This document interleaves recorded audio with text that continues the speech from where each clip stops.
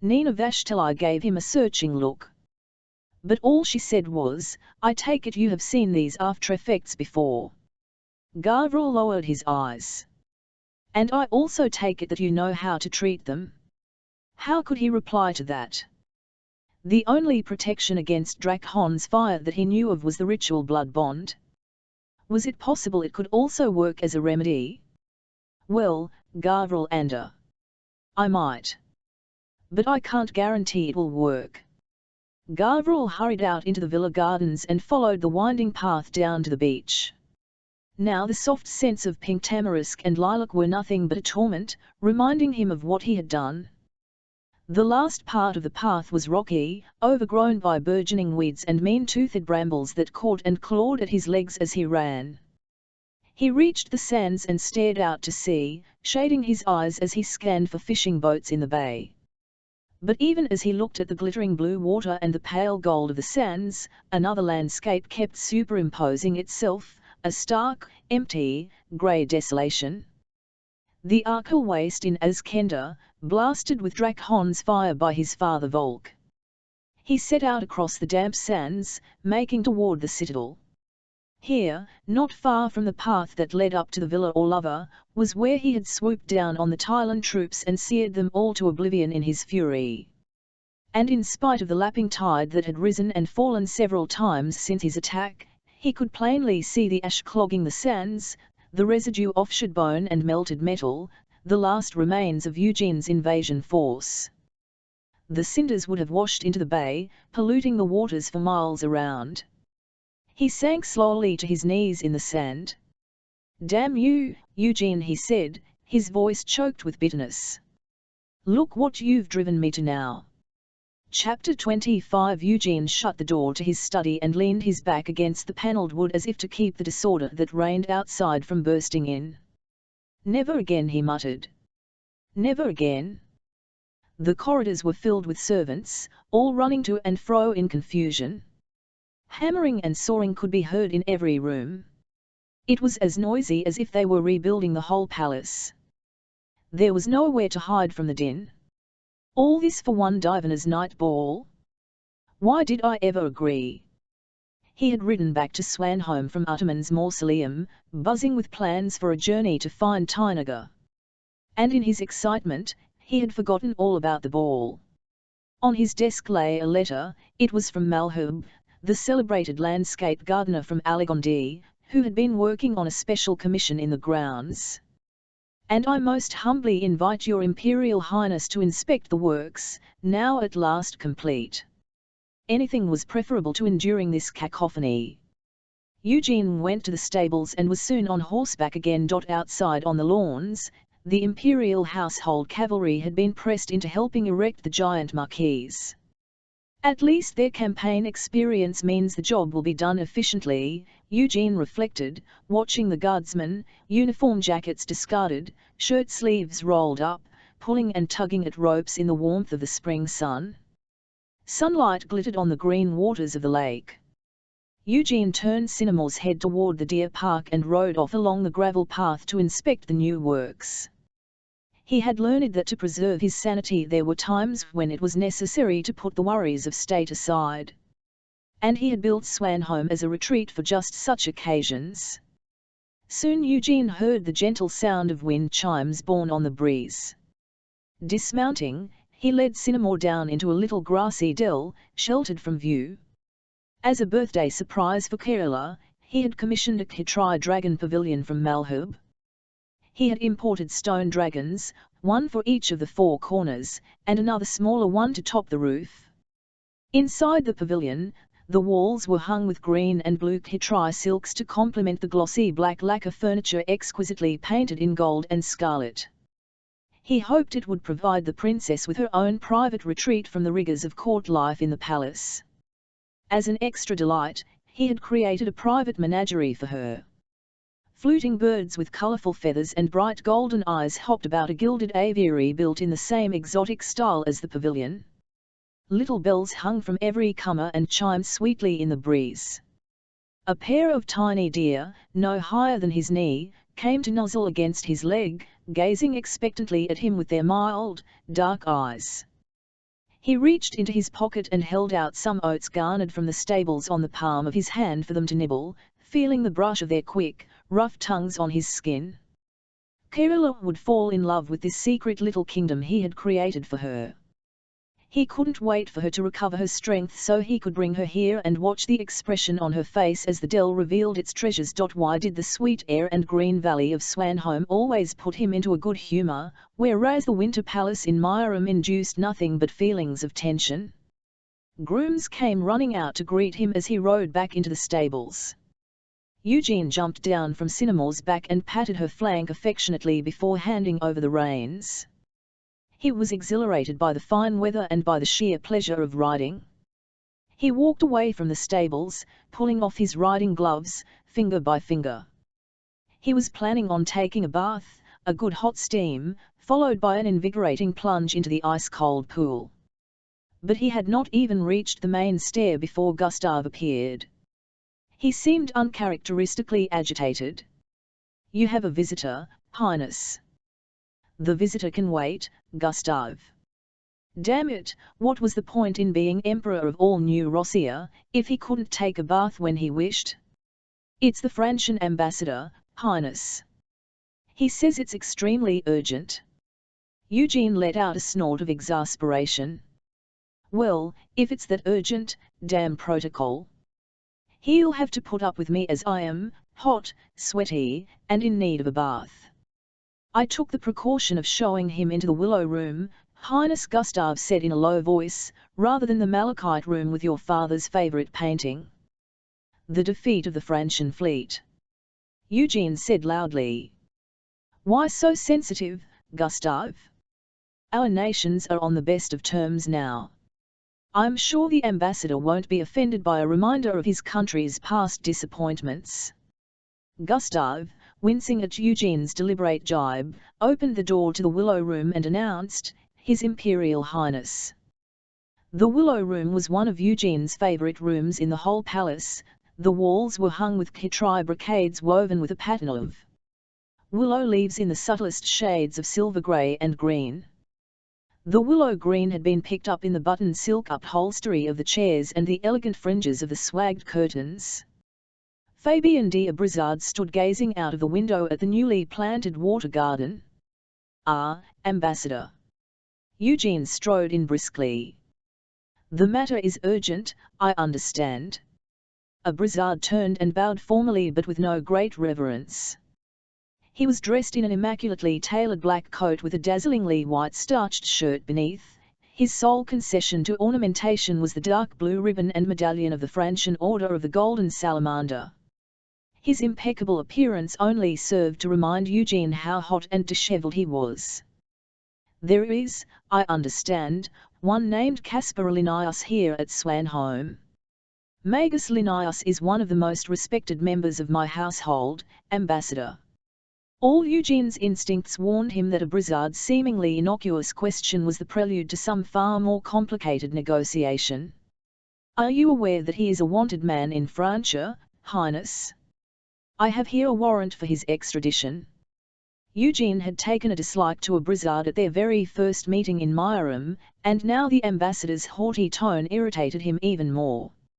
"I regret to inform you that your journey here has been in vain. Caspar Linnaeus is away from Swanholme at present. And I have no idea when he will return. You're protecting a dangerous man, Highness. Are you aware that he is accused of the most heinous of crimes, heresy and soul-stealing? I'm aware that he is one of the most brilliant scientific minds of our age." Eugene could feel his sense of irritation growing. "Your religious courts sought to stifle that genius, Abrizard.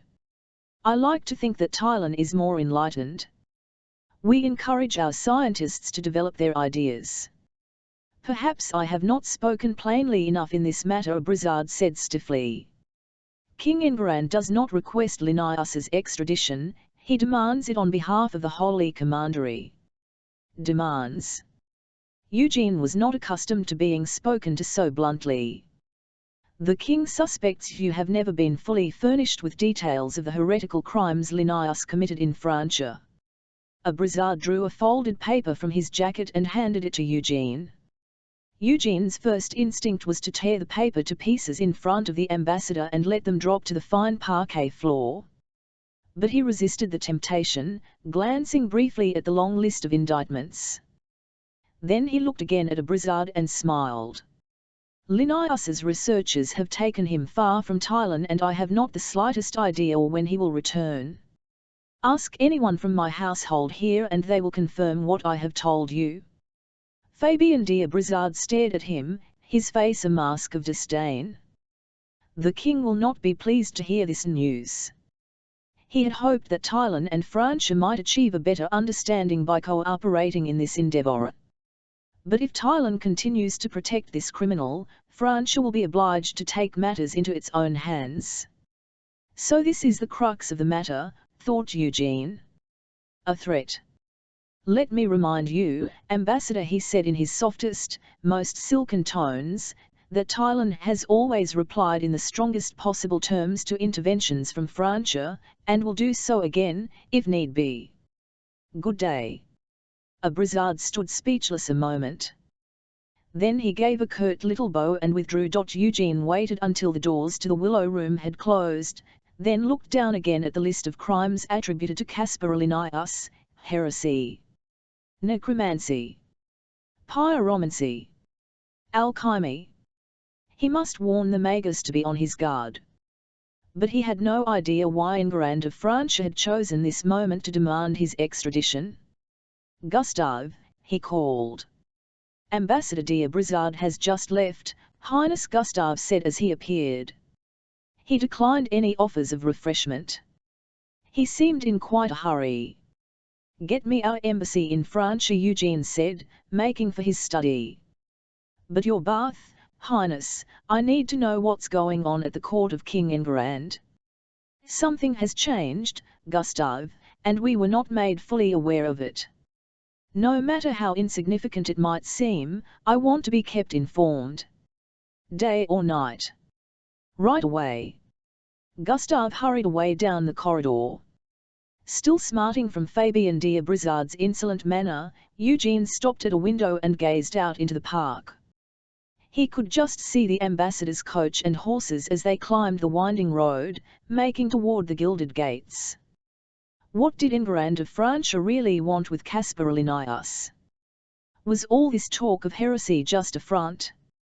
Had word of Linnaeus's genius with weaponry spread beyond the borders of New Rossiya and Smyrna? Most strange of all, why had Abrizard not once mentioned "Don't worry, old friend," Eugene murmured to the absent Magus, "I won't let them have you." Kirilla held out her hands, palms full of little seeds for her tiny golden-eyed finches to feed upon. Eugene watched her rapt face, eyes wide with surprise and delight as the little birds came hopping down from their perches in the aviary and alighted on her hands, pecking with rapid darting movements. She began to giggle. Their beaks tickle. Theirs fluttered over her head, their wings whirring softly. Her delight was infectious. He had come down to the menagerie in a stormy mood, still smarting from his latest defeats in Smyrna. The sound of her laughter had driven away the clouds of ill temper. She was so happy in this garden paradise he had created for her.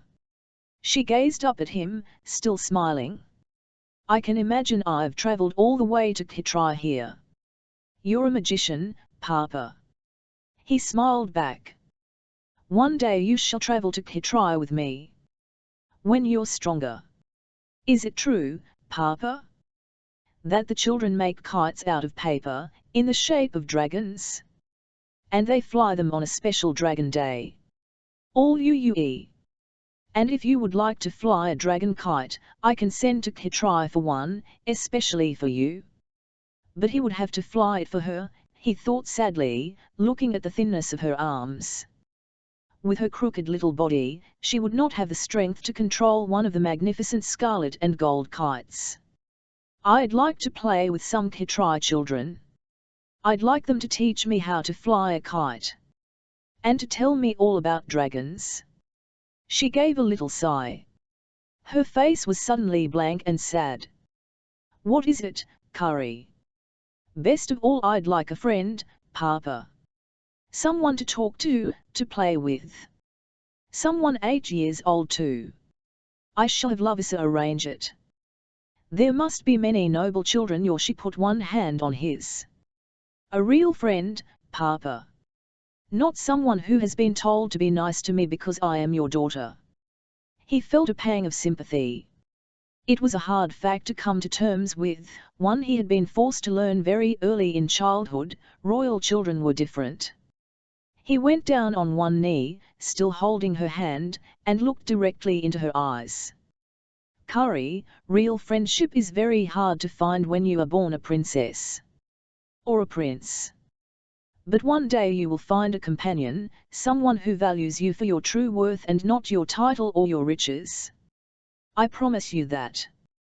He felt something nudge his leg. Surprised, he turned and saw one of the little Chytridae staring at him with liquid brown eyes. Kerala started to giggle again. Look, Papa, it wants you to stroke it. He let his hand run over the softness of its smooth spotted flank and it nuzzled its head up against his arm. It seemed utterly unafraid. I shall call you Pippi, Kerala said, putting out her hand too. Here, Pippi. The little deer was startled by her sudden movement and bolted away to join the others. Kerala eagerly started out after it, but in her haste she lost her balance and tripped, falling headlong onto the damp grass. All the little deer scattered. Eugene went to help his daughter up, but she thrust him away. I can manage. Her voice was taut with hurt pride. Clumsily, awkwardly, she struggled to her feet again. Her pretty blue striped dress was green with grass stains. Watching her made his heart ache. She was brave, his little crippled daughter, and she was proud. And he would have given anything in the whole world to make her twisted body straight again. He felt her hand slip into his. Let's go back now, Papa. Somewhere in the palace, musicians began tuning up.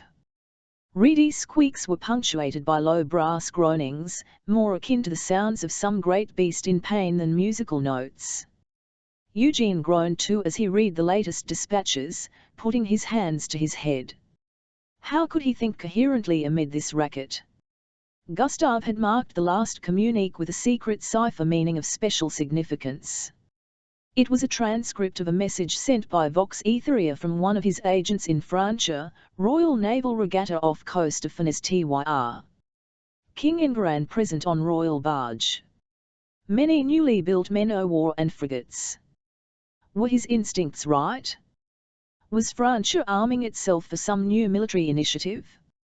Was New Rossiya under threat of attack? This did not fit the picture his agents had built up of the pious Enguerrand, who preferred to spend his days in prayer and good works. Enguerrand would never dare attack us. He's too busy with his clerics and his commandery inquisitions to look beyond his own borders. There came a tap at his door. Enter.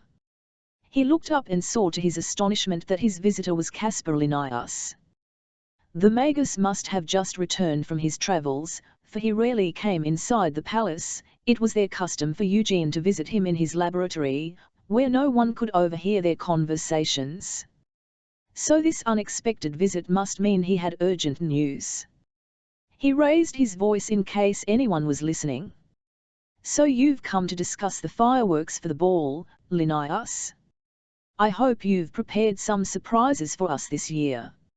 Oh, I think your highness will not be disappointed. Linnaeus glanced warily around the study. I'll just take a few precautions, he said softly. He moved from the threshold to the windows, scattering grains of colourless dust on the polished floorboards as he walked, enclosing them both in a circle. Then he drew a tiny bone whistle from his robes and breathed into it until it emitted an unpleasant, high-pitched hiss. The dust granules began to vibrate in sympathy with the whistle's ear-grating note.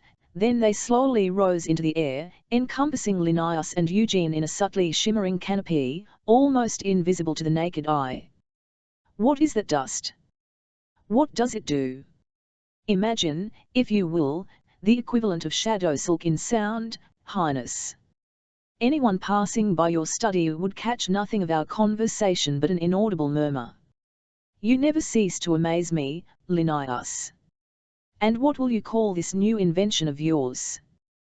Whisperdust seems appropriate. But a better title may yet present itself. Now we may talk without fear of being overheard. Our agent in Smyrna has confirmed it. Gavral Nagarian is very much alive. Alive and waiting to lure me into another confrontation. God knows how, he seemed a broken man back in Musco Bar. And suddenly he found himself saying what, until now, he had not put into words. Why did I spare his life? I should have sent him to his death on the scaffold. And why did you spare his life? Asked Linnaeus slyly. Eugene sighed.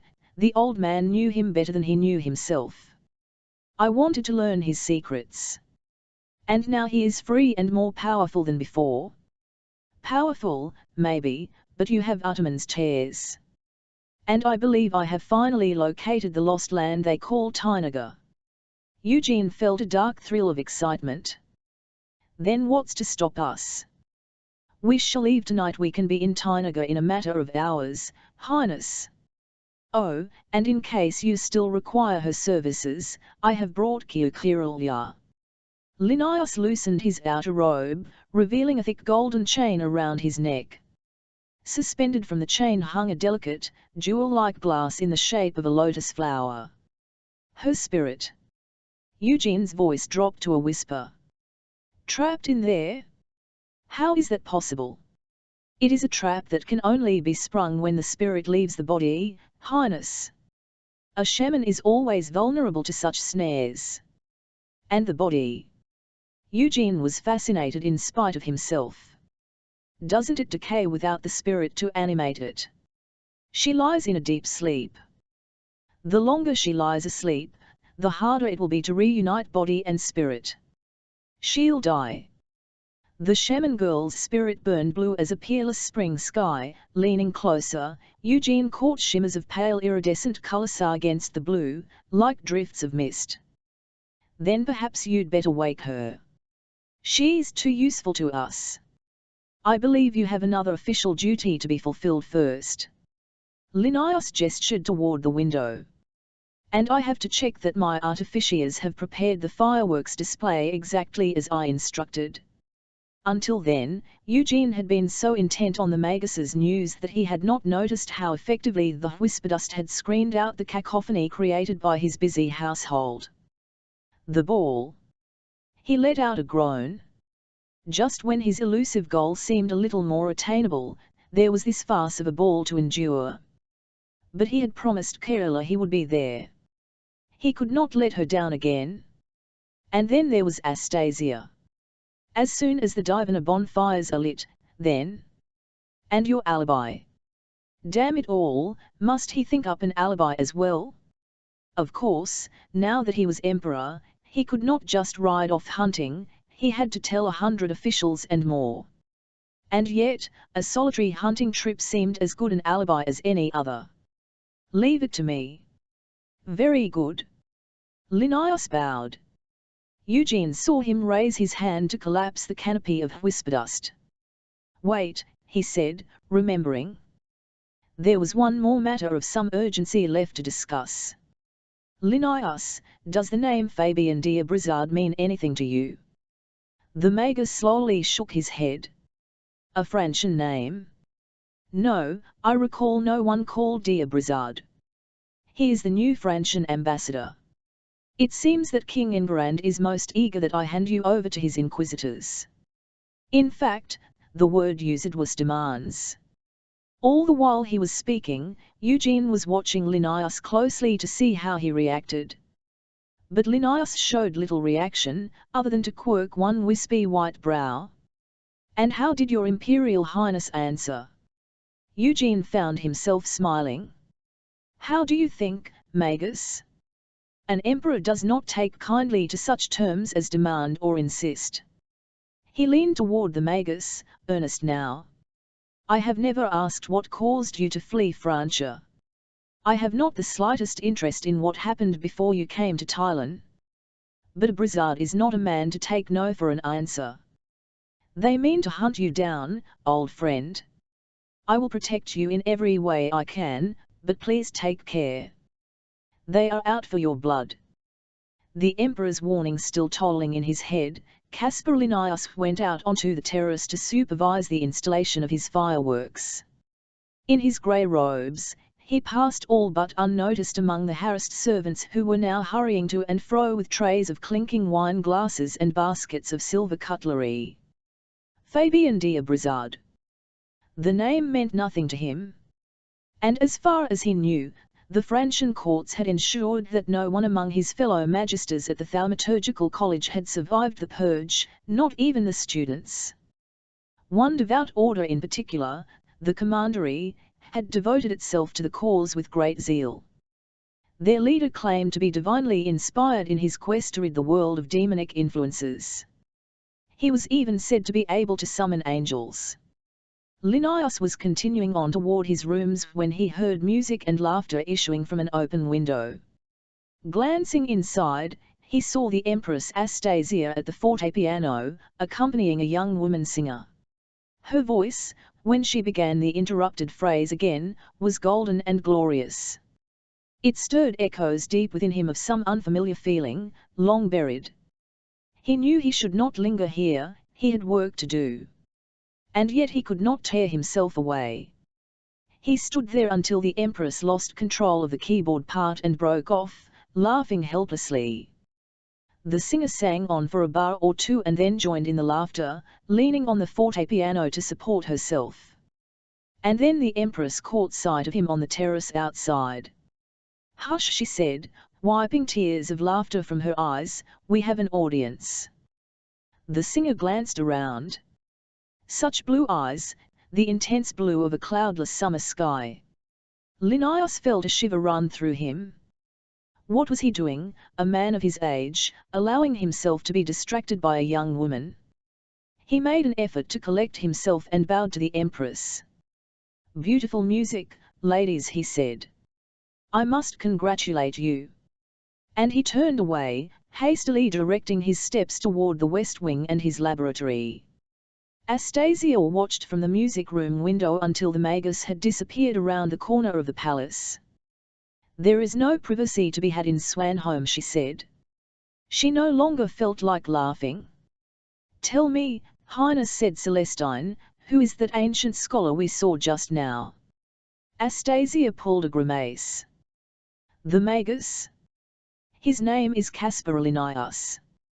He's a scientist, I believe, though he has an official court title like Royal Artificier or some such. He looks at least 100 years old," said Celestine with a mischievous laugh. "I confess he gives me the shivers. It's his eyes, so lifeless, so cold.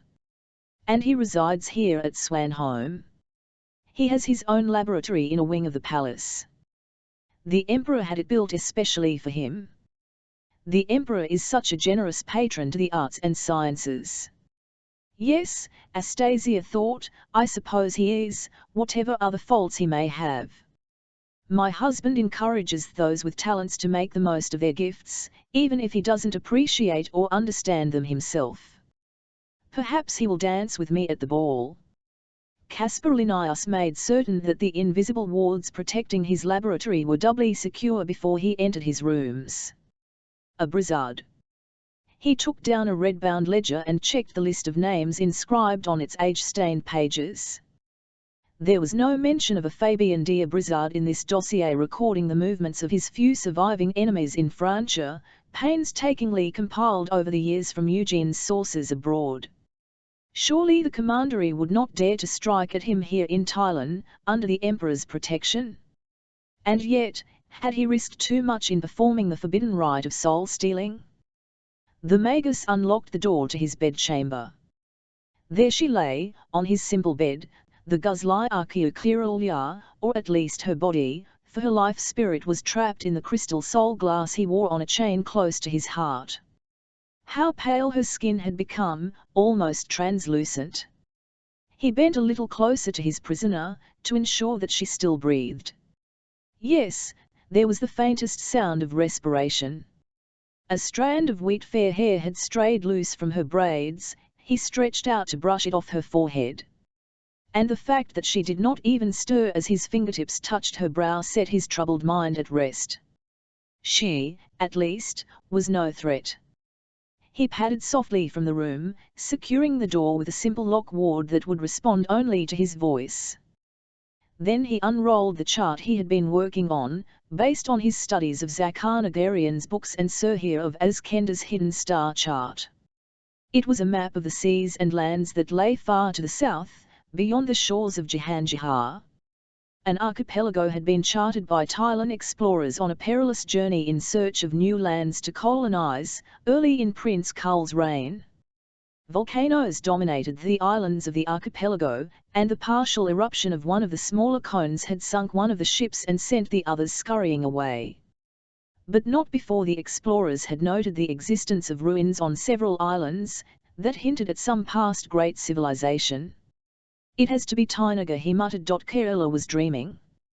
The priests from the sacred islands stand on the shore, tall, lean, their shaven heads gleaming in the sun. They are wearing robes of white and each has the emblem of the god painted on his forehead and shoulder in dark red dye, a winged serpent. "Tell your children we bring gifts, gifts from the sacred isle." The people of the village gather in twos and threes. The men have left their fishing and their net mending, the women their hearths. Gifts. She is curious in spite of herself. Other children creep out from their hiding places as one of the priests spreads a woven cloth on the sand and places on it honey cakes, strings of beads, and little painted animals fired from clay. A bird catches her eye, its colors are as fresh and bright as her fire feather. She cannot stop herself. She has to have it for herself. As her fingers close around her treasure, her mother arrives, carrying her little brother. "Tilua? Come away. Look," she says, proud and happy to show her mother the beautiful toy. But her mother stares at it as if it were a poisonous snake. "Put it back, quick, now," she hisses. One of the priests blocks her way. He is old and hunched, like her grandfather. "Show me what you have chosen, little one." He takes her hand and gently uncurls her clenched fingers. When he sees the firebird, he holds it aloft with a shout of triumph. Now the priests move toward her. She gazes up at them as they slowly encircle her, and feels herself begin to shake with fear. "It is an honor, Tilua. Naga has chosen you to serve him."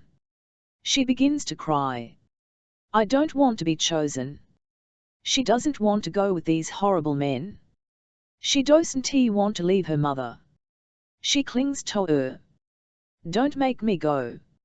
Her little brother starts to cry too. "You must go, Tilua. The god has chosen you." "But I want to stay here.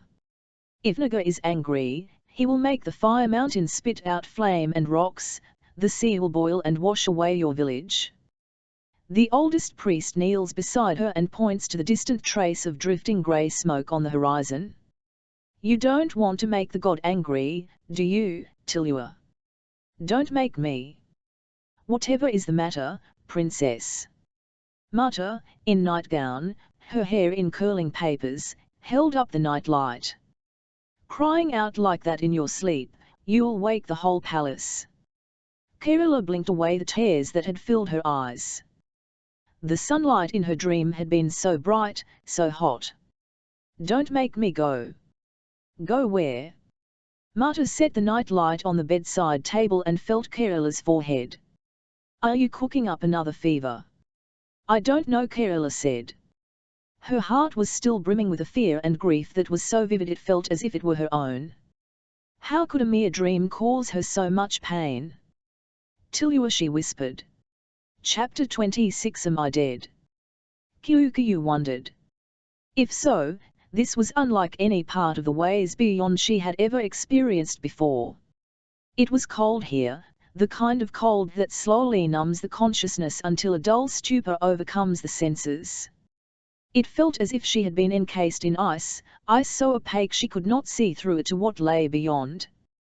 Could I be up in the cars, Jills? trapped in an ice cave. Had Magus Linnaeus imprisoned her in ice and left her to die? Had she become no more than a nuisance to him and Emperor Eugene? Had she seen and heard too much in the mausoleum to be allowed to live? She had certainly understood that Lord Gavril was a direct descendant of Utaman the Great.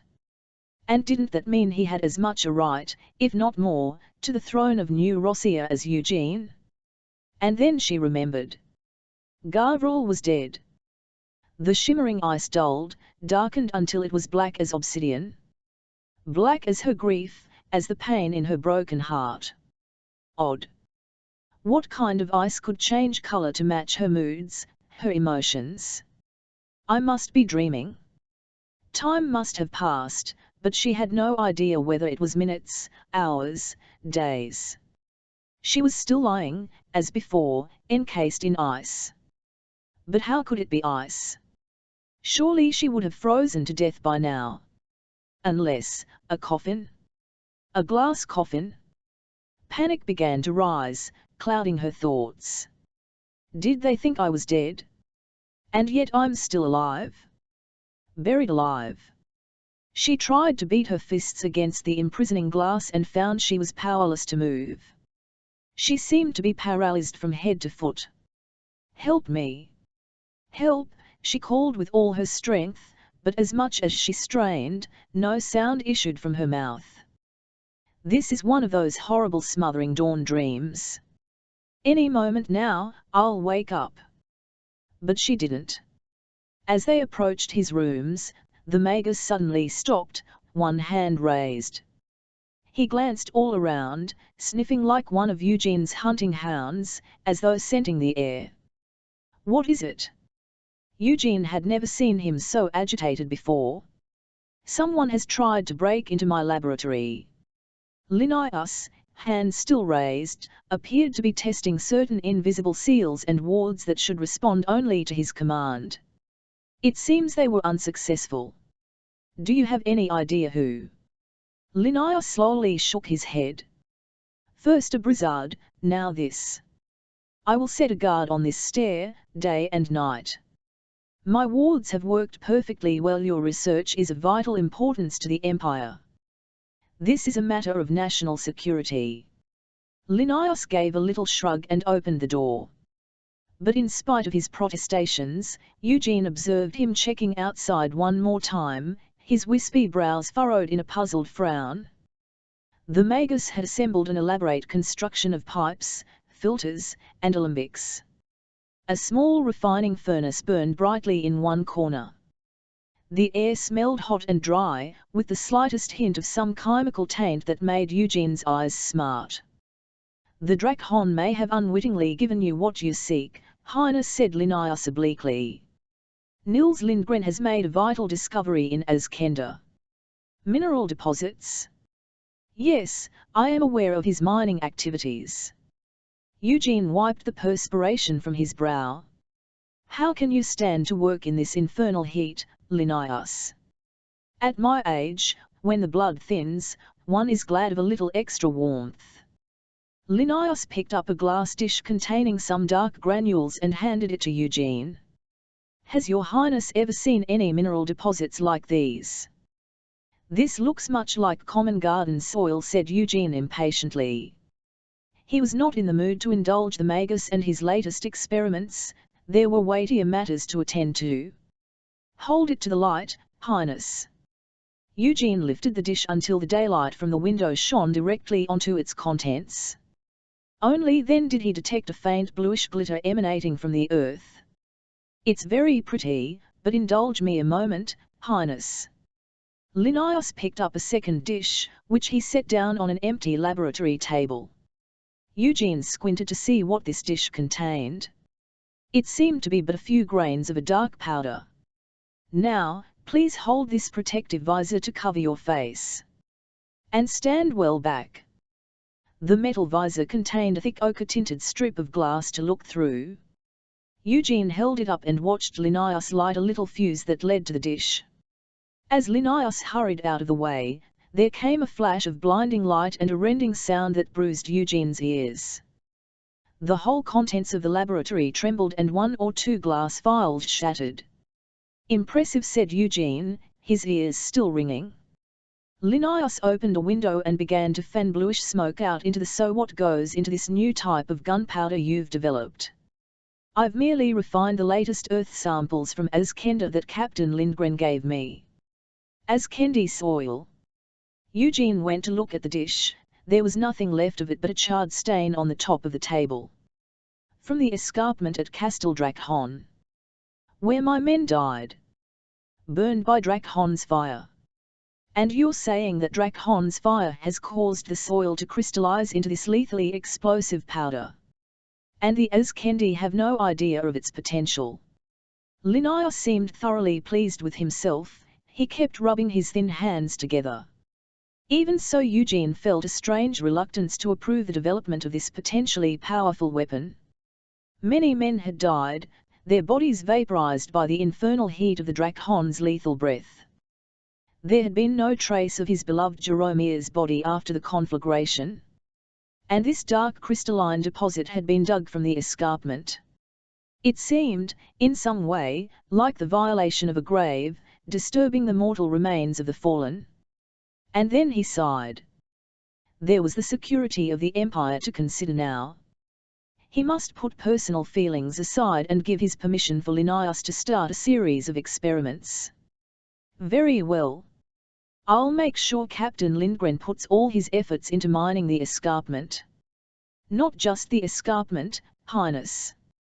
Remember the Arkell waste, the site of Lord Stavius' castle and estate." Linnaeus's eyes gleamed with unconcealed greed. "Azkenda must be rich in these crystal deposits indeed. They have made her bathe in a deep stone bath, in water scented with flower oil and sprinkled with flower petals. Her hair hangs in wet tendrils about her shoulders. They have dressed her in a clean white robe. They have painted the mark of the god on her forehead. She can hear the insistent beat of the gong drums again, the deepest notes thrumming like the pulsing of a heart. Her own heart begins to pound in rhythm with the drum beats. One of the priests approaches her with a bowl. "Drink," he says, smiling. "It will do you good." She sniffs the dark liquid cautiously. It smells sweet, like crushed fruit. The priest nods encouragingly. She takes a sip and then another. It tastes good, it makes her feel happy and very peaceful. The pounding of the gong drums grows louder. She can hear the priests chanting now, a deep, sonorous drone. "Come with me," says the priest, beckoning. When she stands, she feels dizzy and light-headed. When she starts to walk, it seems as if she is floating over the ground.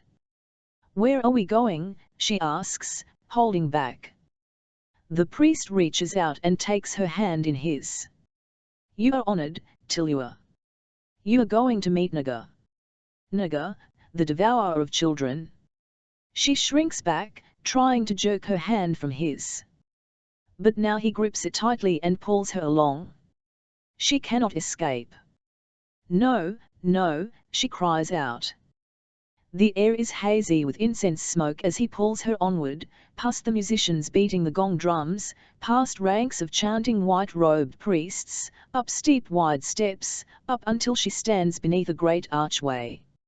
A winged serpent of stone snorts clouds of smoke at her from the top of the arch through flared nostrils and fanged jaws so lifelike that, for a moment, she cannot breathe for fear. And then she forgets her fear as the two priests bring out a young man, supporting him between them. His legs drag awkwardly beneath him, as though they have been broken and not mended right. His skin is pale, his hair golden brown, and as he turns his head to look curiously at her, she sees that his eyes are blue as the sky. Vivo can he be, this stranger? And what do the priests intend to do with him, or with her? Naga, accept this child. As the incense smoke swirls and clears, she sees a slab of stone beneath the archway. On the slab of stone lies a metal bowl and beside it, a curved knife of black, polished stone. The priests move swiftly. They lift her and place her, struggling wildly, on the stone slab. The gong drums din louder. No, she screams. I want to go home. The blue-eyed stranger cries out in some strange tongue she does not understand. He lurches forward, arms outstretched, as if trying to stop the priests, falling to his knees beneath the archway. The priest who held her hand lifts the black blade knife. You are blessed, Tilua, he says, smiling. The knife gleams like lightning in the smoke and sunlight as it descends. She opens her mouth to cry aloud her terror and rage. But the jagged lightning slices into her throat, and her voice is silenced. I want to live. I want my life. I want her. A crimson light washes over her vision, staining everything red, then dwindles to a single point of flame. The world begins to fall apart. A rushing sound, like diving into deep, chill water, fills her ears. The priest's face, the beating of the drums, the bright daylight, all are fading fast. Only the archway remains, looming over her, vast and dark. And a single point of red light still burns at its heart. It draws her in and she cannot resist. And then she sees it. Its luminous body glittering blue like a star, it comes hurtling toward her through the whirling darkness. Toward her, right through her, and as it passes through she feels it drain her of her life force, leaving nothing but a shadow, a sad, keening little ghost. Wake up! Wake up, Kerala! Someone was shaking her, insistently calling her name. And she jerked awake with a cry, sitting up, staring around her in utter terror. Mata was bending over her, holding an oil lamp. Then relief overwhelmed her and she clung tightly to Mata as if she would never let not another nightmare, said Mata. There now, it was only a silly dream. She patted Kerala soothingly. Heavens, child, you're soaked through. We must get you into a dry nightgown. What can be giving you these bad dreams? She tugged the damp garment over Kerala's head, hurting her ears. What have you been reading? Is it that book of old legends Duchess Greta gave you? It's not suitable for a child your age. Kerala badly wanted to unburden herself of her dreams. But she knew Mata would dismiss her fears and blame the toasted cheese she had eaten for her supper. Yet as Mata buttoned her clean nightgown up to the neck, she could still feel little shivers of terror. Screaming out like that, waking the whole palace, Mata went on, briskly tucking her back into bed. What will people say? Don't take the lamp away, Kerala begged. Don't leave me in the dark. She wanted Mata to stay. She wanted light and familiar, comforting things. Most of all, she wanted her father. Can't you fetch Papa? Great heavens, no, you can't disturb your father's sleep. I'll leave the lamp. Just settle down now and think of your little pets in the menagerie. That'll give you pleasant dreams. Kerala huddled under the sheets, her heart still pattering wildly. Think of Pippi, she whispered, trying to imagine playing with her favourite deer, with its soft coat and delicate legs. But the terrors of her nightmare kept invading her thoughts, driving away the comforting images. And the luminous spirit creature in the darkness beyond the archway, she knew it now. Drakhowl, she whispered into the pillow. Tilua's Drakhowl. My Drakhowl. Die. You must die, Tilua, so that the dragon can live. Astasia hesitated in the antechamber to Kerala's bedroom.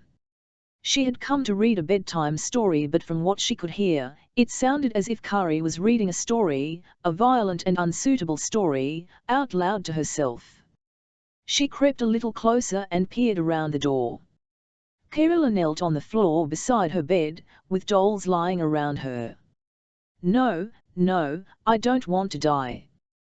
Kari cried in a high, frightened voice, making one of her dolls, a raven-haired porcelain beauty, tremble as though begging for her life.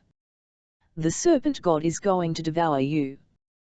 This was said in a deep growl as she made the doll in her right hand advance menacingly on the other. Astasia watched from the doorway, wondering what bizarre ritual Kerala was enacting.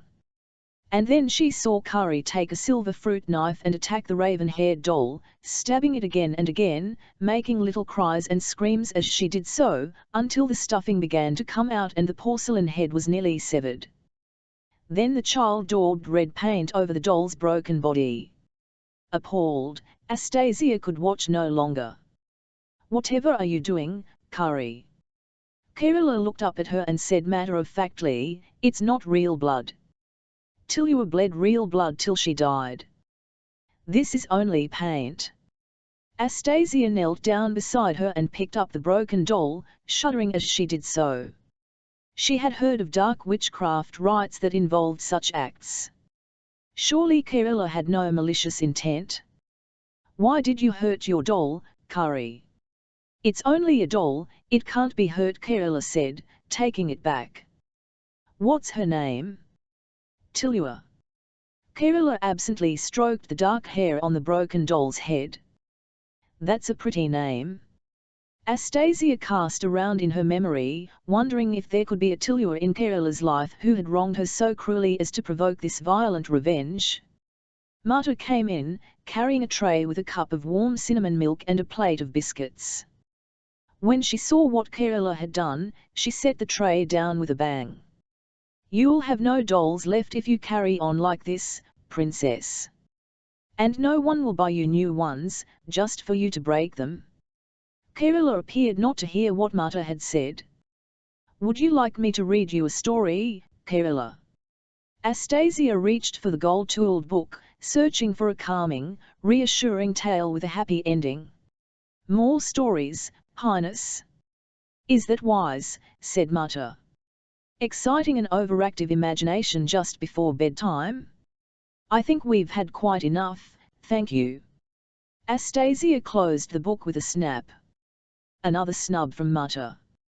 Though she had to admit that Mata looked harassed and tired, with dark circles under her eyes. "Has the princess been suffering from restless nights?" she asked in what she hoped would sound like a sympathetic tone. Mata raised her eyes heavenward. "We haven't had an unbroken night in weeks. I've told Dr. Amandal, but he just dismisses it. I've asked him for a sleep draft to calm her down. He says it's unnecessary. Would you like me to stay with her tonight?" Astasia offered. "So that you can get some rest." Mata glanced at her suspiciously. "I'd be happy to. She's my stepdaughter, after all." "I'd like that, to see her," said Kerala, letting the broken doll drop. "I'll be in the chamber next door if you need me," said Mata. But something in her manner had altered. Astasia even detected a softening of the sharp, defensive tone she usually adopted in their exchanges. As Kerala snuggled under the sheets, she suddenly looked at Astasia and said, "I feel safe with you here, Tasia." "No stories," Mata said. Astasia whispered in a conspiratorial tone, "but shall I tell you about some of the games I used to play with my brother Andrei when we were your age?" "A brother?" Kerala said with a wistful sigh. "I'd like a brother to play with. Oh, brothers can be very annoying. Once Andrei tied my hair to the back of the chair when I wasn't paying attention, so that when I tried to get up, the chair came to." Kerala let out a little giggle, which she smothered with her hand. "We mustn't disturb Mata," she whispered. "What did you do?" "I waited to pay him back," said Astasia. "I sewed up the bottoms of his cadet uniform's breeches and the cuffs of his shirt, just before he had to go to the military academy for the first time. He was furious. And late. I'd like to have seen him hopping about, trying to put his foot through," said Kerala, breaking into laughter. Her laughter was infectious and Astasia found herself joining in, glad to see Kerala looking less anxious. "Tell me more about you and Andrei," demanded Kerala. "Not tonight, Kari." Astasia bent forward and kissed her. "But I will place my own special ward around your bed so that you can sleep soundly." She twitched her fingers twice at each corner of the swan bed. "There," she said, settling herself in the chair beside the fire. "Now you're safe." Astasia had almost dozed off in front of the dying fire when she thought she heard a door click open. Taking up the lamp, she went over to the swan bed, only to see it was empty, the covers thrown back. Yet the bedchamber door was shut. Kerala must have left by the secret passage.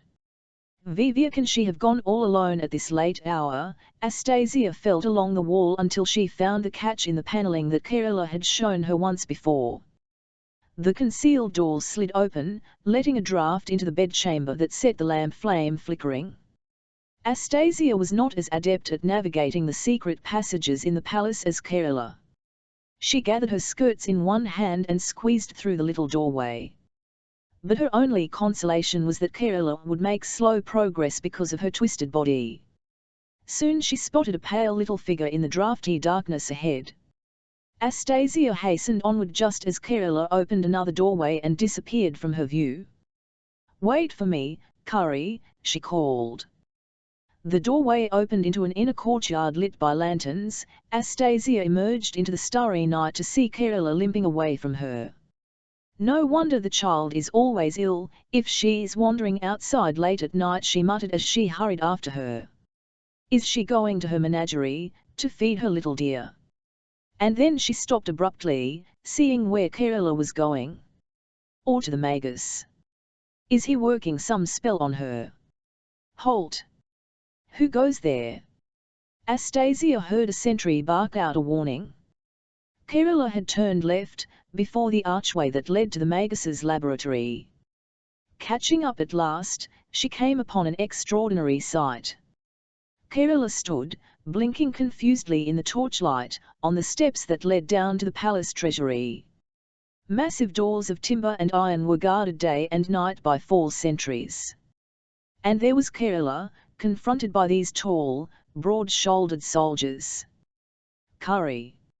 Astasia reached her and knelt to put her arms around her. "What are you doing here?" Kerala looked at her blankly from eyes that were opaque as shadow in the torchlight.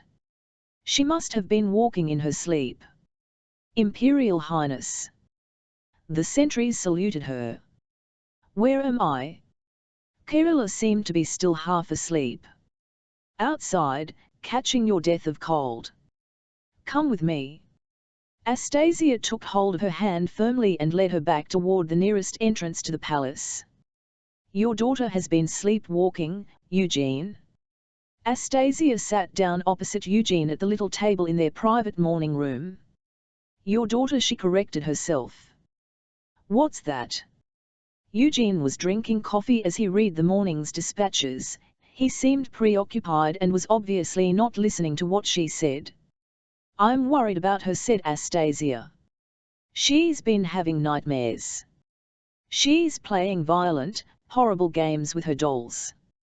And the servants have heard her talking to an imaginary friend. I think she's lonely, she needs friends."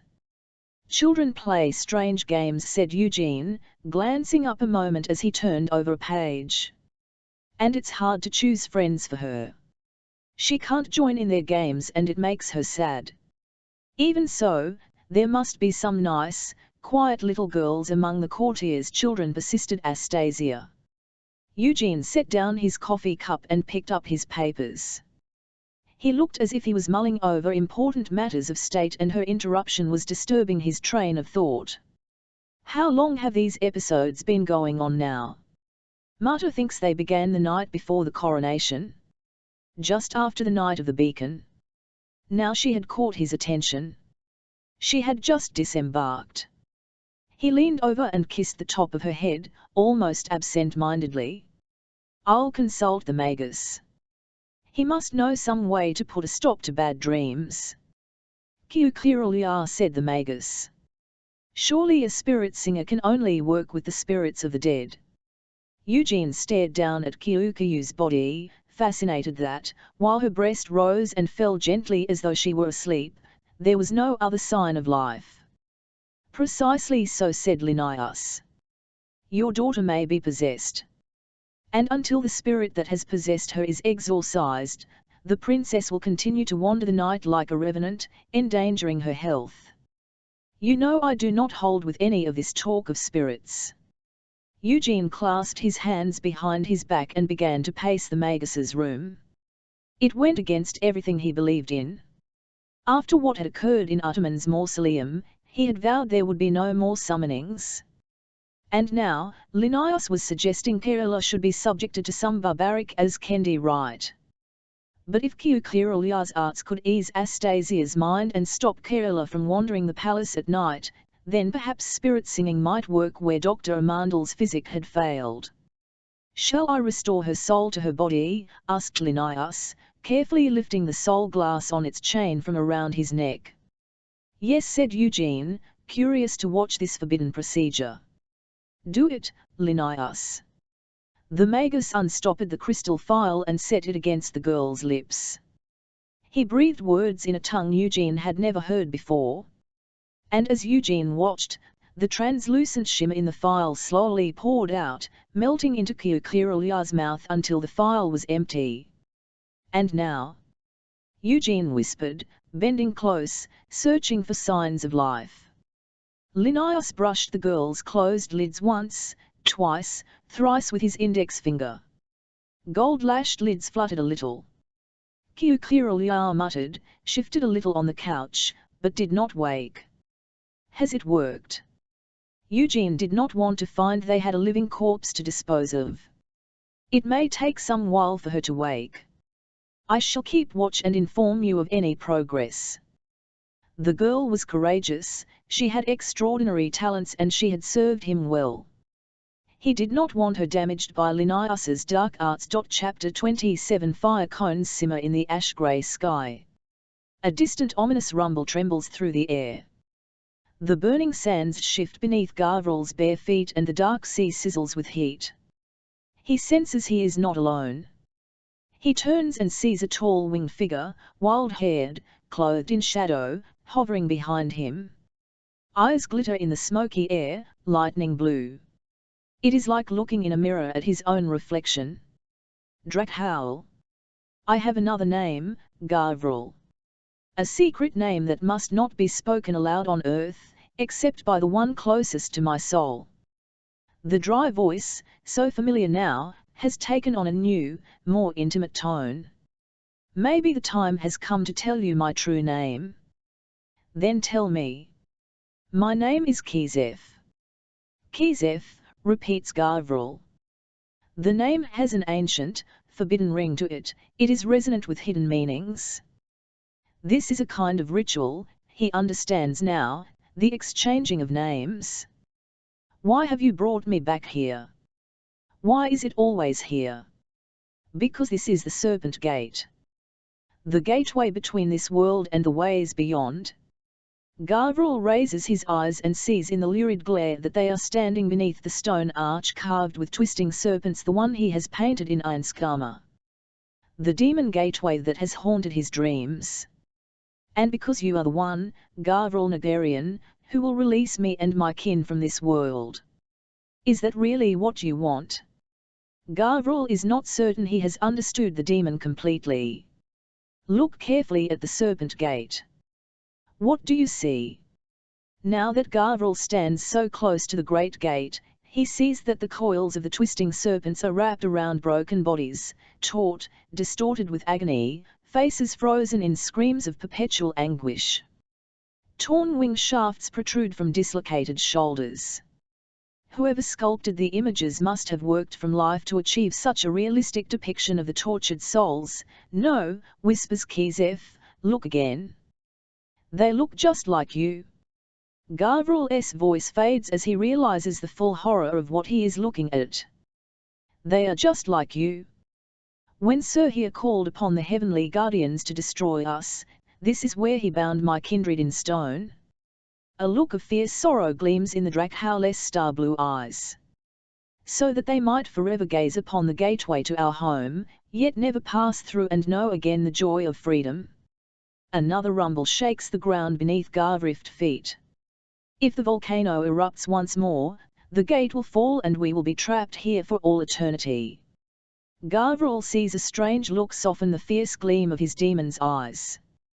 He remembers he has glimpsed that look once before when he lay helpless in Einskama, dying, and the one called Kizef came to his aid. How? How can I release you? Naga's eye. The ruby your ancestor Volkar stole from Tynaga. Only that ruby will open the gate. Find the eye and open the gate, Gavril. Then, I promise you, you will be free. Gavril opened his eyes. It was dawn and a blackbird in the villa gardens was fluting outside his window. The fiery volcanic light still bathed his vision. Even his crisp white linen sheets seemed tinged with that baleful glow. And the Drakhal's promises wreathed around his mind, as softly insistent as the blackbird's song. Find my ancestors' ruby? But where do I start? My father left no jewels to me. And then he remembered his mother's portrait of Lord Volk, painted here in the Villa Andra. In that portrait his father was wearing a magnificent ruby, crimson as vintage wine, about his neck. Where was that ruby now? Hadn't she mentioned something about leaving it at Swanholme? He found Alizia drinking her morning tea on the sunny balcony, cupping the delicate tea bowl in both hands. She smiled at him. What a beautiful morning, she said, taking in a deep breath of air. Can you smell my white lilacs? I look forward to that scent every year. That ruby in the portrait, Mother, he said. You said you left it behind at Swanholme. She started, spilling a little of her tea. Oh, Gavril. Whatever made you think of the ruby now? Is it really so important? Was it at Swanholme? Think, Mother. She glanced up at him and he saw that she was blushing. It was made into a necklace, Gavril. And earrings? Count Valemir asked his jeweller to do it for me. Why do you ask? Earrings? And a necklace. It could take weeks, maybe months to track them down. He needed the rubies now. Pavel walked out onto the balcony of the Villa Sapera. The morning sky was the intense blue that promises great heat at midday. He stretched and gazed up at the cloudless sky, feeling the sun's warmth on his skin. It felt good to be alive. Yesterday he had come close to death, far too close. He could not afford to be so careless again. He sniffed, smelling the steam from hot, fresh brewed coffee as Mama Chady appeared, carrying a laden tray. Here's your breakfast, Master Pavel. She set the tray down and beamed at him. Thank you. He smiled back. He sat down at the little ironwork table and poured coffee, strong and black, into one of his mother's gilded porcelain cups. He was just stirring in a second spoonful of sugar when he heard voices. He's at breakfast. Mama Chady sounded flustered. If you'd be so good as to wait till he's finished. Good morning. He looked around and saw Ralsa Keneally. Dressed in a simple white linen shirt and riding breeches, with the morning sun glinting in her short cropped auburn hair, she looked deliciously ambivalent, neither girl nor boy. I'm so sorry, Master Pavel, but this young person insisted, puffed Mama Chady. It's all right, he said, rising. Good morning, Raisa. Would you care for some coffee? I'll fetch another cup. Mama Chady shuffled back indoors. What a wonderful view. Ralsa went to the balcony balustrade and leaned over, gazing at the bay far below, the sea breeze ruffling her hair. When all this is over, would you let me come up here and make some sketches? The quality of the light is remarkable. So you're an artist? She laughed. I wouldn't make that claim. I'm studying philosophy at the university with Professor Lucan. Painting is only a hobby. Mama Chady shuffled back with a second porcelain cup and saucer. Cream? Sugar? He asked, pouring coffee. Lots of both. She stirred the sugared coffee vigorously and drank it down in 2 gulps. Pavel watched her, captivated. She was refreshingly different from the well-bred young Frantian women he had been obliged to associate with in the last year, a free spirit, unfettered by the constraints of polite society. "I owe you my life," he said. "If you hadn't spoken up for me, I'd be dead." She shrugged his thanks aside. "My brother shoots first and asks questions after. I NY to reason with him. What's the point in destroying our allies as well as our enemies? Besides..." All the vivacity faded from her eyes. "Our younger brother Miran is still fighting for his life in Kolchis. The Thailands shot him outside the citadel. He's a boy, only 17 years old." He wanted to say something to console her. But looking into her stricken face, he saw that she was fighting back tears, and an ill-timed sympathetic word might break her courage. "Better to keep busy," she said, forcing a laugh. "There's plenty to be done. If there's any way I can help, you didn't think this was merely a social call, did you?" She laughed again, more easily this time. "I've come to bring you to the university. We've had news. A Thailand raiding party's sneaked in over the border from Moscow Bar." "Ah." Pavel rose. "So our morning idyll is over. I'd love to see the rest of the villa sometime," Ralsa said as he led her inside under the wisteria-laden arch framing the door, sniffing in its sweet, mauve pea perfume appreciatively. "It needs love and attention," said Pavel, saddened to see how the sunlight revealed the threadbare patches in the heavy brocades of lilac and rose, and the spots of mould darkening the rose-leaf cornices. "My mother has neglected it since my father's death. Lack of funds, I'm afraid. I love this salon." Ralsa spun around, arms outstretched. "You could hold dances in here." Was she as free with all the men she encountered? In truth, he couldn't tell if she was openly flirting with him. All he knew was that he was enjoying this encounter, wondering where it might lead. "Where's Pavel Valemir?" demanded a loud voice in the hallway. "Me to him." Ralsa winced. "Lovin'," she mouthed at Pavel. "Take, you can't just barge your way in uninvited," they heard Marmachady protest. "You wait out here till I see if the master is free to receive you." Pavel threw open the double doors to see Marmachady jabbing a broom, bristles to the fore, in Lovin's face. "It's all right, Marmachady," Pavel said. "You can let him in." "Not till he mends his manners," muttered Marmachady, lowering the broom. Lovin pushed past her, face red with annoyance. "And what are you doing here, Raisa?" "Waiting for you," she replied coolly. "So, what's the latest news from Ormalo? An incursion? Over the border with Moscow Bar? How many?" Pavel asked. Lovin swore. "We don't know. They've taken Ormalo. And now there are reports from Koshara. Looks like the Thailands are coming at us from all sides." "Eugene doesn't know the meaning of the word defeat," Pavel said with a wry grimace. "No one said it would be easy," Lovin scowled at him. "But we know the terrain. Up in the foothills, we can pick 'em off a few at a time. Listen to you, city boy." Ralsa let out a derisive whistle. "Since when have you become such an expert on the northern strongholds? You've never been farther than Kolchis in your entire life." Lovin ignored the taunt. "So, are you with us, Pavel Valemir? Let's see where your allegiances really lie." Lovin's unrelenting hostility was beginning to grate on Pavel's nerves. "Give me 5 minutes to saddle my horse. Meet me outside in the drive." "Wait." Raisa caught hold of Pavel's arm. He felt the warmth of her fingers through his shirt. "Why don't we go fetch Gavril Anda too?" The name sent a little shiver of anticipation through Pavel's body. Eugene's nemesis, the deposed Drakhon of Azkenda.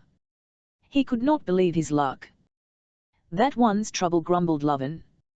"He goes missing for months on end, then shows up with some mystery weapon and wipes out the opposition." "I wasn't asking your opinion," Lovin Ralsa said sharply. I don't ask where he's been or what he's done. I only know he saved us. Given the alchemical firepower of Eugene's forces, we need all the help we can get, said Pavel, and was rewarded with another scowl from Lovin. The meeting place is outside the Aramello gate in Kolchis. 1 hour's time. Bring your own water and rations. Lovin opened the front door. But travel light. We intend to move fast. Come on, Ralsa. Raisa paused, gazing questioningly at Pavel. I'll see you at the Ormallo gate, then he said. In an hour. He watched them untie their horses from the rail at the front of the house and ride down the lime-lined drive toward the upper cliff road and the Villa Andra. All he had to do to fulfill his mission for Eugene was to make some excuse to use the Vox Etherea and whisper the rebels' plans to Gustav. Then he would take the first ship out of Vermale and disappear. The sun caught burnished lights in her hair as she parted from her brother. Suddenly she looked back over her shoulder and waved to him. And all of a sudden he knew with terrible, ironic certainty that he cared for her. There was something about her carefree manner that had caught his heart. If he betrayed Gavril Andar, he would also betray Raisa Kanili. It must be possible to stay with the rebels, yet keep Eugene's agents satisfied with little hints that promised more than they delivered. He caught himself smiling. Uncle Fyodor would have been proud of him. Raisa had heard Lucan talk of Alizia's famous soirees at the Villa Andra. She had glimpsed it from the sands far below another white stucco seaside villa, half hidden by maritime pines. But now she felt suddenly nervous as she knocked at the door. A smiling housekeeper showed her into the salon. Please excuse the disarray, Miss Kanili, she said, but we were searched by the Tylans and we're still repairing the damage. Raisa gazed around. This salon had none of the faded grandeur of the Villa Sapera. The walls were painted in shades of linen and raw silk. But the paintings that hung on this plain backdrop were filled with colour and light. Landscapes, imbued with the rich earthy hues of the Smyrnan countryside, and blue seascapes, so watery you could almost dip your finger in them. She knew Alizia Andar was famed for her portraiture, yet these canvases showed another less well-known side of her gift. My mother calls these her little daubs, but I think they are her finest work.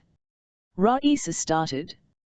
She had been so absorbed in Alizia's paintings that she had not heard anyone come in. I startled you. Gavril Andar stood in the doorway. I'm sorry. What can I do for you, Miss Kanili? He looked haggard. His shadowed eyes had a strange glitter to them, as if he were suffering from fever.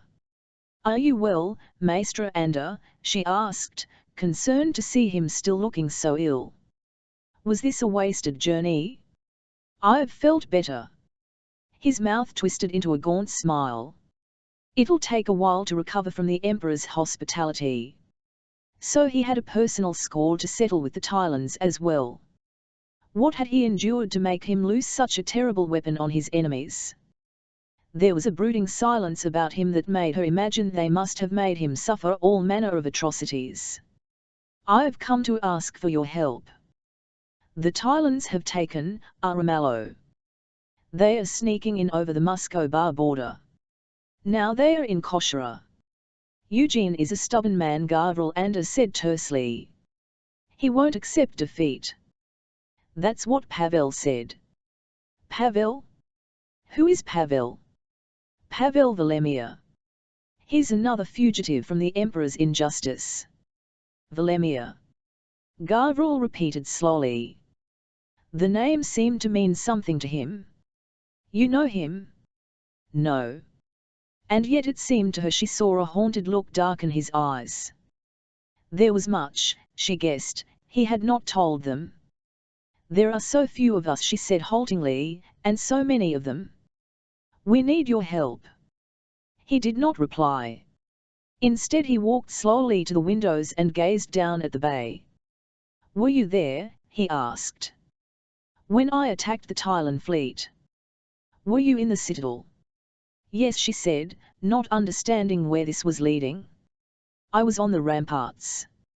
I saw the flash of light, I saw the ships explode. He turned around, staring at her with feverish intensity. And have you, or any of those who fought beside you, fallen sick?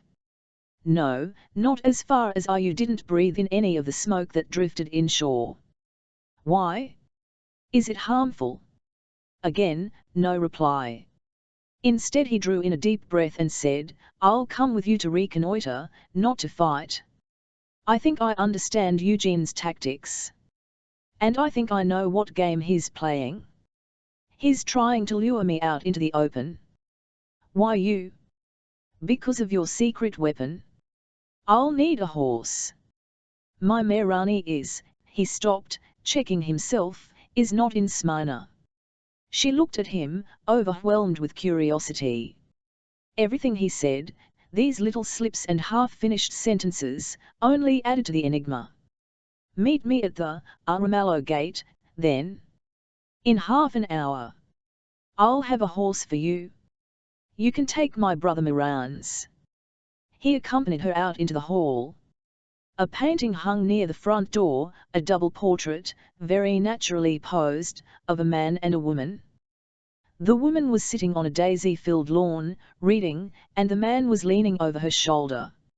It was an intimate portrayal, simply yet masterfully done.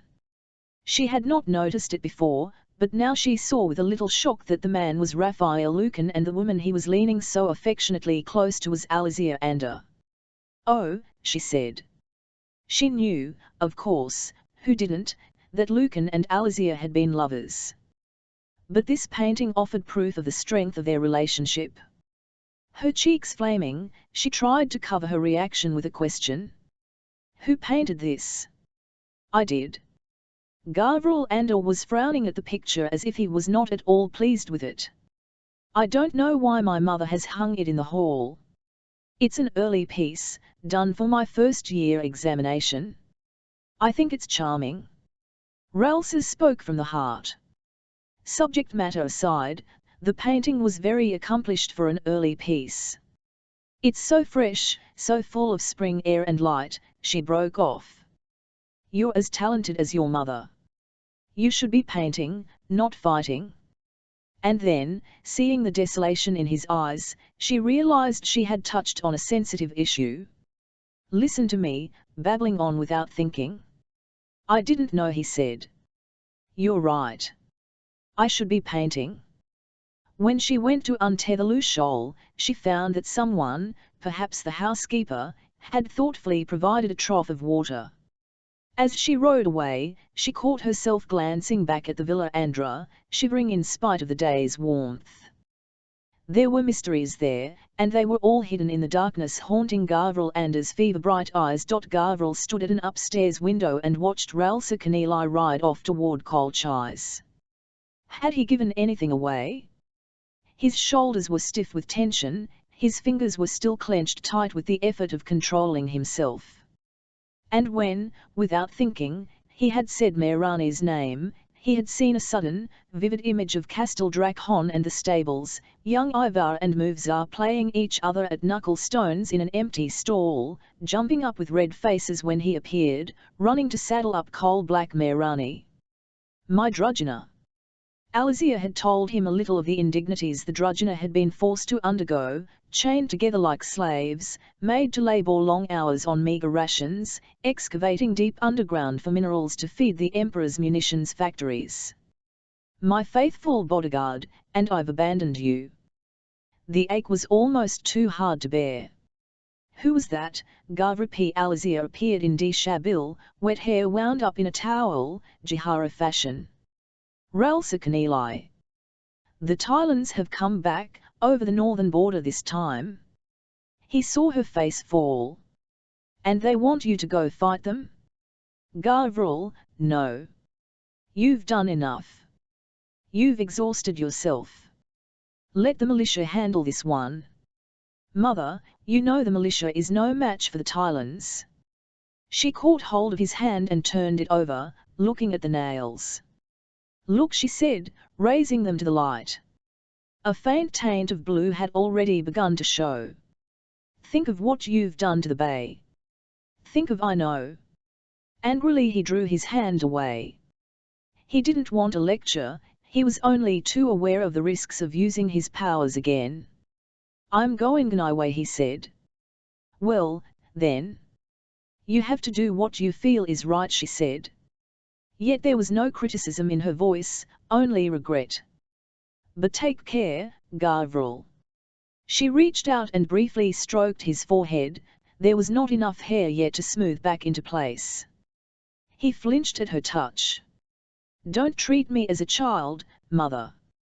I've done things you can't begin to imagine, even in your worst nightmares. It was already hot and Gavriel was glad he had worn his old, broad-brimmed straw hat to shade his head. As he walked up over the brow of the hill, he saw the Smirnan forces massing outside the Ormalo gate. Forces? 90 or so of the Colchis militia on foot, another 100 or so of the National Guard, and a ragbag assortment of eager students, volunteers, and other hangers-on, all ill-equipped with ancient muskets and hunting pistols. 300 at best, he reckoned. More than his drudgener, and armed with some basic firepower, but still no match for Eugene's troops. He spotted Ralsa toward the front of the motley column, her rich auburn hair catching the light of the midday sun. She was in conversation with a tall, fair-haired young man. One of the students? He wondered. She caught sight of him and beckoned him to join her. As he approached, the young man turned, shading his eyes against the midday sun. Gavriel, this is Pavel Velemir, you remember I told you about him? Fyodor Velemir spins around to face him, his eyes wide, crazed with wonder and fear. And then? Gavriel blinked. This Velemir was young, about his own age. The name could just be a coincidence. Maybe Velemir is a common surname in Muscovy. On the third day out from Colchis, the northern road began to climb, and the coastal plain gave way to the foothills of the far-distant ridge of mountains, the Larani Range, which acted as a natural border between Smyrna and southern Muscovy. They were called mountains, but to Gavriel they were nothing compared to the terrifying splendors of the snow-capped Kars-Gills in Azkenda, looming up out of the Archil waste. At this time of year there was only the slightest dusting of snow on the highest peak, Mount Diktra. There had been little intelligence as to the movements of the Tylan invaders. There were rumors, odd sightings, but no verifiable evidence. Gavriel had even begun to wonder if the earlier reports were nothing but Tylan propaganda, designed to lure them away from Colchis in order to retake the citadel. These thoughts troubled him the most. Because that was what he would have attempted in Eugene's place. And he knew that Eugene had worked that plan on him before, at Narvaz in Azkenda. Gavriel rode alongside Raisa near the head of the column, with Pavel on her other side. The young Muscovite had engaged Ralsa in conversation and was telling her entertaining anecdotes about life in the embassy in Francia. Gavriel half heard snippets about the ambassador's lapdog, an over-indulged pug who was apt to disgrace himself at soirees, and the ambassador's younger daughter and her ill-advised affair with her music master. He heard Raisa laughing, both delighted and shocked by Pavel's tales of embassy indiscretions. And he found himself wishing he could chatter away so light-heartedly. He was poor company, he knew it. And this morning, as the heat increased, so did the black ache in his head, the last lingering legacy of Boltsar's operation. Had he expected too much of himself too soon? Perhaps he should have allowed himself several days' rest at the Villa Andra to recuperate. Are you all right, Gavriel? He glanced up, grimacing as the sunlight sent a stab of pain through his head. Ralsa was regarding him with concern. There's an inn up ahead. You could stop and rest. Do I look that bad? He said, forcing a smile. You're not fully recovered from your wounds. I saw the scars, remember? I've brought powdered willow bark and feverfew. I could mix you a draught to ease the pain. Her concern for his well-being took him by surprise. He was just about to reply when he spotted a small whirl of dust on the horizon, coming toward them. "Riders!" yelled Lovin. "Take cover!" The Smirnans rode around in confusion. One or two of the horses reared and threw their riders to the ground.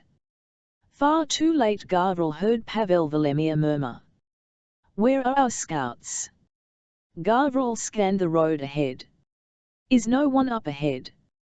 Bogatyr Skod would have bawled Lovin out for such negligence, he thought wryly. "Amateurs," Pavel Volemir said with a little confidential smile. "It's all right," Lovin shouted, "they are friends."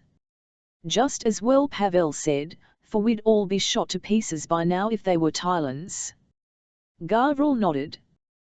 He had no reason to trust Pavel Volemir, and yet he couldn't help feeling a certain affinity with the young Muscovite. "So you're a soldier?" he asked. 7 long years in the Moscow Bar Military Academy. A lock of fair hair flopped into his eyes and he flicked it away carelessly. "I escaped into the diplomatic service." "But you never forget what they drill into you." Lovin was conferring with the riders up ahead. Gavriel uncorked his water bottle and took a mouthful, swilling it around before swallowing. All his instincts told him that he was the only effective defense the little column had against the Tylons. He saw Ralsa ride up to her brother, her face flushed with excitement as she joined in the council of war. To her, this rebellion was an act of desperate heroism, a glorious stand against the tyranny of a foreign despot. She was fighting for her wounded brother, fighting for her country. She saw the glory. She did not see her own death, or that of her fellow students. "The Tylons have taken Koshchar," Lovin said. "And now they've fanned out into the foothills." "What about the Laramie Gorge?" one of the students asked. "We could lie in wait for them up there. Who knows if they'll come that way?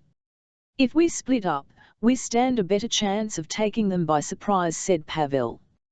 Lovin frowned at him. "Pavel's right," Raisa said. "What do you think, Gavriel Ander?" Lovin said bullishly. "I agree with Pavel." Gavriel stared Lovin straight in the eyes, challenging him to counter the suggestion. "We need intelligence out in the villages, outriders to keep us informed of the Tylons' movements. As you're so keen on scouting ahead, perhaps you'd care to go reconnoiter." Lovin's voice rang with scorn and resentment. It was the chance Gavriel had been hoping for, the excuse to separate himself from the others and assess the situation from the air. "And you, Pavel Volemir, why don't you keep him company? Rejoin us at Anisili by nightfall." Gavriel only just restrained himself from swearing aloud.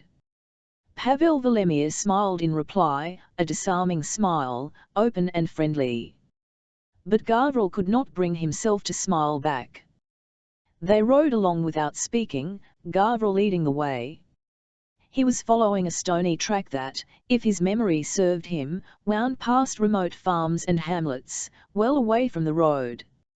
Anger still simmered deep inside and he knew he must use all his self-control to contain it.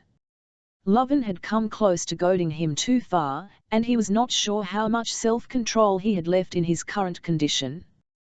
And why, of all the rebels, had Lovin singled out Pavel Volemir to go along with him?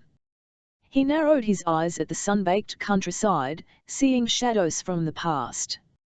He could hear Alizia's voice, telling him about her doomed visit to Swanholm. "Fyodor Volemir duped me, Gavriel. He was so charming and so earnest that I truly believed he had your best interests at heart. But to die such a horrible death." She had covered her eyes with her fingers, as though trying to blot out the memory of what she had seen. I thought he meant to harm you." The words had come out slowly, painfully, as he relived the moment. "How was I to know? I couldn't take the risk." "Is Anisili far?" Pavel asked suddenly. Gavriel started. He had been so absorbed in his memories, he had forgotten about their mission. "At the foot of the gorge. We should get there before sunset." Pavel Volemir took out a slender eyeglass and extended it, surveying the distant hills. "They won't risk breaking cover in open country like this." They all have hidden themselves away. Gavroche gazed at him guardedly. That's a useful little contrivance.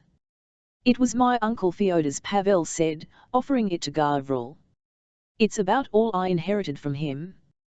Most of his possessions were looted when the rebels sacked the Winter Palace. Uncle Fyodor's. Gavroche took the cylindrical tube and raised it to one eye, handling it as if it were red hot. There were workers toiling away, tending the vines on the sunny slopes higher up. But there was no sign of the Tylons. He doesn't know that I'm the one who killed his uncle. Excellent magnification, he said curtly, handing it back. But I'd be surprised if the Tylons have penetrated this far into Smyrna in so short a time, unless they've developed wings. At least up here we're spared Field Marshal Lovin's tetchy little tirades. Pavel grinned at Gavroche, another friendly, open grin.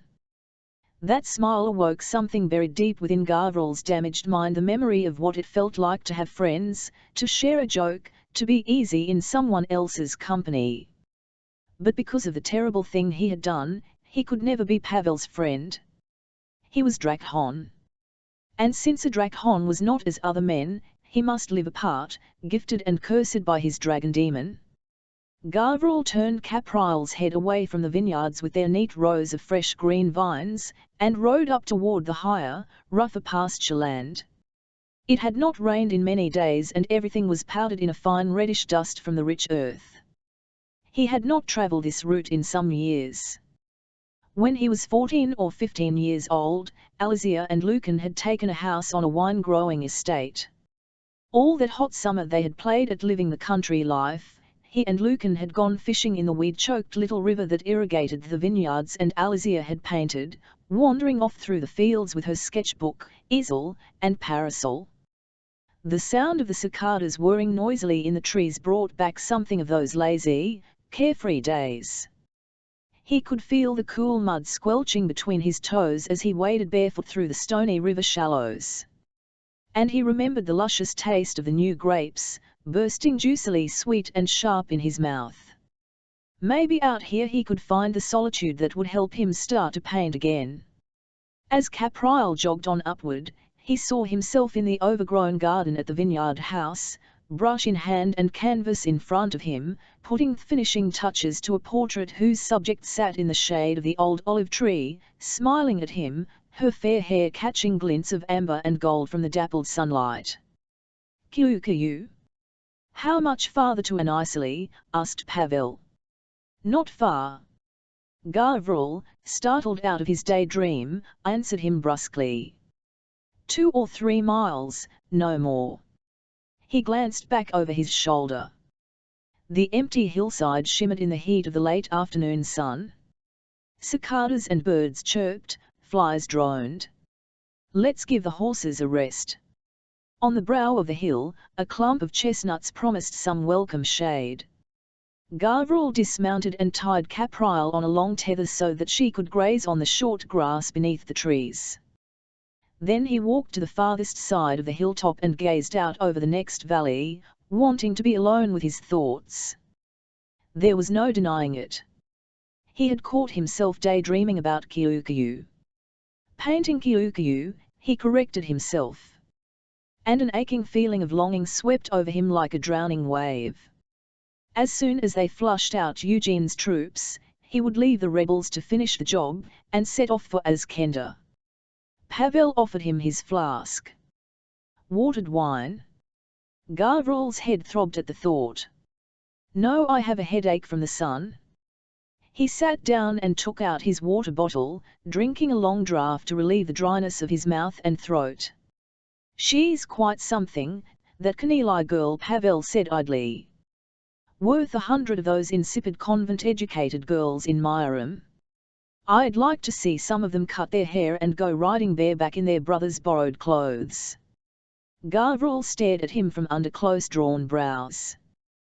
He had been so long in solitary confinement in the Iron Tower that he had almost forgotten how to participate in this kind of idle, companionable conversation. Of course, in Myram, such bold behavior would ruin her chances in society. By all means, make her your mistress, my mother would say, but she is utterly unsuitable as a bride. And do you intend to follow your mother's advice? I heard a rumor that she has eyes only for Raphael Lucan. Lucan? He's old enough to be her father, but some girls prefer older men. Pavel lay back on the dry grass, gazing up at the sky. My uncle Fyodor could vouch for that. He was always having to extricate himself from some intrigue with the Grand Duchess's ladies-in-waiting. Means you and I have to work twice as hard to impress. Gavril heard the distant crack and rattle of carbine fire, far off but unmistakable. He was on his feet in an instant, listening intently. What's that? Gunfire. Pavel leaped up. Sounds as if the Tylons have reached Anisili before us. Had the Tylons been shadowing Lovin and his men all this time? Or had they just run into a raiding party by chance? Whatever the circumstances, Gavril didn't rate the rebels' chances too highly. And Raisa would be caught in the ambush. Come on. Pavel hurried toward the horses. Gavril hung back, torn.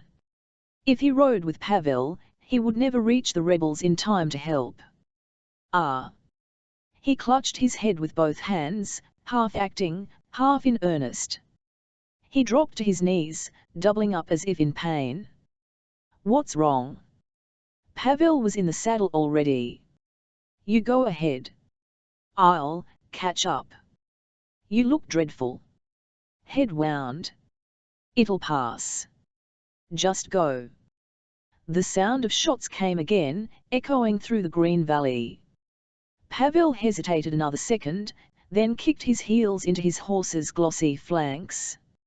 Gavril opened one eye and saw him ride down the other side of the hill. Drakhowl, he muttered as he got to his feet, can you hear me? They need us.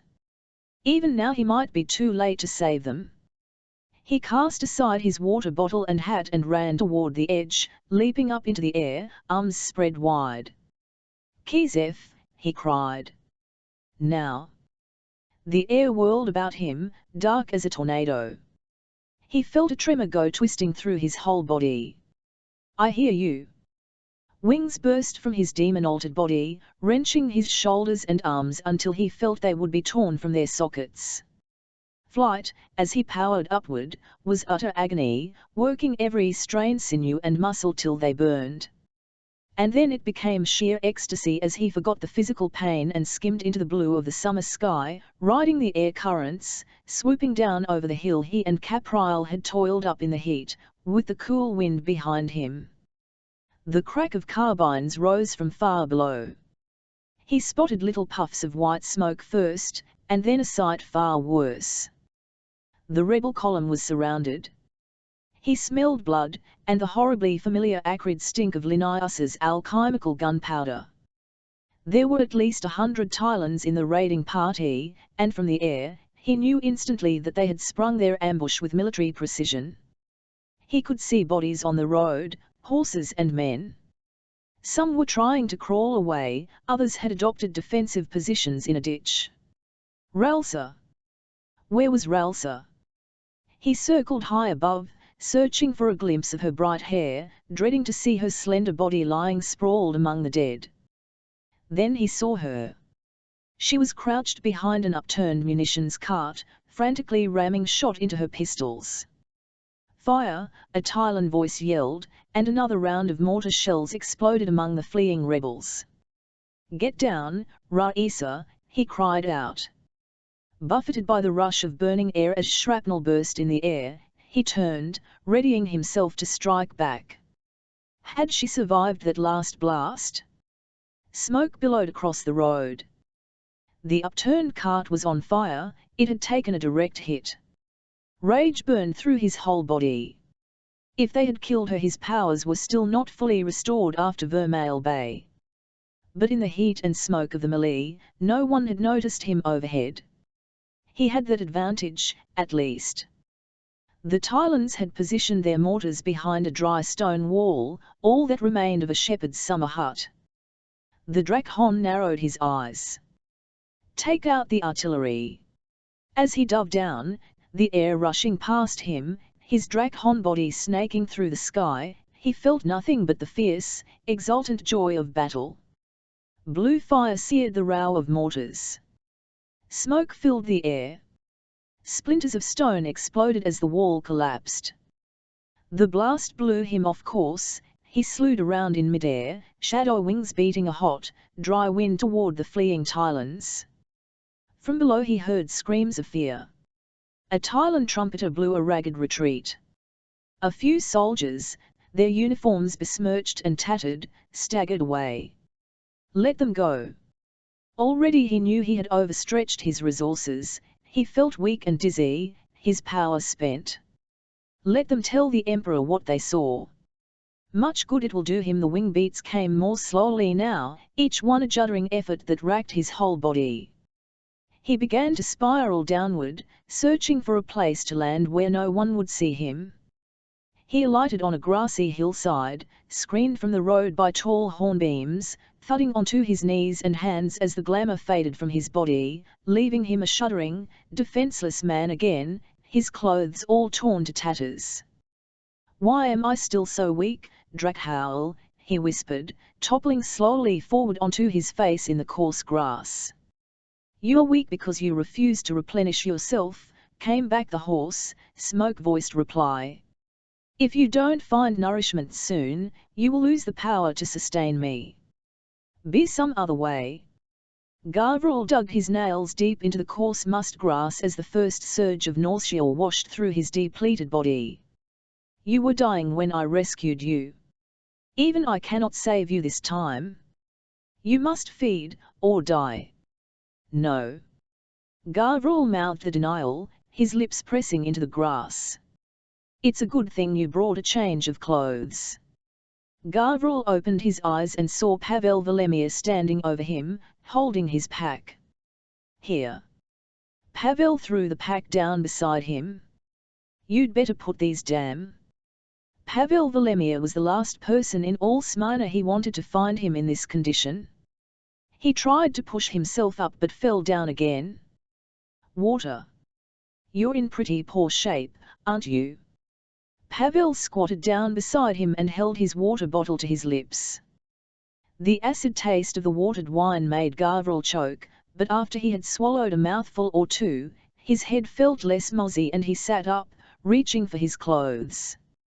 "So what happened?" Was that an ironic question? Gavral, wearily trying to fasten his breeches, looked quizzically at Pavel. "How about I was caught in the blast of a Tylon mortar and my clothes were all blown to ribbons?"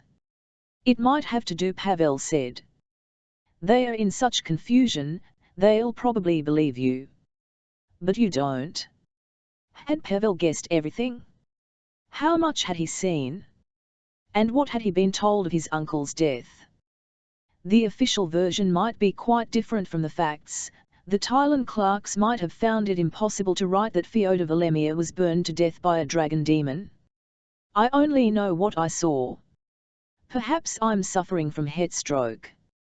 "Do you always lose your clothes when this happens? I see you haven't brought a spare pair of boots." Now that Gavral had recovered a little, he realized Pavel must have gone back to fetch his horse. "I'll ride on to Anisili. Someone will sell me a pair of boots there." Bare feet were the least of his worries. "What you did back there was pretty impressive." Pavel grinned at him. "Those Tylons were obviously under orders to blast us off the road. They must have had quite a surprise when you came swooping down from the hillside." "And our side? Casualties?" Gavral forced himself to ask the question he had been dreading. "More than a few." Pavel's pleasant expression grew grave. "A nasty gash on the head. It'll leave a scar. But she's alive, and swearing at her brother. I take that as a good sign. Raisa was alive." Gavral felt the pain troubling his heart slowly melt away. He had saved her. So it had not been in vain, then, his reckless attack. And then he remembered Pavel Volemir. Please, say nothing. If there are any questions to be answered, I'll answer them my own way. Don't worry. Pavel offered him his hand, pulling him to his feet and steadying him. I value my life too much. I wouldn't do anything to offend such a powerful Dragon Lord. Dragon Lord. In spite of his weariness, Gavril found himself grinning back at Pavel. It had such an absurdly chivalrous ring to it. The ragged rebel column limped into Anisili as the sun was setting. Dusklight, violet-hued, seeped down through the steep rocks of the gorge behind. The people of Anisili cheered and waved the Smyrnan flag from upstairs windows as they entered the town, but, as Pavel said to Gavril, there wasn't much to cheer about. They had left behind a scene of carnage.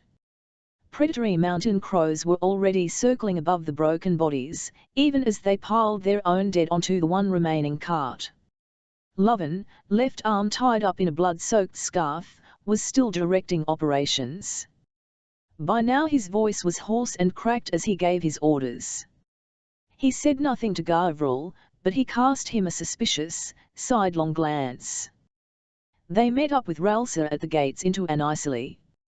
Her forehead was bound in a makeshift, blood-stained bandage, but she still managed to smile as she came toward them, flinging an arm around each of their shoulders. "My brave boys," she said, hugging them. She was crying, but she didn't seem to care. Pavel kissed her on each cheek, then full on the mouth. Gavril breathed in the delicious scent emanating from her body. Blood. Fresh, warm, innocent blood. Dizzy with hunger, he pulled away. The river ran through the center of Anisili, cold and fresh from the gorge. The tavern owner had set tables out on the cobbled riverside and lit lanterns to welcome them. The mayor of Anisili appeared and made a long-winded but heartfelt speech, thanking them for defeating the Tylan invaders and offering free food and lodgings for the night. A doctor was found to attend to the wounded. Tavern girls came out with bottles of the rich, red local wine and baskets of fresh-baked cornbread. There would be lamb stewed with green plums and tarragon, to follow, they promised. Gavril was not hungry. The smell of the lamb stew wafting from the tavern kitchen only made his stomach gripe. He sat at the mayor's table opposite Pavel and Ralsa, wondering how long he could stay in their company before the inevitable after-effects of using his powers set in. The rich wine soon loosened the tongues of the rebels, and the noisy recounting of the afternoon's ambush made Gavril's head ache. One moment the Tylans had us surrounded, mortar fire everywhere, and clouds of that evil smoke they used to confuse the enemy. Ralsa was describing the battle, with wild and vivid hand gestures. The wine had brought color back to her pale cheeks. And then the sky went dark, and their mortar battery exploded. Boom. My ears are still ringing. When we went to check, and God, that was a gruesome sight, there was little left. They'd blown themselves up. Not quite accurate, Pavel said. It was Gavril's work. Gavril set down his wine and stared hard at Pavel. Don't betray my secret if you value your life, Valemir. Your work, Gavril? But how? Ralsa asked. It's not the first time I've done this, he said as obscurely as he could. It was just a case of igniting their explosives. Rusta says he saw something in the sky. Dark, winged, flying down from the mountains.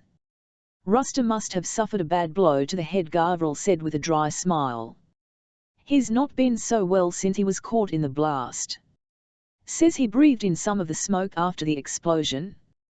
But then, we all did. They had all breathed in the smoke from his virulent burst of Drakhon's fire, and none of them were protected. If they were not to fall sick and die, he must act to save them. He stared down at the crimson wine in his mug. Stallion's blood, they called it in these parts, fermented from a robust dark grape grown on the southern slopes beyond the gorge. The taste was strong enough to mask what he was about to add to it. He left the table and went around the side of the tavern, carrying his mug with him.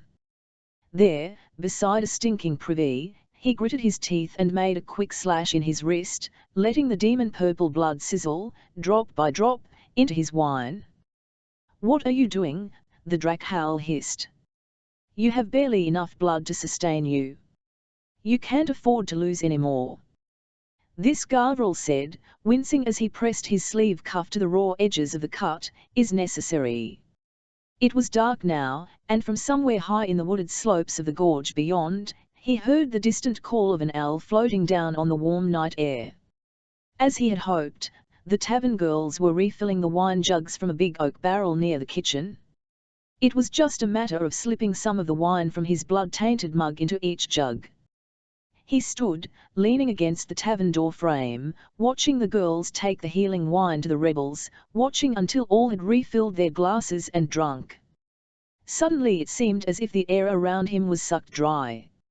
A wave of intolerable heat rippled through his whole body. Gasping, he buckled, grasping at the wall for support. Glitters of light flashed before his eyes, tiny darts of amethyst and sapphire that pierced his aching head like needles. "Drakhowl," he whispered. "What's happening to me? Our synthesis is failing." "Failing?" Another wave of heat surged through his body, leaving his head pounding, his stomach seized with burning cramps. One of the tavern girls came out, carrying a big pot of lamb stew. The greasy smell of the meat made him feel even more ill. "Are you all right, sir?" He heard her set down the pot and come closer, one tentative step at a time. And through the surging nausea, he caught a new, enticing scent, fresh and sweet, that, as she knelt beside him, he knew issued from her. "You look really poorly." He felt cool fingers brush his cheek. "You're burning hot. Shall I send for a doctor?" "Water." Though even as he said the word, he knew it was not water that he needed. "I'll go get some." He reached out and caught hold of her hand. "Stay with me." "No. Wait." But he raised his head to look at her. Through the swirls of smoke that hazed his vision, he saw a black-haired young girl with skin the ripe brown sheen of hazelnuts. "You're very pretty. What's your name?" "My name's Gulvadi." A blush darkened her cheeks. "I'm new here at the tavern." Even her warm breath smelled deliciously sweet. A sudden flurry of lascivious images whirled through his mind. Desire burned through his whole body, inflamed his brain. He wanted her. "Then take her." "No," Gavriel whispered. "You fought the Tylons today, didn't you?" "That was so brave." Her eyes, dark as sloes, gazed at him, brimming with admiration. Gavriel doubled up again, clutching his arms about himself, trying to hold the pain in. And then the pain and the desire merged. He would lure her away from watching eyes, to some dark and lonely place where no one would hear her cries for help. "Maybe a breath of fresh air will restore me." He tried to straighten up. Who was speaking now, Gavriel or the Drakhowl? He no longer knew. He had lost control. "Help me, Gulvadi." "Here. Take my arm." He leaned against her as she guided him down the steps toward the sound of the rushing river. Every hesitant step they took away from the tavern led him closer to the achievement of his desire. Ahead loomed the dark trunks of pines on the gorge edge. There would be hollows between the gnarled roots, soft with dry pine needles. "Do you feel better out here?" Gulvadi said. "A little." The desire was almost unbearable, the cramping hunger a torment, the last desperate need of a man dying of famine. But he must not make his move. Not yet, not until he was sure they were well out of sight of the tavern. The rising moon, a slender pairing, touched the rushing river water far below with flickers of silver. "Look," she said. "The moonlight's so beautiful." "But not as beautiful as you." Gavriel heard the trite words issue from his mouth as he reached for her, crushing her to him. "Kiss me, Gulvadi." His lips touched hers. "No." She resisted a little, twisting away. Someone will see. He could feel the softness of her nut-brown breasts beneath the blouse, poor quality linen that ripped open so easily beneath his questing fingers. He pulled her closer, forcing his mouth against hers. He heard her give a little cry, and tasted blood on her lips. The taste, warm, salt-sweet, sent him into a frenzy. He nozzled his face against her throat, her breasts, licking, biting, sucking. No. Gulvadi fought him, squirming and kicking, all sharp knees and elbows. She was screaming at him now, but all he could hear was the pulsing of the warm blood in her veins. All he knew was his own need to take in as much of that red, salty sweetness as he could to soothe the burning agony inside. Gulvadi! Someone was calling her name. The dark smoke haze melted away and his sight cleared. A thin taper of moonlight illumined the scene. He was kneeling in the soft carpet of pine needles and sandy soil. In front of him crouched a blood-stained girl, half naked, her clothes torn, her moonlit eyes wide and terrified. Are you all right?" he asked dazedly. She began to edge away, shuffling backward, one arm outstretched to keep him from her. Monster," she whispered. "Keep away." She turned and began to run, stumbling through the trees. The river shimmered far below. "Keep away from me, monster." The river, "Be careful," his warning cry came too late. In her headlong dash to escape him, she tripped, and fell from sight over the edge onto the jagged rocks far below. Oh no! No! He leaned out over the rushing river, trying in vain to see where she had fallen, but seeing only the silvered water, fast flowing over its stony bed. Let her go. She's served her purpose. Gulvadi, he shouted, his voice echoing around the rocky walls of the gorge. There was no reply. How could she have survived a fall from such a height? And then he began to cry, tears of grief and shame for the girl he had just destroyed, useless tears for himself, damned as he was now to perdition. She had called him a monster. And she was right. From the darkest shadows of his mind, a creature had been loosed, a ravening beast whose obscene hunger would not be denied. Chapter 28 Shifting patterns of dappled light filtered through breeze-stirred leaves, moving across Gavral's face as he opened his eyes. He lay staring up at the tree branches above him, hearing the faint rustle of the wind and the distant splash of fast-flowing water. "Where am I?" He sat up and found he had been lying on a bed of dried fallen leaves, moss, and twigs. His clothes were covered in grime. From the position of the sun overhead it must be nearly midday. The sound of rushing water told him there was a stream or river nearby. He got to his feet, brushing the woodland debris from his clothes and hair. When he moved, he found his back and legs were stiff from sleeping on roots and hard earth. "What am I doing out here?" He went toward the sound of the water, out of the dappled shade, and found himself on the banks of a mountain river. Up above him, on either side, towered the steep walls of a gorge, overhung with bushes and glossy ivers. The water rushed past, tumbling over massive boulders and eddying around smaller stones. And as he leaned over the rushing river, he suddenly saw the image of a blood-stained girl, half naked, her clothes torn, her moonlit eyes wide and terrified. Gulvadi! He remembered her name, and dear God, now he began to remember the terrible things he had done to her. He sank to his knees, overwhelmed with self-loathing.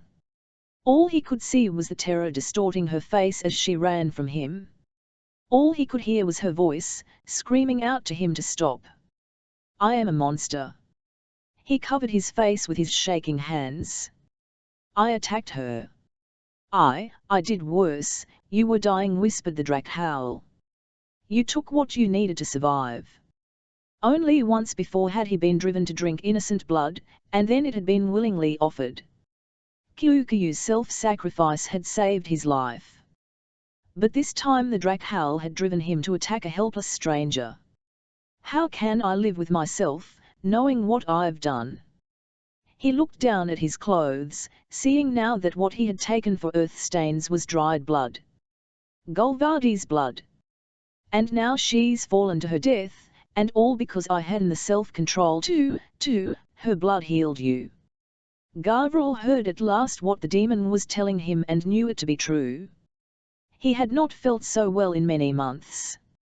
His sight was clear, there was no throbbing in his skull, and no constant pain cramping his stomach. But that was little consolation for the shame and guilt that burned to the core of his soul. But how can I go back and pretend that nothing happened, knowing what I have done? You will go back. And you will live with that knowledge. Because you must. First my fleet. My Rogn sunk. Now Froding and his brave men seared to ashes, Eugene could hardly contain his fury. He looked up from the latest communication from Smyrna and saw Gustav watching him warily. He had even retreated a step or two, as if fearful of his master's temper. Is this Gavral Nagarian's revenge? Eugene dropped his voice. He felt as if New Rossia were a castle of sand crumbling under the assault of a fast flooding tide. A tide that could rapidly sweep him and all he had fought for away. The council is awaiting you, Highness. He's gone. Vanished. Ralsa came back down the mountain path, arms open wide in a gesture of bewilderment. We've searched everywhere. She seemed utterly desolate at the thought. Flown away, Pavel thought, unable to refrain from grinning. Pavel, you don't think he's lying hurt somewhere, do you? She caught hold of him, her eyes wide with worry. That head wound of his wasn't properly healed. Ironic that she was touching him, her hand on his arm, yet all her thoughts were about Gavral Ander. Don't waste your affections on him, Raisa, he wanted to tell her. A man like Gavral Ander could break your heart. And your wound, he said tenderly. Just a scratch. Almost healed.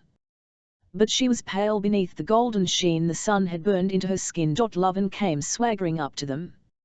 He looked pleased with himself. No sign of Tylons. No sign of Muscovitz either. We've been talking to a couple of shepherds in the high pastures up beyond Anisili. They said they saw soldiers making for the border. A strategic retreat? Or just regrouping, waiting for reinforcements? We must send word to Kolchis, Ralsa said. Gavral climbed a winding path that led up through twisted tree roots and humid, fly-infested forest to the top of the gorge. After an hour's walking he found himself on a high, scrubland plain with a clear view to the north of the hazy outline of Mount Dictra. A buzzard skimmed overhead, letting out a desolate cry. There was no sign of the rebels up here, or the Tylons. If he was to find them, there was no alternative but to take to the air, like the buzzard. Eugene glowered at the assembled ministers of the Rossian Council. He did not like what they had come to tell him. And they had chosen Chancellor Malthus to deliver their ultimatum. We judge the situation in Smyrna to be critical, Imperial Highness. It is the Council's opinion that we cannot afford to lose any more men. I fear we have no alternative but to withdraw and discuss terms. Withdraw? Eugene thundered. You mean capitulate? My terminology was perhaps a little vague, lose Smyrna. Had they never studied history? If we give in, all we have gained will be lost. Askender will rise up. Then Kitrai. But the men are becoming demoralized, Highness. My men, demoralized. Eugene could hardly believe what he was hearing. I will travel to Smyrna and lead them myself. I've been out of the field for too long. Is that advisable in the current situation? Now that you are emperor, there are other considerations. Could we not at least offer to talk terms with the Smyrnan Council, ventured the Minister of Foreign Affairs. I will not be dictated to by a rabble of students and anarchists. A rabble who possess a secret weapon vastly superior to anything the Magus has been able to devise, said Chancellor Malthus, gazing levelly at Eugene. The Magus and Captain Lindgren are working even now on a new type of powder, Eugene said, not rising to Malthus's challenge. Time and money, Highness, it all comes down to time and money. Money to support widows and fatherless children, the time it will take to develop and produce this new gunpowder. I advocate a strategic withdrawal. And is it strategic for Thailand, Chancellor, to leave the Smyrnan waters unprotected? Eugene, both hands on the table, leaned toward Malthus. We have nothing to fear at present from other nations, said Malthus, not even blinking under Eugene's fierce gaze. Can we be so sure of that? What about this Francian naval regatta? Since when did Enguerrand take such a passionate interest in his fleet? Do we have any new intelligence? Malthus shuffled through the pile of dispatches on the let me see table in front of him. Enguerrand embarking on pilgrimage to the holy sites in Jihad, accompanied by members of the Francian commandery. A pilgrimage? Eugene fell silent, his mind working on the information. Jihad lay to the far south of Smyrna. And how many ships has he taken for this pilgrimage? We have no further details yet. Enguerrand is by all accounts a very devout man, put in the Minister of Foreign Affairs. Eugene did not respond. He could sense all his ministers watching him warily, bracing themselves to withstand his next outburst. You've bested me and my men again, Gavril Nagarian. A withdrawal it is, then, he said. But only to regroup. We haven't much left on the Smyrnan borders to regroup, Highness. Eugene left the council chamber, silent with fury. There was no other course of action left to him. He sent a message containing a single word to Linnaeus. Tonight. The Drakon flew over the gorge on long, slow wing beats, drifting on the currents. Now that he was airborne again, he felt the guilt and shame melt away. Up here, floating so high above Smyrna, he felt detached, free of the cares that obsessed him. He could be one with the sunlit blue of the sky. When he finally caught sight of the rebel column, marching away from Anisili, their tattered standard fluttering in the afternoon breeze, he shadowed them a while, trying to guess where they would make camp for the night. The column was considerably shorter than when they had set out from the citadel. It looked, from the air, as if they had lost almost a third of their number in the Thailand ambush. He spied Raisa, her head still bandaged, riding beside Pavel. Caprile was on a leading rein behind Lushol. And at the sight of her, even so far below, he felt the stirring again of that dark flame of hunger. Now I can never allow myself to be alone with her. Now I can never trust myself with any woman again. Don't you remember, Gavril Nagarian? You are Drakon. You can do as you please. What am I doing here? Kyukyu rubbed her sleep-crusted eyes. She felt as if she had slept in too long and was not yet wholly awake. She gazed around her, suddenly suspicious. This didn't look like a prison. She was lying on a comfortable feather mattress covered in sheets of the finest linen. She felt the linen between finger and thumb, remembering the countless sheets she had laundered and ironed at Castel Drakon. She sniffed it, scenting the faintest sharp hint of lavender. She was certain they did not give prisoners lavender-scented sheets. Unless the Magus has housed me in the prison governor's house? She pushed back the sheets and left the bed to gaze out of the wide-paned window. What is this place? She whispered. She saw tall buildings all around, beautiful buildings of the palest honeyed stone, decorated with elegant carvings. And beyond the buildings she could see green lawns and formal gardens with bobble-headed trees stretching to the horizon, where fountains sprayed great jets of sparkling water high into the air. It's so grand. It can't be Anskarma. As she watched, mouth open, she saw guards marching in a neat column to a steady drumbeat across the courtyard below, carbines on their shoulders. Their uniforms, grey and purple, were similar to those of the regiment stationed at Castel Drakon. They seemed to be performing some changing of the guard ceremony involving much saluting. Ianskama is by the sea. I don't see any sea. So where? She went to the door and tried the handle. It was locked. She knocked, she called, but no one answered. It seems that I'm the prisoner. A fluttery, panicky feeling had begun in her chest. Now, Kyukyu, don't get all flustered. She sat down on the bed again and forced herself to breathe more slowly. There has to be a reason I'm here, locked up. For my own safety, maybe. But in the back of her mind she kept hearing Malusha's voice warning her of the Magus's trickery. The room was simply furnished, the panelling painted in a delicate shade of ivory outlined in duck-egg blue. The window and bed hangings were of a cream brocade, fringed with gold and blue. The soft tapestry rug beneath her feet and the china ewer bore the same design of two gilded swans, beak to beak, making a heart with the curve of their necks. Now she noticed that a tray had been placed on the other side of the bed. She lifted the silver cover and saw a plate of fruit, cheese, and little sugared almond cakes. Her stomach was empty. She must have been asleep for some time, for, judging by the sun, it was approaching noon. Her hand crept out, she nibbled at an almond cake. It was delicious. She ate another, and another. Just as she was eating the last cake, she heard soft footsteps outside. Guiltily wiping the crumbs and sugar from her lips, she jumped up as the locked door opened. You're awake, Kyukyu. Good. Pale eyes gleamed in the Magus's lined face.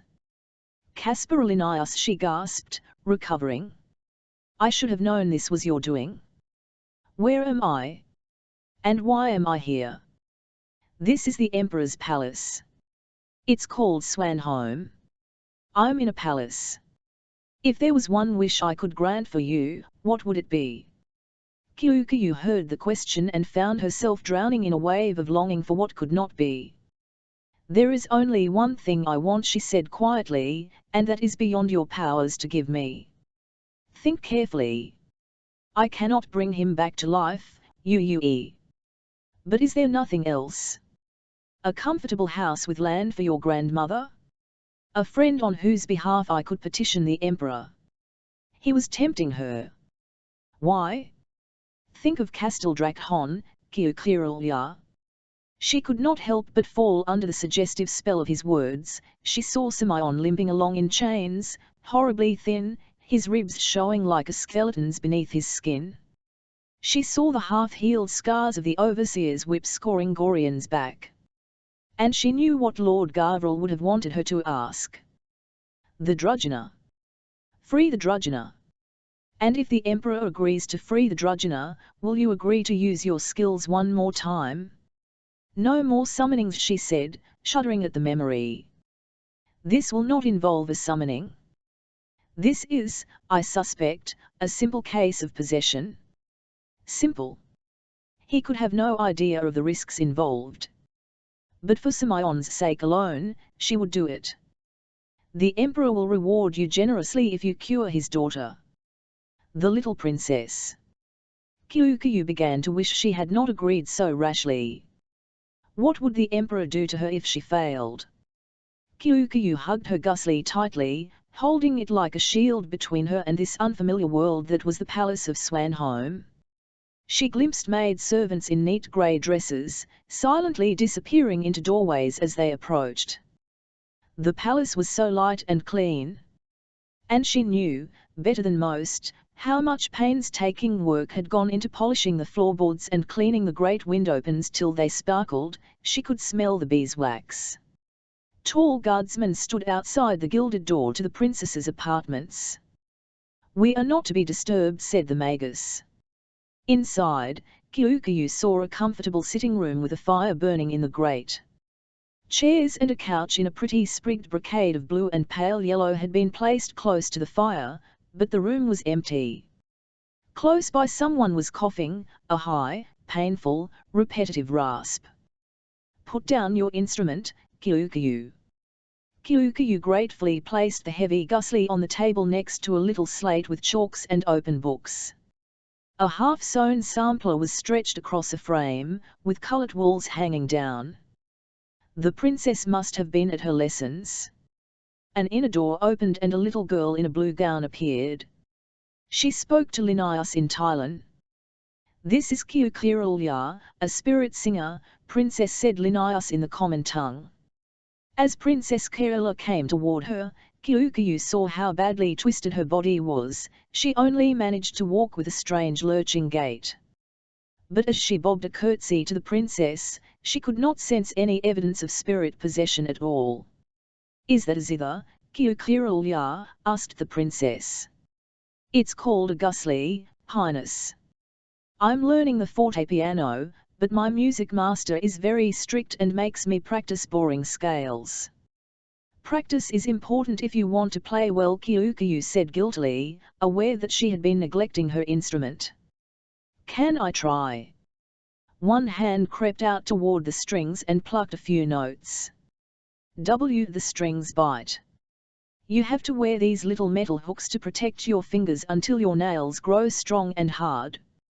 Kyukyu slipped the pultru onto her fingertips for the princess to see and struck a playful volley of notes, light and fast and bright as shooting stars.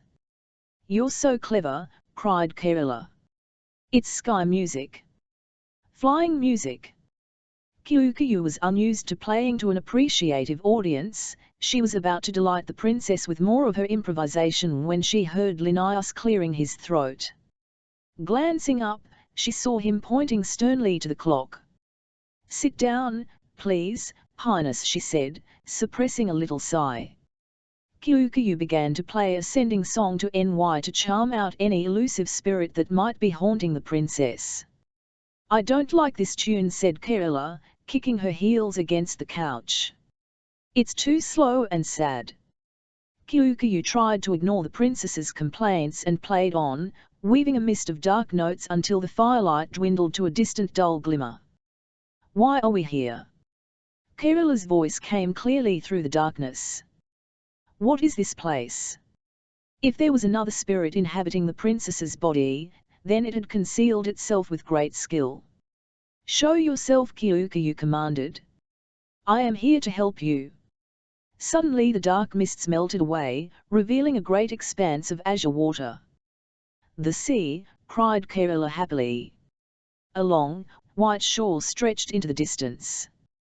And then the children came clustering about them, the children Kyukyu had seen in her vision in Castle Drakhon, the poor, dead children with their dark, imploring eyes and their terrible wounds. "Who are you?" Kyukyu said, backing away. And now, as she looked at Princess Kerala, she saw another child standing beside her, half in shadow, a girl with dark hair and dark eyes. "We are the children of the serpent god," said the girl. "We died to bring the Drakhals from the realm of shadows." "This is Tilua," said Kerala. "Help us," said another child, a boy, stretching out his hands to her. "But what do you want?" "We want to go home." "I'll take you, then. I'll sing you all home." "We can't go home. Your blood is mingled with the blood of the Drakhalim." "We are part of them, and they are part of us," said Tilua. "We are their children." Grandma whispered Kyukyu to Malusha, so far away in Azkenda, "I don't know what to do. There's so many of them." This was much more complicated than she had imagined. She needed time to think. "Come, Kerala," she commanded. "Come with me." "But I want to stay and play," said Kerala, her hand entwining with Tilua's. "I'm free here, Kyukirulya. I can run and not fall over." Kyukyu shivered. The light was fading fast. And she could see shadows creeping toward them across the white sand.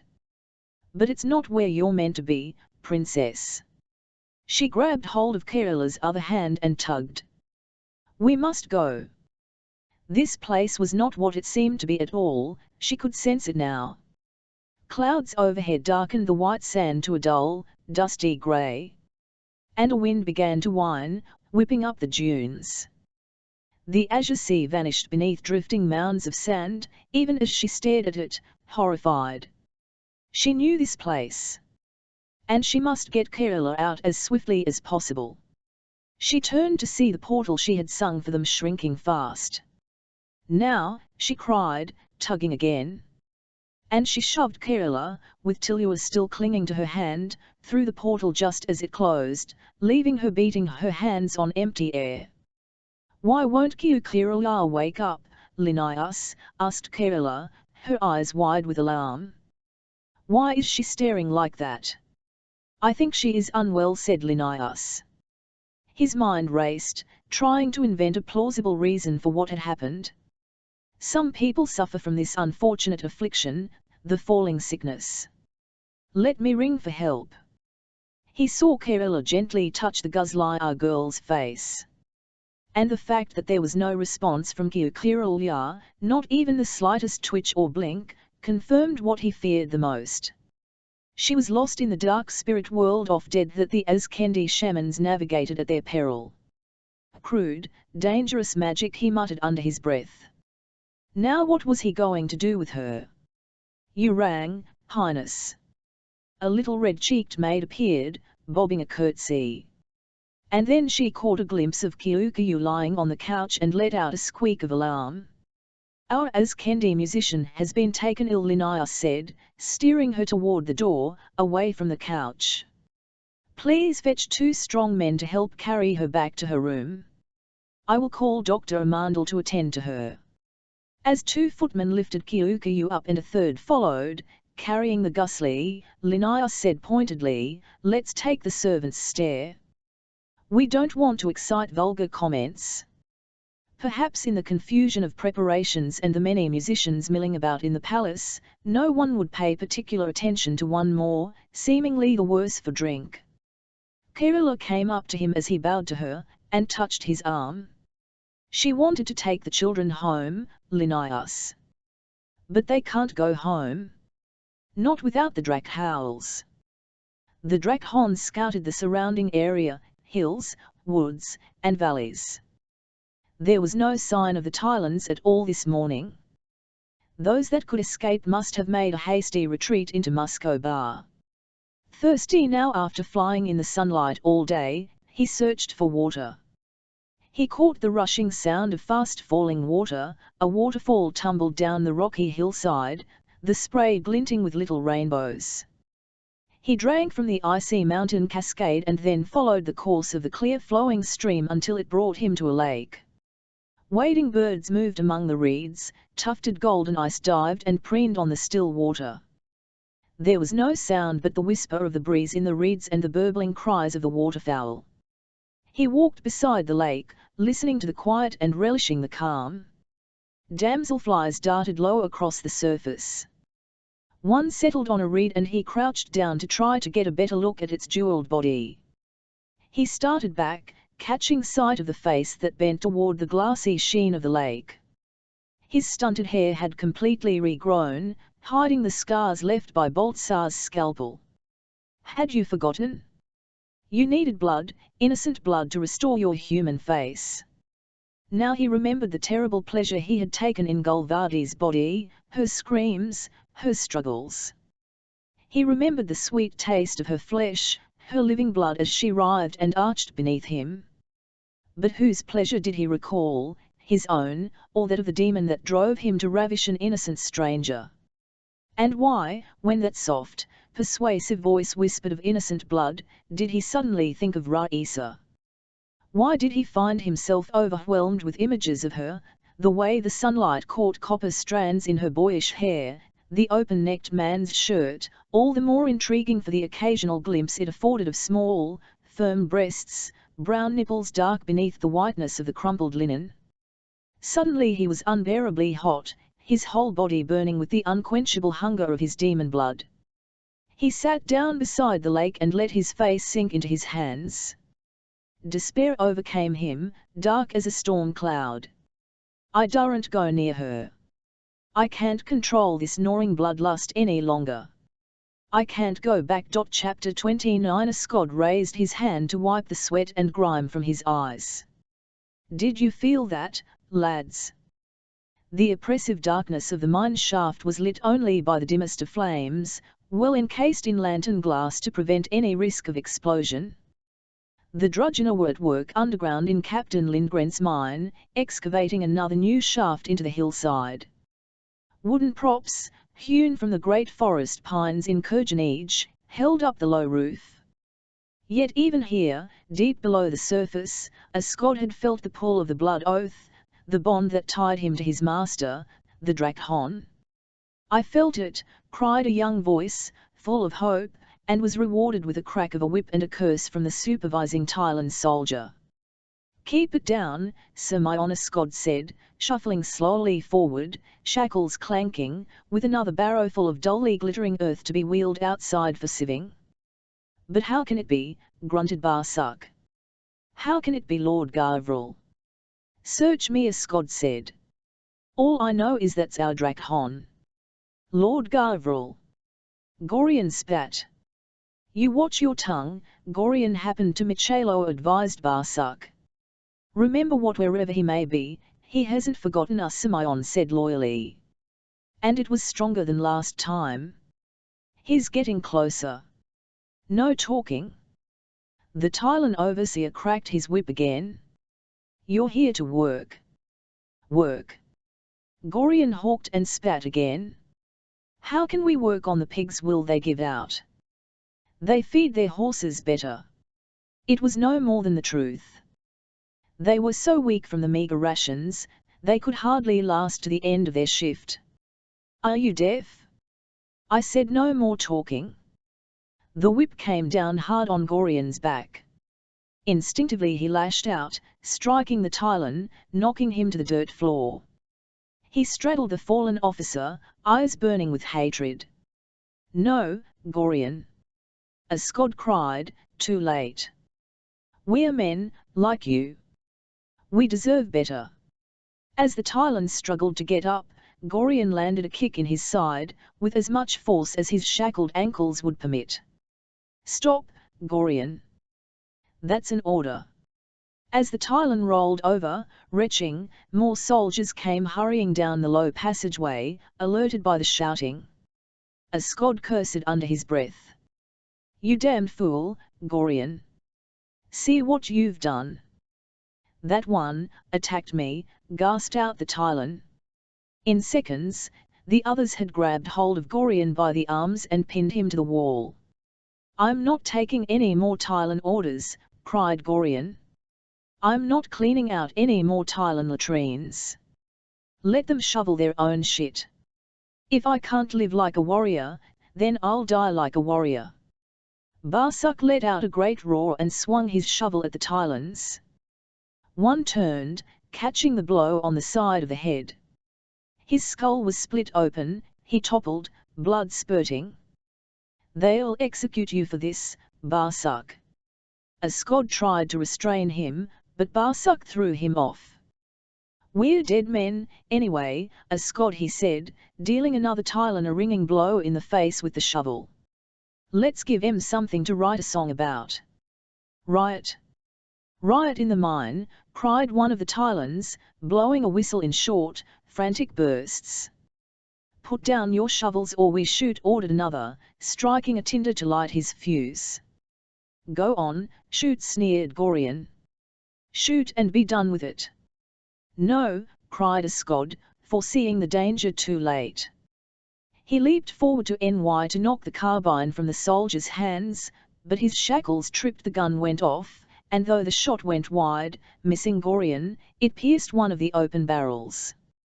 There was a blinding flash of light and then all went black as the props fell and the roof caved in. Gavril lay back in the shade of ancient olive trees, staring up at the blue sky through twisted branches sparsely sprinkled with grey-green leaves. In this lonely grove high up in the foothills, he could rest without fear of being discovered. He had just drifted into sleep when he heard the far distant sound of voices crying out to him. Starting awake, He felt a sudden deep ache in his wrist, where once his drudgener had sealed their bond of eternal fealty to him, touching their lips to his welling blood. My drudgener! They need me! It was a call he could no longer ignore. He had fought the urge to return to Azkenda, fearing to see again the looks of betrayal and contempt in the faces of his enslaved men. He did not need to be reminded that he had failed them. He had agonized over his failure night after dark night in Ainskama. Now he knew he had delayed too long. This was a desperate, fading cry for help. Even now he might not reach Castle Drakhon in time. "Can we make Azkenda?" he asked Kizef. "Your will is mine, Gavril Nagarian." Gavril rose high above the foothills and headed for the Laramie Mountains. As he flew, he scanned the land beneath for signs of soldiers. But he saw none. For whatever reason, Eugene had withdrawn his troops from the Smirnan side of the border. It could well be a ruse, but it could also mean that the emperor had agreed to negotiations. Agreeing to negotiations? That didn't sound like Eugene of Thailand. It was most likely he was massing his troops beyond the mountains, making ready for another assault when the Smirnans least expected it. But as he winged on northward, passing over the rocky crags and grey-sheened glaciers of Mount Diktra, crossing into Musco Bar, he saw no sign of army encampments, only a thin straggle of a column, winding its way dejectedly down a steep mountain path, with heavy cannons drawn by mules. Had he inflicted more damage on Eugene's forces than he first imagined? The idea brought a sense of grim satisfaction. And then he was flying over the green pastures and birch forests of Musco Bar, over peasants toiling in the fields, goading teams of oxen to plough. Musco Bar, with its fertile plains and many rivers, looked so much more prosperous than rugged Azkenda. He saw villages and towns, well-stocked farms with orchards and monasteries whose gilded onion domes glinted in the slow-sinking sun. He must make Castle Drakhon before night fell. Nils Lindgren leaned over his plan of the mine, desperately searching for a shaft or air vent that could be dug out to provide an alternative escape route. If they tried to blast their way through the collapsed entrance, they only risked killing more men. And the rockfall at the entrance was so heavy it would take hours of digging to clear it. "If you please, Captain," said a nervous voice. "What is it now?" He looked around to see Ilse, the tart-tempered little maid-servant, standing behind him. She was biting her lip. "There are old tunnels beneath the castle. Secret passages. If you could run a new tunnel between one of the castle passages and the mine, where are these secret passages?" "Under the east wing." "Which fell down in the bombardment." This was leading nowhere. "Was that our fault?" "I thought your engineers had ways of finding tunnels and wells," she said. "We don't have time to run a survey." "The men will die for lack of air," he said more angrily than he intended. "Well, pardon me for trying to help." Ilse flounced away, head held high. Lindgren put his hands to his head in utter frustration. He was an engineer, skilled at his work. And he enjoyed it as long as it involved calculations, plans, and excavating. But this collapse deep within the mine was a disaster. His men were trapped. The drudgener were trapped. And what was worse was that his engineering would probably be blamed for the accident. "Lord Stoyan is here," announced his adjutant from the doorway. Lindgren half-turned, not believing what he was hearing. The governor of Azkenda at Castle Drakhon? Without any advance warning? It must be a coincidence. A horrible coincidence. Boris Stoyan strode in. "Lindgren," he shouted in his great voice. "We've come to see how the restoration's progressing." "We," echoed Lindgren weakly. "Good day to you, Captain Lindgren." A woman had appeared at Lord Stoyan's side, a handsome woman with red hair and languorous green eyes. Behind her came a maid-servant, carrying a wide-eyed baby. "I heard that a trunk containing my personal possessions had been found," So I thought I'd come to collect it when the last snows had melted from the moors. I am not sure I've had the pleasure," he stammered. She left Lord Stoyan's side and came up to him, her hand held out. "Lilias Arbelion, wife to the late Lord Jaromir Arkhill," she said, smiling at him. "This is Staviomir, our son. He will rule as Kenda when he comes of age." Lindgren took the proffered hand and briefly brushed it with his lips. Her perfume was exotically sweet and strong. It reminded him how long it was since he had been in society, how long he had been dealing with trenches, props, earth-moving. He wondered if he had any polite conversation left. And then he became aware of a little huddle of Castell servants skulking outside the half-open door. All the maids were there, staring. He opened his mouth to send them away, then realized they might be his salvation. "Sozia," he called sternly. The Castell housekeeper came in, eyes downcast, deliberately not looking at the visitors. "Sozia, would you fetch our visitors some refreshment?" "If that's what you want, Captain." From her disapproving expression, he saw that the visitors were as unwelcome to her as to him. As she passed Lilias Arbelion, she said distinctly, "I wonder you have the nerve to show your face here." Lilias slipped her hand through Lord Stoyan's arm. "Dear Boris, the Castell staff are lacking in manners. Perhaps you could ask the captain to have them disciplined." "Where are all your men, Captain?" Lord Stoyan asked. "The place looks remarkably quiet." The governor had missed nothing. "We have a situation over at the mine. Nothing we can't bring under control," he added hastily. "In time." "Situation?" Lord Stoyan stared at him under thick, dark brows. "A rockfall?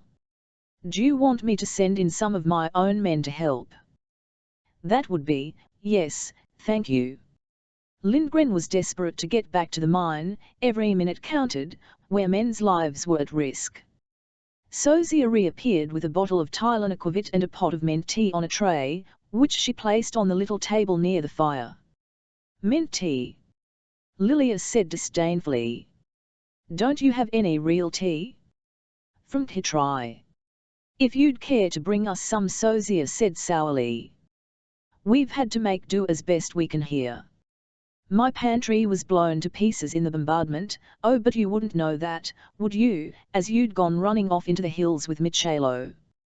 "We'll be staying the night. The baby's tired." Sozia, make the necessary preparations for our guests, grabbed his plans and hurried away. Lindgren Gavriel had forgotten how long the sun stayed in the sky in the far north during spring and early summer. He had left as Kenda as the first snowdrops were piercing the snow. He returned now to a land he hardly recognized, to moorlands bright with gorse, the moss starred with tiny white flowers, the cloudberry and lingonberry bushes in bloom. He had no need to look for landmarks to navigate by. The pulsing of the scar on his wrist grew stronger, as did the confusion of voices in his mind as he neared Castell Draghon. There lay the vast, wild forest of Kurganij, stretching on toward the distant mountains. And there was the Kalika Tower, rising up into the pale sky where the evening star glittered, even though the sun had still not set.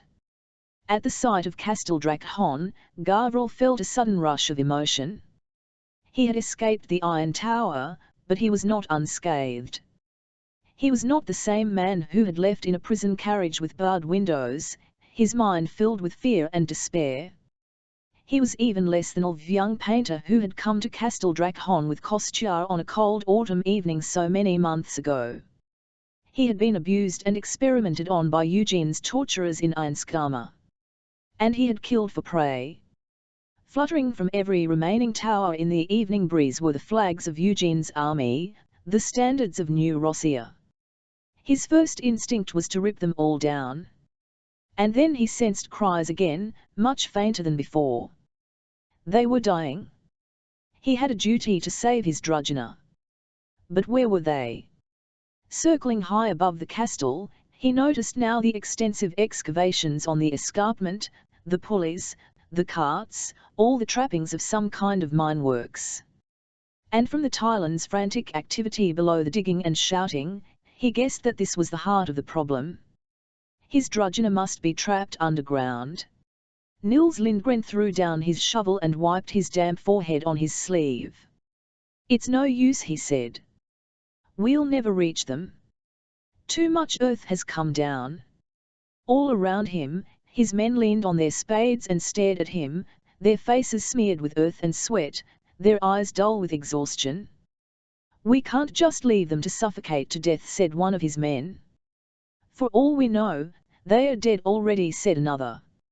"I can assure you that some are still alive," said a voice from outside the mine entrance. Lindgren looked up. A man stood there in the twilight, a man unlike any other he had ever seen. A mane of untamed black hair hung about his shoulders and his eyes gleamed in the torchlight, unnaturally blue and bright. He looked like some wild spirit from the forest. "Who are you?" Lindgren demanded. "And what's your interest in this matter?" "I have come to help you," said the stranger. "You're wasting your time digging here." "And do you have a better suggestion?" jeered one of the Tylans. The stranger turned, beckoning. "Come with me, Captain Lindgren." How did the stranger know his name? Lindgren picked up his shovel and set out after him. The Tylans and Lord Stoyan's men followed, bringing torches. "Where are you taking us?" Lindgren called, for the stranger was moving fast and purposefully. "To the summer house," he called back over his shoulder. Lindgren had noticed the ramshackle summer house, covered in a tangle of rose briars, but never paid it much attention. Was this man mad, or was this something to do with the secret passages Ilse had mentioned? He certainly seemed to know his way about the castle as she led them into the neglected garden. Inside the summer house, the stranger knelt down on the rotting boards. "There is a trapdoor here that leads down into one of the castle passages. There's another at the old watchtower up on the forest road. If these tunnels are still secure, we can use them to go back down beneath the castle, toward the escarpment." "We?" Lindgren echoed warily. This could be a trap, plotted by the drudgener, to lead him and his men into an ambush. Their bodies could lie in the tunnels for weeks and no one would know. "You'll need me to show you the way," said the stranger, his blue eyes glinting in the gloom. He let himself down into the tunnel, gripping hold of the rim of the open trapdoor until he could drop into the dank darkness beneath. "Hurry," he called, his tone urgent. "They've not got much time." Lindgren looked at his men, shrugged, and followed the stranger down into the tunnel.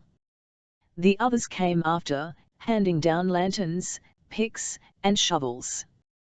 The tunnel was hardly high enough for a man to stand upright, but as they moved farther along, it slowly opened up until they came out into the dilapidated ruins of a great hall. Lindgren could not help noticing that the stranger's skin gave off a faint glimmer, almost phosphorescent, in the darkness. It must be a trick of the light on his tired eyes. The stranger moved swiftly ahead of them, counting shadowed doorways that led off the hall. He stopped at the fourth. "This one," he muttered, more to himself than to Lindgren. "Yes, it must be this one." This tunnel stank of mold and the walls were moist, air vents, overgrown with moss and lichen, let in the occasional draught of damp night air. "Quiet." The stranger stopped suddenly, holding up his hand for silence.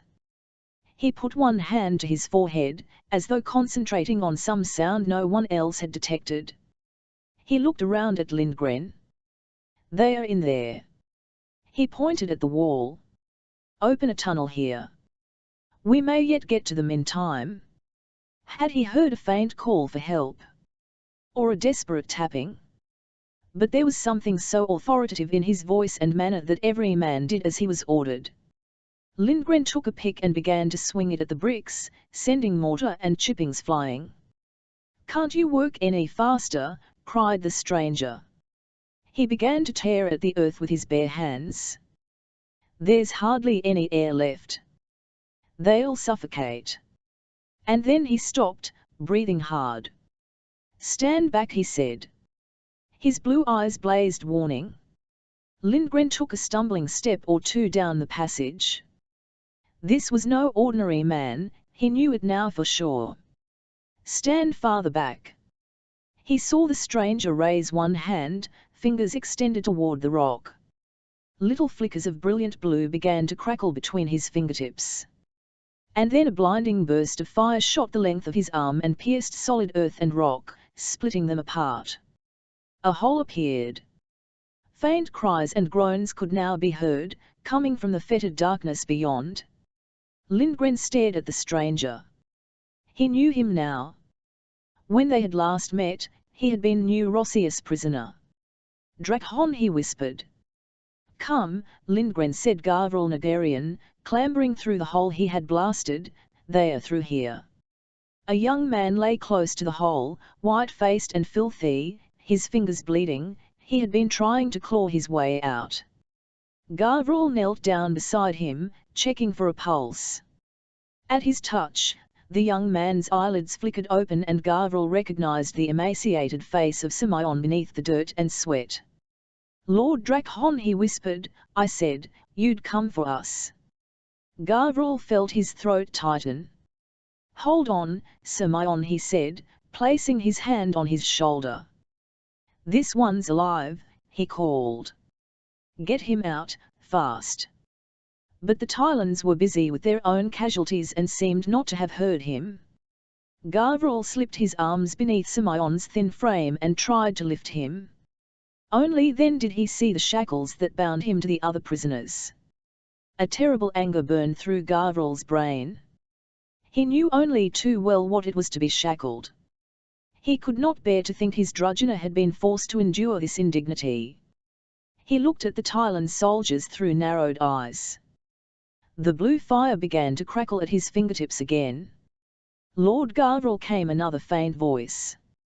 Distracted, he looked up and saw a Scod, hollow-eyed and barely recognizable beneath several weeks' growth of matted beard.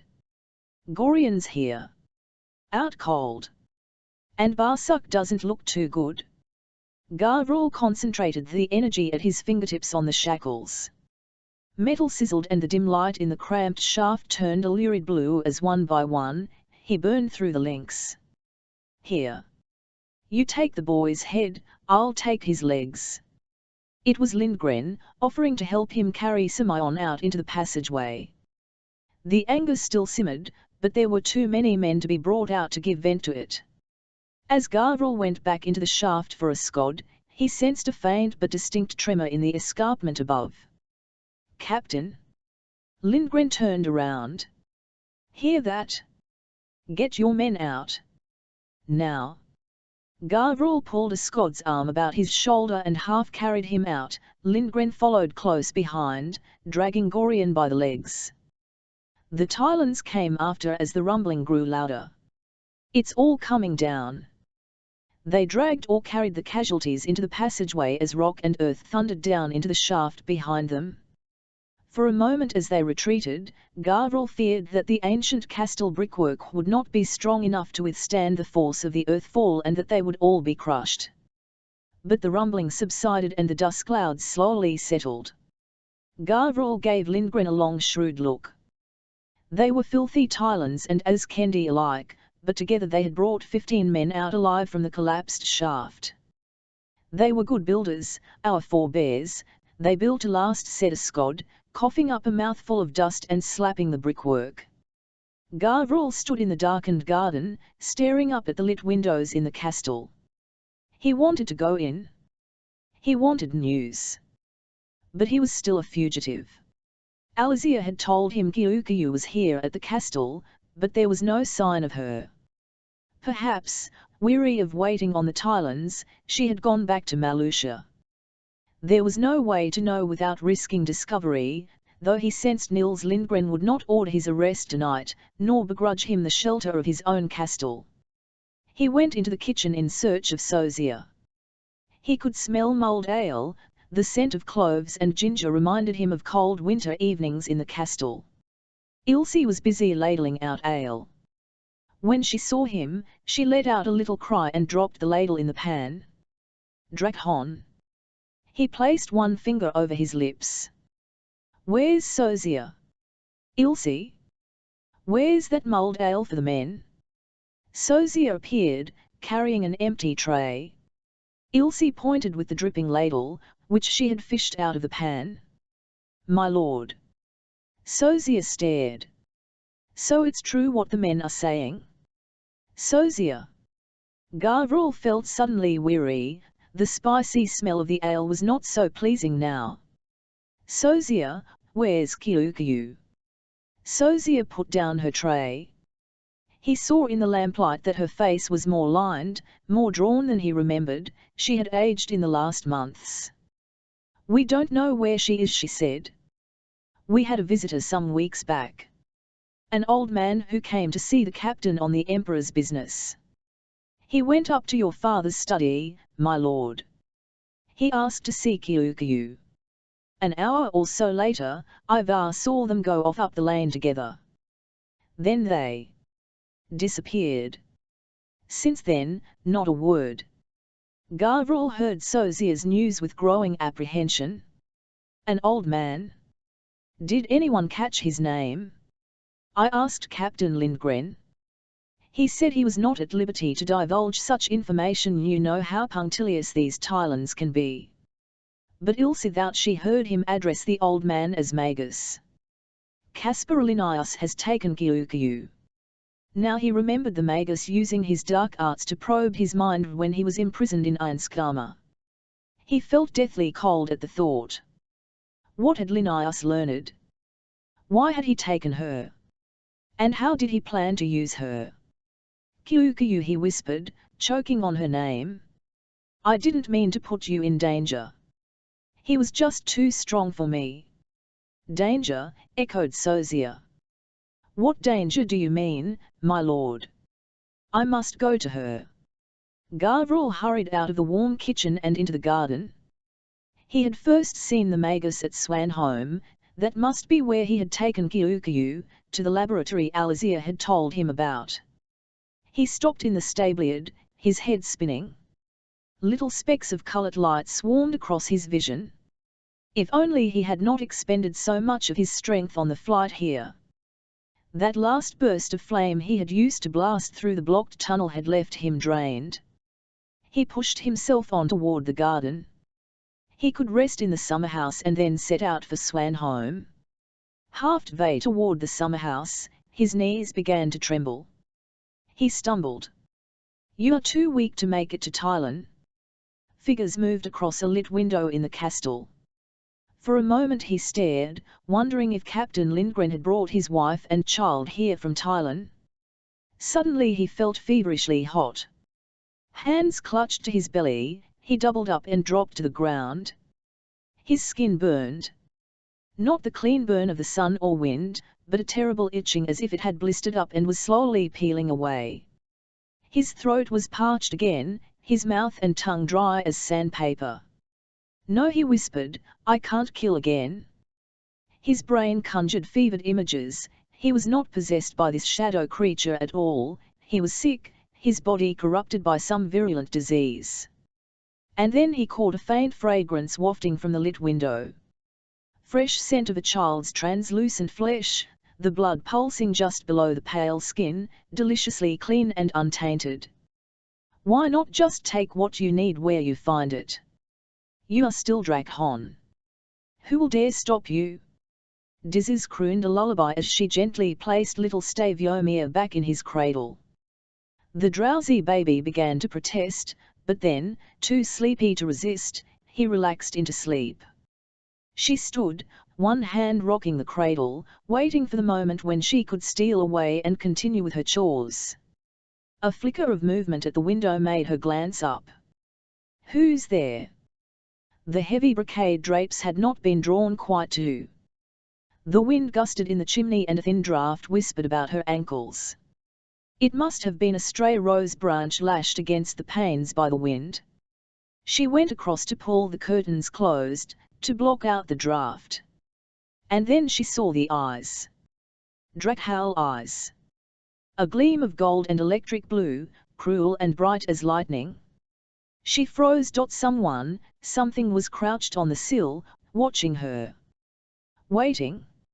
Suddenly the creature hurled itself at the glass. The window shattered in a shower of shards as it crashed onto the floor. Dizzy screamed and ran toward the cradle. All the lamps went out. Curtains flapped and fluttered. It seemed as if the creature's body gave off a faint glimmer, a shiver of phosphorescent blue against the turbulent darkness. Dizzy half saw, half sensed the intruder rise to his feet. "Help!" Her voice seemed so feeble. "Help me!" It was moving toward her. Toward the baby. She placed herself between him and the cradle. "You shan't touch him."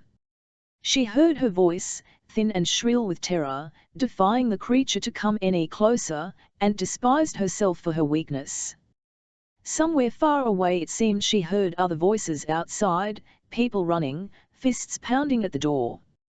"Can't control any longer," words came from the creature's throat, hoarse, strangled words. Talons clawed out toward her. The darkness was scored with bright slashes, red as blood, white as pain. "If not him, then you." Caught in its claws, she felt herself drawn helplessly into its dark embrace, felt a breath hot and dry as flame sear her skin, then the graze of burning lips and tongue against her throat. Kissing, licking, sucking. "No," she said faintly. "No." Drakhowl eyes blazed blue in the darkness. Glittering wings enfolded her. She was flying, she was soaring up into the night sky, blue of thunder flame, blue of angel fire, blue of dying stars. The door burst open and Tylan's soldiers came tumbling in. Torchlight illuminated the room, and the shadow creature crouched at her feet, its lips wet with blood. Her blood. "The baby," Dizzy whispered, sinking to the floor. "Save the baby." Even as the soldiers threw themselves on it, the shadow creature tore itself free and hurled itself through the broken window, disappearing into the night. Gouts of red dripped across Gavral's sight. All he could see was a woman's face, white as snow, distorted by pain and fear. A white mask slashed with stains of scarlet. He looked down at his hands. There was blood on the dark blue curve of the claw nails. And a strange, metallic sweetness in his mouth. Had he done this terrible thing? He felt sick with self-loathing. How could he have struck out so viciously again?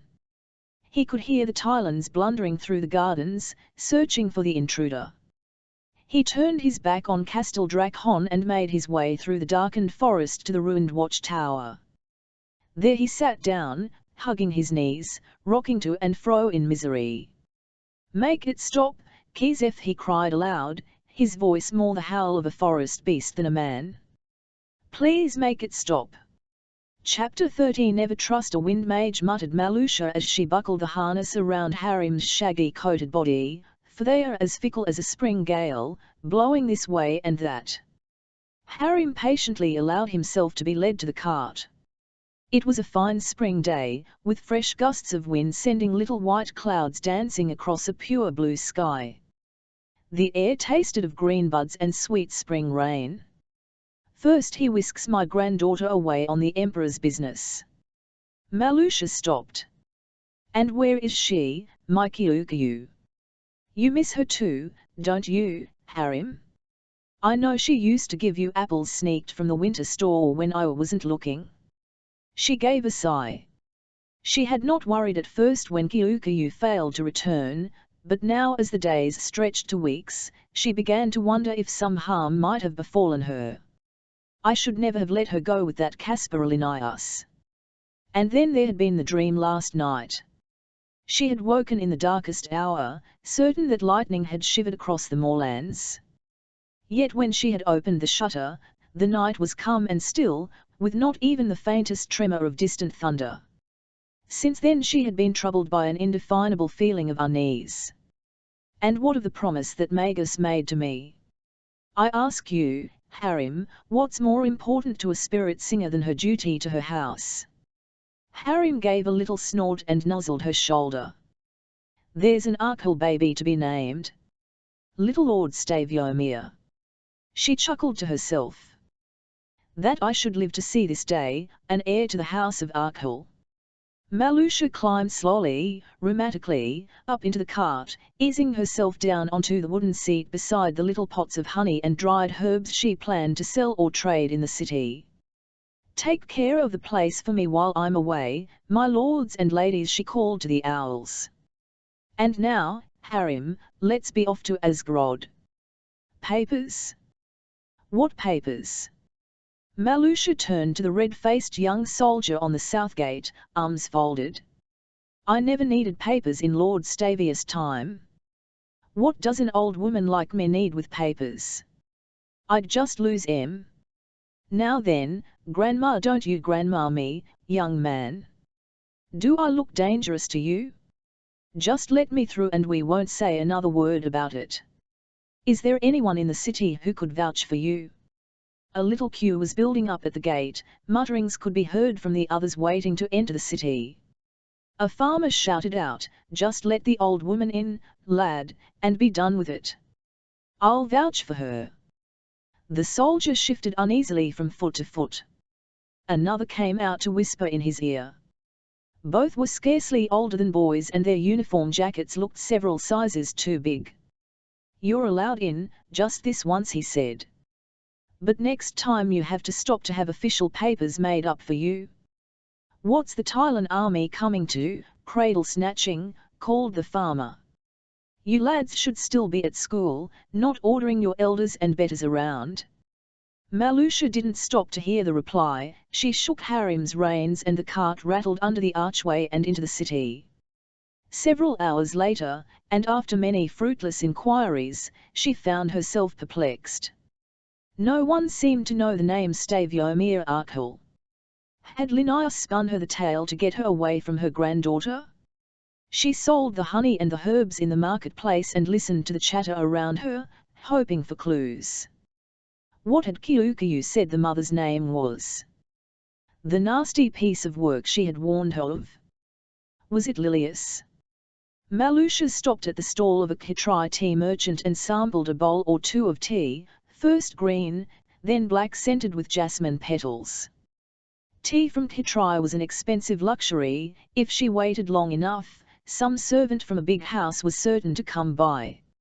As she waited, she treated herself to a scoop of jasmine tea, which cost her the money she'd earned from the sale of 3 pots of honey.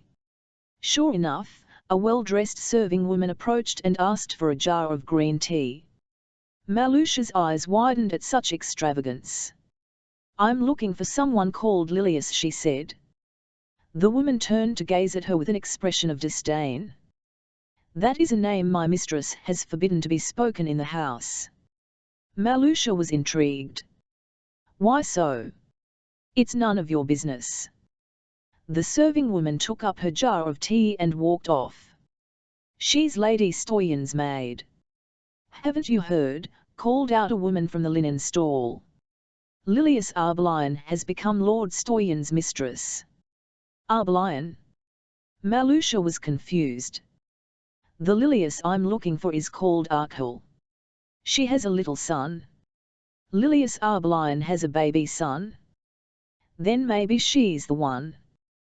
Where can I find her? At Lord Stoyan's mansion, across from the cathedral. Malusha was tired now, her feet ached with tramping over uneven cobblestones and her skirts were dirtied with mud. Yet she was determined to do what she had come to do, so she set off toward the tall, black spires of the cathedral. When she came out into the square, the first thing she noticed was the guard of Tylan soldiers around Lord Stoyan's mansion. Don't ask for my papers, I haven't got any, she said before the soldier could ask. I just want to pay a visit to Lilius Arbelion and her baby. The soldier looked at her. I'm under orders not to admit anyone without papers. I just want to see the baby. He's not here. Lord Stoyan has taken Lady Lilius and the baby away for a few days. Away? Malusha repeated. How can they be away when I've come across the moors to see them? When will they be back? The soldier shrugged. I'll wait, then. But even as she turned away, disappointed, she knew she would not wait, she wanted to return home. The bells of St. Sergius began to clang, each iron-tongued note making her head throb. The constant noise and bustle of Asgorod were bewildering and exhausting after the lonely quiet of the moorlands. I'll find you, little Lord Staviomir. And you'll get your proper Arkell naming ceremony, like your father Jaromir and his father Stavia before him, whatever your mother says. It just won't be today. The advance guard of the Sminan rebels reached the grassy hill overlooking Kolchis and Vermail Bay beyond. Lovin elected himself to ride ahead to report to the council. No one contested his decision, all were tired, and glad of a chance to sprawl on the grass, smoke tobacco, and do nothing for a while. Pavel dismounted, leaving his horse to crop the short turf, and gazed down at the old citadel. Raisa joined him. Look, she said, the Sminan standard is still flying. The ragged standard, blood-stained and shot through by Tylan bullets, fluttered defiantly above the broken battlements. I hope there will be better news of Miran, she said quietly. But Pavel had caught sight of something on the far horizon. Are those sails? He pulled out his little spyglass to get a clearer look. Raisa shaded her eyes against the setting sun. Too many ships for a fishing fleet. Pavel twisted the lens, trying to read the colours flying on the mast of the foremost ship. Francia, he said. The Francian fleet, off Smyrna. Let me see. Ralsa grabbed the glass from him, putting it to her eye. She let out a soft whistle. There's so many of them. What are they doing out there? Where are they headed? We have powerful allies. Nina Vashtali had told the Emperor, and Pavel had thought she was calling his bluff. Now, looking at this vast fleet, he felt overwhelmed by a sense of impending disaster. Did Eugene have any idea that King Ingvarand had entered the field? The stakes had been raised. Smyrna had become the pawn in a greater game between two powerful rivals. When he agreed to become Eugene's agent in Smyrna, the Emperor had given him no specific instructions except to infiltrate the rebels' camp and extract as much information as he could. Exactly how you act on that information, I leave to your discretion. It was time to act. We must go to the citadel, he said, hurrying toward his horse. I'll come with you. Ralsa's eyes burned with excitement, and he hated himself for what he was about to do. Part of him, the better part, yearned to break the promise he had made to the Emperor. He didn't want to risk her seeing him betraying her cause. For she would see it as a betrayal. She wouldn't listen to his reasons. She wouldn't want to hear that life as part of the enlightened new Rossian Empire would be infinitely preferable to the code of conduct that Ingvarand and his fanatical clerics would impose. Leave this to me, Ralsa. He put his hands on her shoulders. Go home and see how Miran is. But, Pavel, he climbed up into the saddle and urged his horse down the winding hill road. The Francian fleet. Nina Vashtali smiled at Pavel. Her hair was sleekly swept up, she was wearing kohl around her eyes and her lips were glossily red with rouge. Yes, the council has granted permission for them to carry out a naval exercise in the bay. It seems the waters off Finisterre are too stormy at this time of year. The Vox Aetherea bloomed, a flower of crystal in the summer light. In late spring. Pavel said. It didn't seem too convincing an excuse. He tried to stop glancing at the Vox Aetherea, wondering when he might engineer an opportunity to send a warning to the Emperor. So, in spite of the retreat of the invasion force, there's still been no response to your message from the Emperor. No, she said coldly. And Governor Armfeld? Governor? We do not recognize anyone as governor here, Pavel. Armfeld is still our prisoner. You do realize, Madam Minister, Pavel said in earnest now, that the enmity between Francia and Thailand goes back many centuries? And in inviting the Francian fleet to defend your shores, you may have set fire to a powder trail that will end in the destruction of all our countries. We have acted in the best interests of Smyrna. I suggest you return to the Villa Sapera and enjoy one of Ma Mercedes's good meals, Pavel. You can relax now for a little while. Lovin came in. You're wanted to authorize permits for the Francian crewmen to come ashore, Madam Minister. Very well.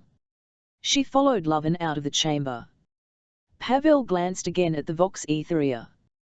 He had been dismissed by Nina Vashtelai, told his services were not required.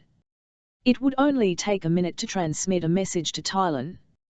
He moved silently to the Vox and, activating the connection, began to whisper into it, not daring to raise his voice. Francian fleet off southern Smyrna. He felt the cold muzzle of a pistol pressed into the back of his neck. I knew it, said Lovin Kenili. I was right all along. You are a spy. As soon as she was sure she was alone, Astasia opened the little calendar she had hidden inside her novel and counted. Surely not, she whispered, and counted again. All the upset of travelling to and fro from country to country must have upset her monthly cycle. Her mother Sophia had assured her that all the women in the family were slow to conceive. She knew so little about such matters. And for the first time, she found herself wishing Mama was here. But Mama was far away, at their country estate at Erinarsko in Musco Bar. Someone tapped at the door. Hastily, Astasia slipped the calendar back inside the novel and pretended to read. Come in. Here are the masks, Imperial Highness, that you requested. And the perukes. Astasia looked up to see that the Countess Lovisa had, uninvited, decided to supervise the choosing of her costume for the masked ball. Nadejda hovered, making helpless little signs of apology to Astasia behind the Countess's back. Astasia slowly closed the novel, replacing her silk-tasseled bookmark with care. Thank you, Countess, she said with her best attempt at a gracious smile. You may leave us now. I'm sure you have many demands on your time. But nothing is more important to me than attending upon your Imperial Highness, said Countess Lovisa with an equally gracious smile. But helping me try on a dress or two is surely more appropriate for a lady's maid. I only wanted to be sure of your Imperial Highness's final choice of costume so that I could ensure no one else was impertinent enough to copy it. She's suspicious. But why? Has she been spying on me? Nadejda is very clever with her needle. She can always swiftly transform my costume with a ribbon or a feather if anyone dares to be so impertinent. Nadejda bobbed a cheeky little curtsy, acknowledging the compliment. But Countess Lovisa did not move. Astasia tried to think up an urgent errand that only the Countess could accomplish. Nadejda began to open boxes and lift out their contents from rustling layers of tissue paper. Oh dear, Highness, there's been a mix-up here, she said, winking at Astasia out of the Countess's line of sight. This is Princess Kerala's costume. Countess, would you be so good as to take the princess's costume to her rooms? Astasia said with her sweetest smile. You know the Emperor has allowed only the closest family members to visit Kerala until she is fully recovered. What now? Pale blue eyes looked at her coolly. What better time? Astasia replied, equally cool. I've packed it up for you, Countess. Nadejda knitted the ribbons in a bow and passed the blue and white striped box to the Countess with another little bob of a curtsy. The Countess withdrew without another word. The stiffness of her back and the haughty tilt of her chin told Astasia that she was offended at being asked to run an errand. As the door closed behind her, Astasia let out a pent-up sigh. Quick, Nadejda, run and fetch Demoiselle de Joyeuse. I'll bolt the door. That way when Countess High and Mighty returns, I'll be warned in time. While Nadejda was away, Astasia examined some of the costumes her maid had laid out. They were all created from the most delicious fabrics, gauzes, silks, muslins, and brocades, dyed in subtle shades. She could not resist holding up one and then another against herself and looking in the mirror. First, a water nymph's robes in floating silver gauze and net over blue watered silk, next, a sylph in the palest shades of white, grey, and tender pink. All this exotic temple dancer's costume from the deserts of Jahangir, dyed the colours of the setting sun, orange, crimson, and violet deepening into indigo, all spangled with gold. Oh yes, this was the one. She just had to NY it on.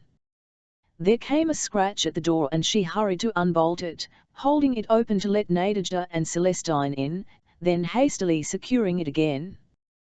They stared at her. "Does it suit me?" she asked, spinning around on bare feet, so that the tiny little bells sewn into the fabric tinkled. "Pantaloons," Nadejda said. "On a lady? On the Empress?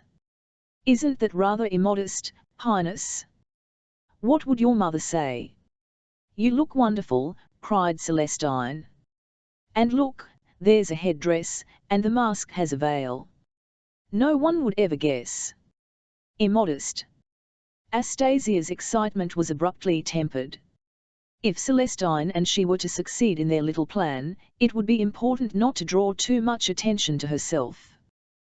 "There was a shepherdess's costume," she said with a sigh. "Pretty in an insipid way, panniers, puffed sleeves. It came with one of those Franchen powdered wigs with a single long curl trailing over one shoulder." Nadejda helped her out of the temple dancer's costume and she gazed at it regretfully as Nadejda laid it back on the bed. The colours were so gorgeous. Nadejda began to lace her into the shepherdess's costume. "Ow! Must you pull quite so tight? Someone's been eating too many sugared almonds," Nadejda said severely. "I'm going to have to leave the last hooks undone. You must have given the costumiers the wrong measurements." Astasia looked down at herself, trying to see the extra inches Nadejda had so rudely drawn her attention to. Had she been eating too many sweets? If anything, she had lost her appetite. Certain foods made her feel quite queasy. "And you've filled out since we left Myram," added Nadejda. Astasia looked at her reflection in the mirror. The tight-laced bodice and daringly low-cut neck of the pale blue shepherdess's gown had forced her little breasts upward, making them look plumper than before, the veins blue against the creamy pallor of her skin. The constrictions of the bodice certainly made them feel more tender and swollen. Then there were the calculations she had made with her calendar. Surely she couldn't be with Charles so soon. "It's just the cut of this dress," she said defensively. "And why is the bodice less immodest than my lovely Jahari pantaloons? Now the wig." Nadejda sat her down and, deftly sweeping her mistress's long dark hair into a chignon, eased the soft white curls into place. "I look like a sheep," Astasia complained, looking at herself critically in the mirror. "Bah error. You look charming," said Celestine. "All you need now is a crook with a pale blue bow and some blue ribboned shoes. And a mask." Astasia took the gilded mask from Nadejda and put it on. "Stand next to me, Celestine." The singer obeyed. "We are a good match in stature. I think this costume will suit our needs very well." Celestine nodded. "Then Jagu will come as a shepherd. What a pastoral trio we will make." Nadejda, Astasia said. "You remember what we agreed? You leave it to me, Highness." Nadejda bobbed another little curtsy. "I'll go whisper your requests to the costumier now. We could do with a more generous size for you anyway."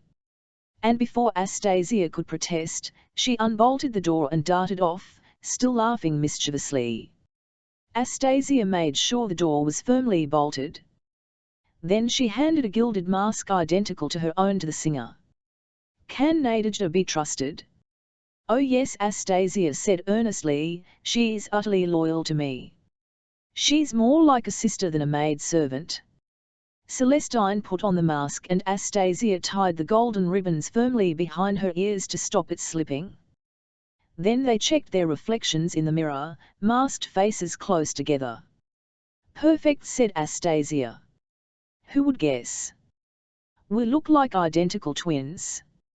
"Did you know, Highness," said Celestine, taking off the gilded mask, "that Caspar Linnaeus, whom we saw earlier, is no ordinary scientist?" "I had some notion, yes," Astasia said, looking at herself critically in the mirror as she tried to tuck in stray dark strands that kept escaping from under her wig. "I know that he has placed certain wards on the palace and its grounds to protect us from harm. But were you also aware," and Celestine's voice, normally so clear and light-hearted, dropped to a low whisper, "of his other talents? Or that his title, Magus, is not a fanciful conceit? He is a wind mage, able to bend the winds to his will." "I had no idea." A year ago Astasia would have dismissed Celestine's statement as absurd. But the last few months had shown her that there were darker forces at work in the world than she had ever imagined. "In the conflict between Francia and Thailand, your husband's father, Prince Karl, won a decisive victory over my countrymen in a sea battle off the Saltic Peninsula. At the height of the battle, a terrible storm broke and many of the Francian fleet were blown onto the rocks." Astasia stared at Celestine. The conversation had suddenly become too intense for her liking. She wanted to steer it back to lighter topics before someone overheard and reported back to Eugene. "The seas around the Saltic Peninsula can be treacherously unpredictable," she said, taking off the heavy wig and replacing it on its stand, "even in the best of weather. And Prince Karl was Caspar Linnaeus's patron." "I don't think we should be talking of this, Celestine." But Celestine continued, seemingly unconcerned about her warning. "Your brother's ship, the Siren, went down in a storm that blew up out of nowhere. On a calm, moonlit night. There came a loud rap on the door.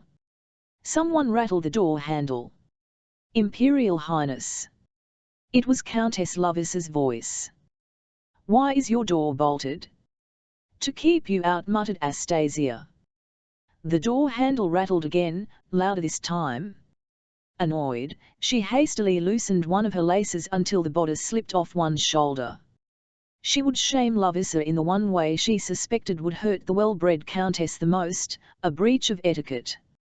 "Please open the door for the Countess," she said loudly. As Celestine let Lovasia in, keeping out of sight, Astasia half-turned, her shoulder and one breast exposed. She let out a loud cry of feigned embarrassment, crossing her arms over her nakedness. "But wait until I've put on my peignoir." "Highness, I'm so sorry." The Countess froze in the doorway and then retreated, slamming the door shut. "Did she see me behind the door, do you think?" asked Celestine, her blue eyes wide with apprehension. "I don't think she did." "But you can't stay here," Astasia said to Celestine, hastily putting on her ivory silk peignoir. It was time to risk revealing one of Swanholme's most well-guarded secrets, yet she felt she could trust Celestine de Joyeuse not to abuse the privilege. She beckoned her to the fireplace. Reaching out, she touched the marble acanthus leaf on the right and heard the grating of hidden machinery as a panel slowly slid into the wall. "Ah," said Celestine, her look of apprehension changing to one of amazement. "A secret passageway. Once inside, take 21 steps to your right. That brings you to a little stair." Astasia's voice dropped to a conspiratorial whisper. "Go down until you feel fresh air from a grating on your face. There's a handle directly below the grating. Turn it to your right as far as it will go. It opens into the shrubbery near the orangery, but be careful there is no one about to see you. With so many people around for the ball, I shall simply melt into the crowd." Celestine bent low to enter the secret passage. "Nadejda will bring the costumes to your room. And the next time we meet, sweet shepherdess, you will introduce me to a certain shepherd." "Are you dressed yet, Highness?" called a voice from the corridor. Astasia gave a little groan. Lovisa is back. Go. And don't forget 21 steps to the right. She touched the acanthus leaf again and the panel slid to, hiding Celestine in the dark of the secret passageway. Andre, she whispered in her heart as she went to unbolt the door, can it be true that Linnea sent the storm to sink your ship? Because if so, it my husband Eugene who gave the order? She had opened the door and was staring into the ice-blue eyes of Lovisa when the terrible implications struck her. Suddenly she felt hot and dizzy.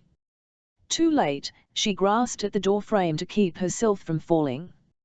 As she tumbled forward into the Countess's arms, she heard the Countess cry out in alarm, "Help, here! The Empress has fainted." Chapter 31 Astasia lay listlessly on the ivory silk canopied bed with the shutters drawn. Nadejda had placed a little cloth impregnated with lavender water on her forehead, but the strong scent made her feel queasy again, so she threw it to the other end of the bedchamber as soon as Nadejda tiptoed away. "I never faint," she murmured. "It's just a headache," Countess Lovisa had pronounced briskly. "A touch of them Grims. She'll be over it soon." Even though the shutters were drawn against the bright daylight, they did not prevent the racket of the preparations for the ball from penetrating the bedchamber, the shouts of guardsmen tugging on the marquee ropes and the endless dull thuds as they hammered stakes into the grass. Eugene's beautiful lawns will be quite ruined. She closed her eyes again, wishing all the noise would fade away and leave her in peace. But sleep eluded her as one thought kept going around and around in her brain like a horribly repetitive refrain. "Did you do it, Eugene? Did you order the sinking of the siren? If it were true." "No," she whispered, "not Eugene." Why did this revelation have to come now, just as she realized she was carrying his child? And why did it hurt so much? Was it a simple feeling of betrayal? Or was it that, in spite of their differences, she had begun to love him, just a little? Such a devious and ignoble act was difficult to reconcile with the man she had come to know more intimately than any other. Now she remembered Eugene's determination to ensure all the children of Muscovy would be properly fed and educated. She remembered how passionately he had spoken of his plans for the empire. And she remembered how he had kissed her the night they were married. Of course, Celestine could be wrong. It was even possible she had been sent to poison her mind against her husband. But then there was the fact that Andre was alive, against all the odds. "I must get better before the ball. I can't miss this chance to see Andre, I can't." Until now she had not allowed herself to think how much this reunion meant to her. But lying here sick in this unfamiliar bed, so far from her own country, she felt helpless tears of homesickness begin to leak from her eyes. She missed Mama and Papa. She missed Varvara and Svetlana, her closest friends. She even missed Eupraxia and her constant chiding. "Poor Tricia," said a soft little voice. Astasia opened her eyes and saw a golden-haired child standing at her bedside. "Curry," she said, startled. "I'm sorry you're ill," said Kerala. "It's horrid to be ill, isn't it? I was ill on my birthday." "I know," Astasia said, wiping away her tears with her fingertips. "And I'm sorry we were late for your party." "I don't really remember my party," Kerala said, "so it doesn't matter." "Have you seen my costume for the ball?" "No." "The ball?" Astasia closed her eyes again at the thought. "It's very pretty. It's the Swan Princess. It's white satin with soft feathers around the hem and the neck. They tickle, so I hope I won't sneeze and make my swan mask fall off." Astasia could not stop herself from smiling.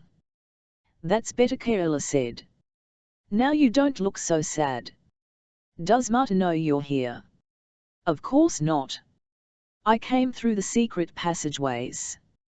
But if she comes back and finds you're gone, I've been made to stay in my rooms for too long.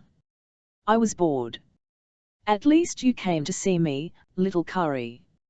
I've lain here all these hours, and not once has your father appeared or even inquired after my health." Too busy, I suppose, with affairs of state and the ball. It's good to rest. It's good for the baby, Kerala said. Astasia raised her head. Baby? What baby? My little stepbrother, Kerala said in matter-of-fact tones. Astasia caught hold of Kerala's hand and pulled her closer. Curry, what nonsense are you talking? Kerala stretched out her other hand and let it rest gently on Astasia's stomach. This baby, she said, smiling. But how? Astasia let go of Kerala's hand. What will you call him? Will it have to be Kul after my grandfather? I don't like the name, it's too short. Curry, how did you know? If Kerala had guessed, then who else might have come to the same conclusion? And when he's old enough, I'll let him visit my menagerie and feed the deer. Have you seen my little deer? They come from Kitrai, Papa says, and they live on the steps, eating lichen. Kerala prattled on, quite oblivious of the impact of her revelation. Astasia sat up and swung her legs off the bed. Kerala, she said, you must say nothing of the baby to anyone. It must be our secret. Not even to Papa. Astasia hesitated, desperately trying to think of a reason to Papa. Convince the child. She did not want Kerala babbling the news about before she had told Eugene herself. And Celestine's disclosure had thrown all thoughts of telling Eugene into disarray. I haven't told Papa. I'm keeping it as a special surprise. She placed one finger over her lips. Kerala imitated her, nodding and smiling. Our secret. Like my menagerie. Have you seen my dragon pavilion? Not yet. Astasia could not concentrate on what Kerala was saying. If you stand at this window, you can just see the Kitrai dragon on top of the pavilion with the little bells. And if what Celestine told me is true? The shadows were lengthening on the parterres and golden evening light glimmered on the still, dark lake. Eugene, making a short tour of the preparations for the ball, noticed that little clouds of midges were rising over the water. We will need citronella flares burning near the lake, to keep our guests from being eaten alive, he said to the master of ceremonies, who was accompanying him. An assistant was busy scribbling down in a ledger what still needed to be done. A woman was coming toward them past the white marquise. Eugene recognized her by her upright, stately bearing and the proud tilt of her chin. You asked to see me, Imperial Highness. Countess Lovisa curtsied low to Eugene. The master of ceremonies discreetly withdrew. Walk with me, Lovisa. I hear the first roses are in bud in the rose garden. Delightful, Lovisa said, accepting his arm. They strolled in silence through the slowly darkening garden toward the walled rose garden. A blackbird began to sing from the top of the old stone wall, its piercing notes fluting questioningly into the dusk.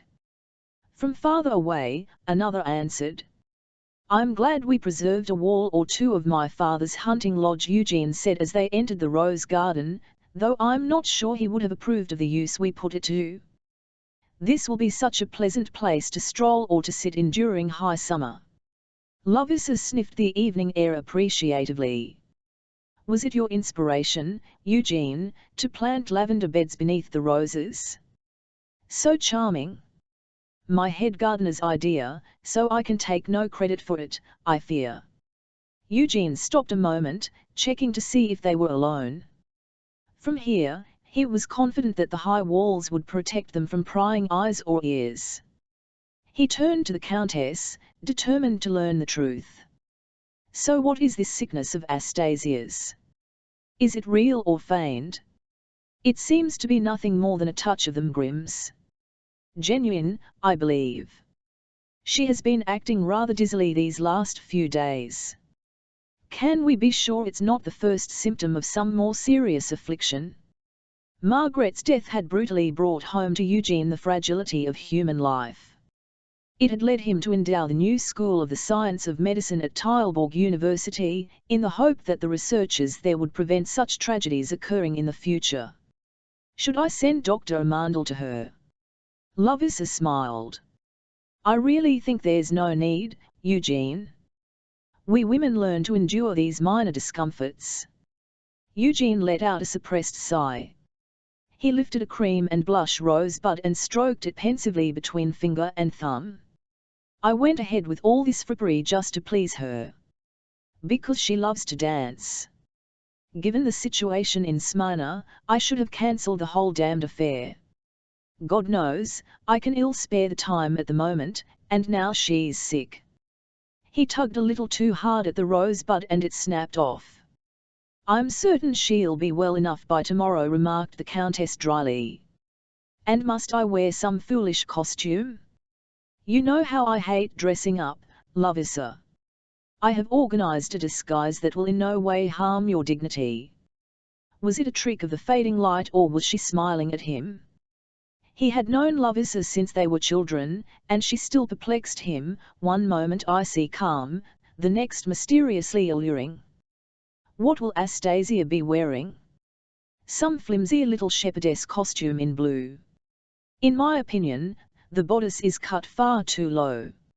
I will persuade her to drape a scarf over the décolletage. Eugene was silent a moment. Then he moved nearer to Lovisa, bending his head close to hers so that no one else could possibly hear what he said. Are you certain, Lovisa? Not entirely, she said coolly. And as to who, and the circumstances, I still have no firm evidence. And you believe he will make an appearance at the ball? She and the Franzenspringer are plotting some kind of charade together. Lovisa gave a haughty little cough. A child could see through their little plot. Lovisa's opinions were not improving his mood. At first he had not entertained the slightest suspicion that Astasia was capable of deceiving him. He had even begun to believe that she felt some kind of affection toward him. Now, as dusk shadows crept through the garden and the servants began to light the candles within the palace, he felt as though the dark of night had seeped into his heart. He slowly opened his clenched fist, and the crushed petals of the rosebud fell to the path. Oh look, Tasia, there's Papa. Astasia had been standing at the tall windows, wistfully gazing out over the parklands, darkly gilded by the setting sun. Where? She asked dazedly. Down there in the rose garden. Astasia looked to where Kerala was pointing and saw a tall figure, unmistakably Eugene, head inclined, close, far too close to, she stared. Lovisa, she whispered. She could not see the Countess's face from here, but that erect carriage, those white blonde curls so immaculately dressed in a chignon, that elegant silver grey and rose gown. So close. Close enough to be kissing, his mouth brushing the curls by her delicate little earlobe, the nape of her neck. Cousin Lovisa, said Kerala happily. Oh, said Astasia, her voice soft, shocked. Oh. She tried to look away, but found she could not, some cruel impulse forcing her to watch what she had no wish to see. But the secret lovers had moved apart from each other, aware perhaps that they could be seen from the palace. This brief moment of intimacy she had glimpsed, was it a prelude to some later nocturnal assignation? Or was it evidence of a long-standing liaison? Was she perhaps the only person in all of Swanholm to be unaware that Lovisa was her husband's mistress? Andrei Orlov gazed in amazement at the prospect below them. There, in the dusk, lay the palace of Swanholm, its gardens, parklands, and lake all lit by strings of jewel-coloured lanterns, so that the whole valley glowed. It's magnificent. So this was Astasia's new home.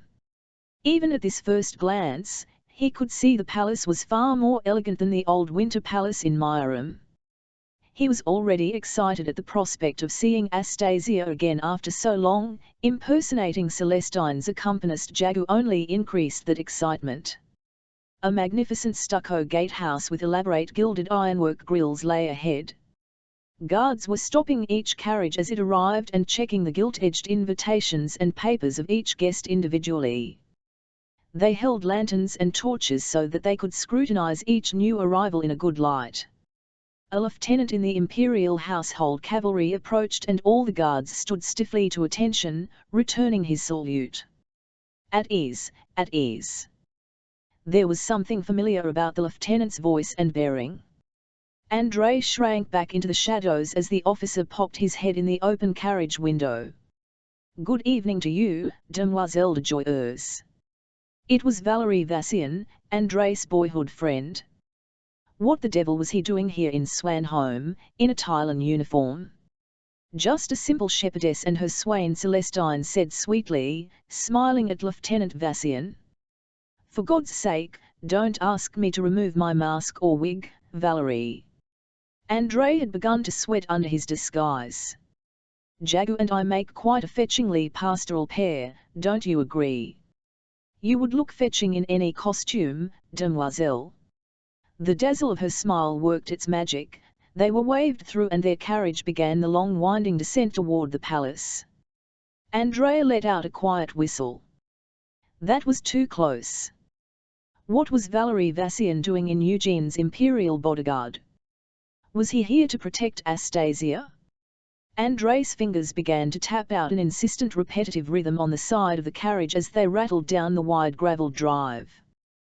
His whole body was taut with nerves. He had been out of society for so long that the sight of so many people gathered together made him feel jittery. He still walked with a slight limp. Suppose someone noticed? This illicit meeting with Astasia meant everything to him.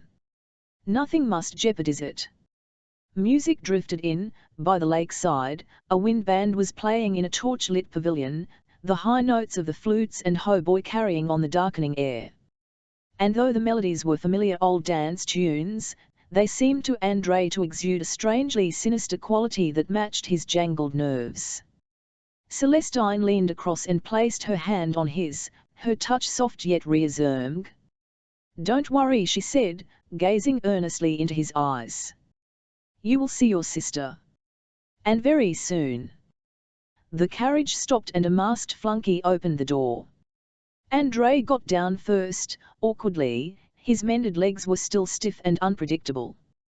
Then he offered his hand to Celestine.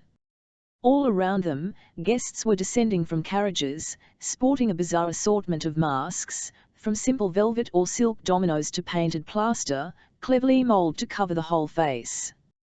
Andrei saw slant-eyed, powder-white Khitri actors' masks, and grotesque blue and scarlet temple thunder gods from lands far beyond the eastern mountains. Some guests wore jeweled bird masks with beaks and curling feathers, others furry animal snouts of fox, bear, and lion. "We look very ordinary," he said in Celestine's ear as they joined the queue of guests. "Exactly," she said. "Who will take notice of such a boringly pastoral pair alongside all these exotic creations? Now don't forget. Your cue is the fanfare announcing the start of the fireworks. Your sister knows that is the moment we will change places. The rest is up to you." Franchen fleet off southern Smyrna, Eugene raised his eyes from the paper to see Gustave staring back at him tensely. "Where's the rest of the message?" "We think our operative was interrupted." The transmission was terminated abruptly. Then the connection went dead. "Pavel," Eugene murmured. If the Smyrnan rebels had caught Pavel Valemir, he would be tried and shot as a spy, but not before being subjected to a lengthy and painful interrogation. He remembered the young man's charm, and the frayed cuffs on his shirts. Pavel had shown such promise, and if he had been discovered, there was nothing Eugene could do to rescue. Is this the same fleet that was taking Enguerrand on his pilgrimage to Jahangir? A feeling of anxiety gripped his stomach. Had he and his ministers misread the Smyrnan conflict? Was a small uprising about to escalate into full-scale war? Outside in the gardens a little orchestra began to play a lively gavotte. There came a tap at the locked door.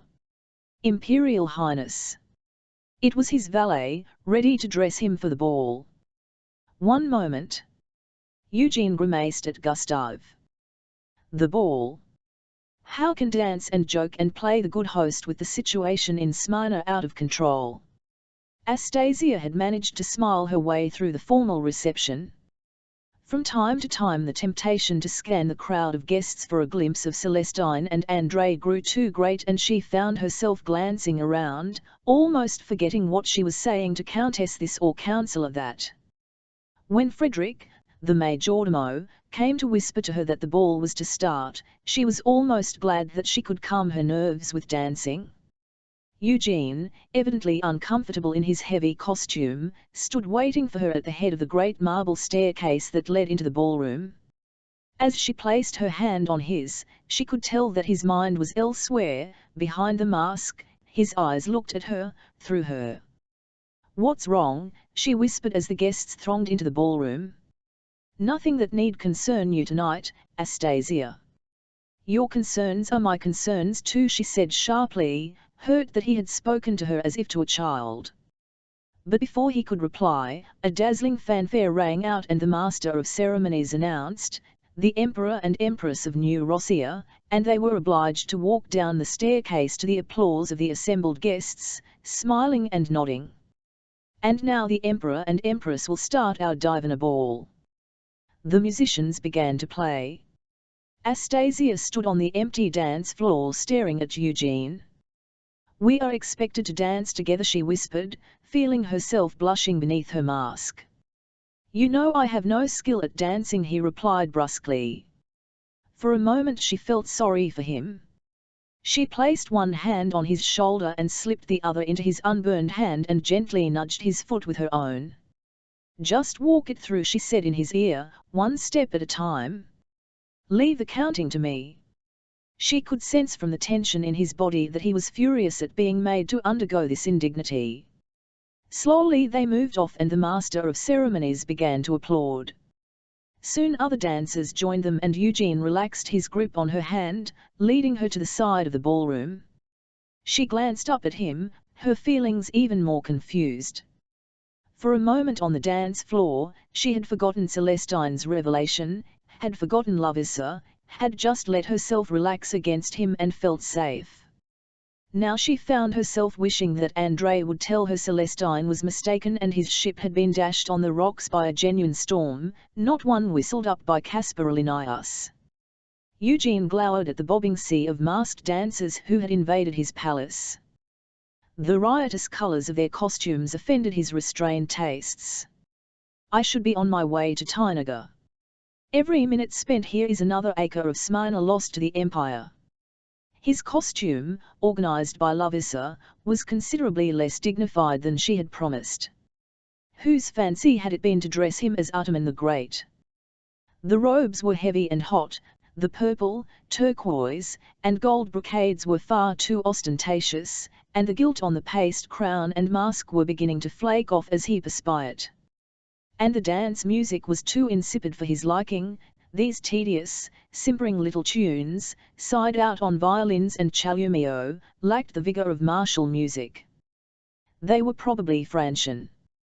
Young noble women of the court, dressed as would sylphs, with little sequined wings attached to their gauze skirts and silk flowers in their unbound hair, ran past, giggling. Eugene sternly averted his gaze. Their thin costumes were far too revealing, showing more than a tantalizing glimpse of unbound breasts. "No wife or daughter of mine." He glanced at Astasia, who was dancing with Chancellor Malthus now. Malthus had come as a wild boar, his mask sported bristles and curling tusks. For a man of his bulk, he was a more than passable dancer and was partnering Astasia with skill. More skill than I was capable of in the opening dance. Eugene had merely led his wife once around the dance floor to start the ball, he had not even attempted to perform a step or two. "Papa, why do you look so unhappy?" Kerala touched his arm. "This is such a lovely ball." Her face, beneath the swan mask with its black and gold beak, was radiant. Chastened at his show of ill humour, he bent down and picked her up in his arms so that she could see better. At least the night's revels had made Kari happy. "Astasia dances beautifully, doesn't she?" He heard such wistfulness in her voice. He looked at Astasia. She was transformed when she danced, graceful in her movements, wild, free. He glimpsed something that he knew she withheld from him when they were together, something she could only express when unconstrained by duty or court etiquette. And poor, lame Kerala could only dream of moving with such grace and freedom. Yes, he said, hugging her close, she does dance beautifully. But dancing isn't everything, Kari. Why aren't you dancing with her? Me? The directness of her question took him by surprise. Because I have 2 left feet on a dance floor, Kari, and I would only embarrass your new mama with my clumsiness. She gave a little sigh of sympathy, which he felt resonate through his own body as well. And at that moment, the dance came to a close. The dancers broke into noisy chatter as they left the polished floor and the musicians changed their music sheets, indulging in a little tuning. Eugene winced. He could endure the whine and crash of exploding mortars in battle, but the wailing of catgut violin strings sliding in and out of pitch set his teeth on edge. Astasia approached with Chancellor Malthus. Both looked a little out of breath and Malthus was fanning himself with one hand. The Empress dances exquisitely, he said, puffing. Oh, it's no good, Highness, I shall have to take off this boar's head, whatever made me agree to wear such a hot, hairy mask. Instantly a servant appeared with a tray of refreshing drinks, fruit punch, lemonade, and sparkling wine, both white and delicate pink. Wine, Astasia. Eugene took a tall fluted glass, remembering that she was fond of this sparkling rose he had imported from France for the occasion, and handed it to her. No, thank you, she said, rather brusquely, he thought. Lemonade is more to my taste tonight. Her manner was distinctly chilly toward him. He supposed it must be because of his poor performance in the opening dance. Brilliant fanfares rang out from the terraces. And at the same moment, the darkening sky lit with showers of gold and silver explosions. The fireworks, cried Kerala, clapping her hands in an ecstasy of excitement. The fireworks have begun. Astasia's heart was patting so fast with anticipation and fear that she could not speak. This was the moment. As the imperial party moved toward the terrace, she spotted Celestine behind one of the pale marble pillars. It was almost too easy, in the Atli, to slip behind the next pillar just as Celestine slid into her place behind Eugene. Astasia felt a hand on her shoulder. She turned, and saw dark eyes gazing into hers from behind a gilded mask. Andrei, she whispered. For a moment, the candle flames of the chandeliers overhead merged to a blur and she feared she would faint. Outside, rockets whizzed and screamed as starbursts of color lit up the dark gardens. We'll get a better view down here. Her shepherd guided her down the steps, moving away from the terrace. Everyone was watching the fireworks. No one would notice a shepherd and shepherdess slipping out into the night. The orangery, Astasia said, making swiftly for the graceful white-painted pavilion. Inside, the air was perfumed with the sugar-sweet scent of orange blossom and the earthier aroma of leaf mold and mulch. It was dark enough under the glossy-leaved trees, but Astasia led Andrei to an arbor at the heart of the orangery, where no one could glimpse them when the fireworks lit up the night sky. Is it really you? She said in their home tongue, breathless now with nerves. He took off the gilded mask and powdered wig. Dark curls, tousled from confinement beneath the wig, sprang up. Dark eyes gazed at her from a face that was far leaner than she remembered, all the boyish contours honed away. Andrei, she said again and threw her arms around him, clutching him tightly. It is you. She was laughing and crying and she didn't care, she was just unspeakably happy that he was alive. After a while he put his hands on her shoulders and held her at arm's length, looking into her eyes as if trying to read her thoughts. She saw his cheeks were wet with tears too. He was weeping unashamedly, her big, strong brother who never cried. Don't, she said, reaching up to gently wipe the wetness away with the tip of one finger. How long have we got? He asked, his voice unsteady. The finale of the display is to be the illumination of the lake with the emblems of the 5 countries of New Rossiya. So short a time. Stay, Andrei. She caught hold of his hand, clutching it between her own. Eugene will welcome you at court. For my sake, he'll welcome you. Andrei shook his head. I can't, Tasia. Not now that I know what I have to do. A dazzling cascade of silver stars erupted overhead, outlining the orange branches in stark shadow. His work, I suppose. Caspar Linnaeus. Celestine told you. But I still can't believe it to be you. How can a mere man, control the winds? How can he send storms where he wants them to go? Your husband has built his empire using the occult arts to defeat his enemies. Another brilliant cascade, white as cherry blossom, lit up the orangery. Better he still believes me dead. And what of Mama and Papa? Astasia felt her lower lip trembling, she bit it to stop herself from weeping. Papa is a broken man, Andrei. He has never recovered from the news. And Mama? She saw him swallow hard. Believe me, I'd like nothing better than to see them, Tasia. But I've been advised that it's too soon. Advised? By whom? I'm going to Francia for a while, to the court of King Enguerrand. I have information that they need to make use of. Information? Astasia drew away from him. Suddenly she felt she was treading dangerous ground. Could she trust this new, reborn Andrei? About Tylan? Don't worry, little sister, I'm not here to spy on you. She looked at him, wary now. Had she been unwise to agree to this meeting? The information is to do with my miraculous recovery. It's too long a story for now, but I was a mess, Tasia, nearly every bone in my body broken in the wreck. As a flight of rockets burst overhead into swooping, shrilling phoenixes, trailing fire, he drew down the silken hose, revealing the scars still seaming his mended legs. Astasia looked away, overcome with guilt. I'm sorry, Andrei, she whispered. I'm so sorry.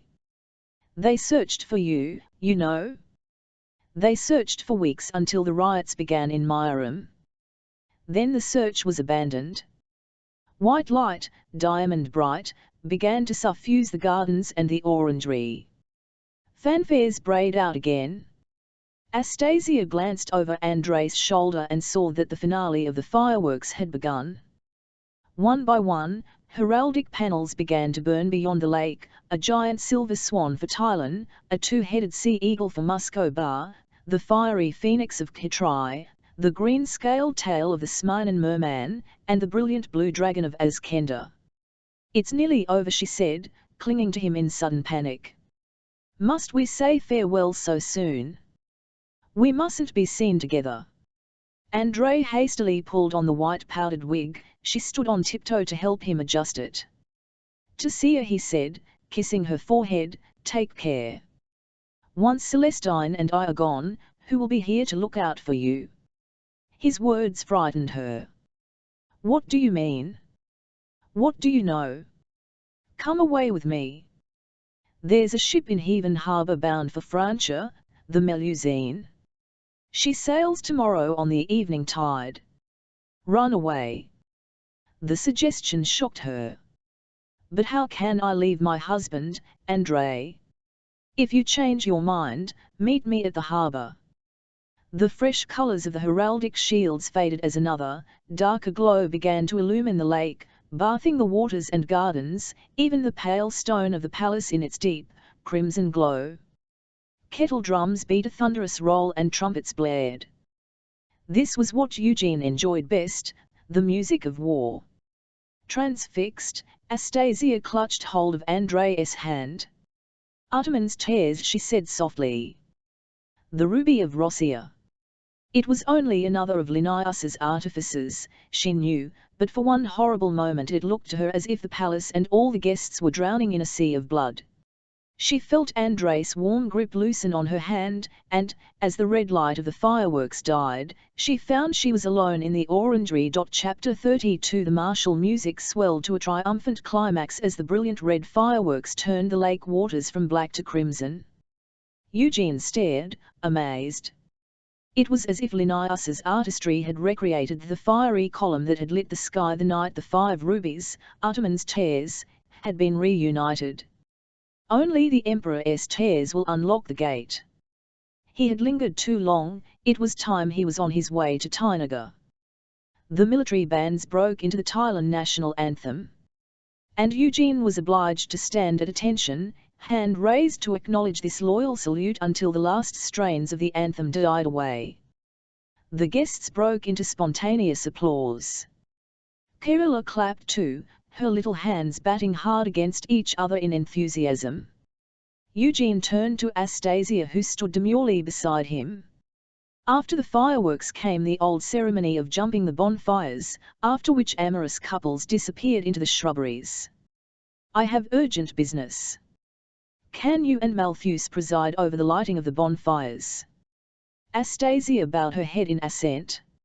She seemed very subdued, all her earlier exuberance had faded. Should he ask what was troubling her? He tentatively put out one hand to touch her shoulder, and caught sight of an elegant milkmaid hastening toward him from the gardens, waving a fan. He knew it was Lovisa, because she had not troubled to hide the color of her ice-pale hair. Damn it, what did she want now? Astasia was at his side, she had been there all evening, so there had been no opportunity for dalliance as far as he was aware. "Excuse me, ladies." He went out onto the terrace toward the wide steps to meet her. Astasia waited until the last glow of the fireworks died. From the path, she could see Eugene's tall figure on the terrace, Celestine at his side in her identical blue costume, Kerala between them. How odd, she thought. It's like looking at myself from outside. And then she halted. Kerala was sure to sense it wasn't her. She hurried on through the darkness, darting between the strolling guests, desperate now to reach the terrace before Kerala blurted out the truth. She could just imagine that clear voice declaring, "You're not my stepmama. Who are you and what have you done with her?" And now Eugene was coming down the steps, making straight toward her. Had he seen her? Would he grab hold of her and demand an explanation in front of all the guests? She shrank behind a pilaster bearing a stone basket overspilling with ivies and crimson peonies, praying her deception had not been discovered. Eugene was halfway down the steps when someone coughed politely behind him. "What now?" Eugene cried. Gustav stood there, as plain in his sober secretary's jacket as a sparrow among Kerala's exotic birds, holding out a silver tray on which lay a folded paper. "News from Askenda," he said in his most formal voice. Eugene faltered, torn between Lovisa's frantic signaling and reading the contents of the letter. He snatched up the letter and started toward her, stopping under the light of a flambeau to read what was written. "Lord Gavril has returned. Nils Lindgren, Captain." "Ah," said Eugene aloud. He held the paper to the torch flame until it flared up, then collapsed to ash. Astasia tapped Celestine lightly on the shoulder.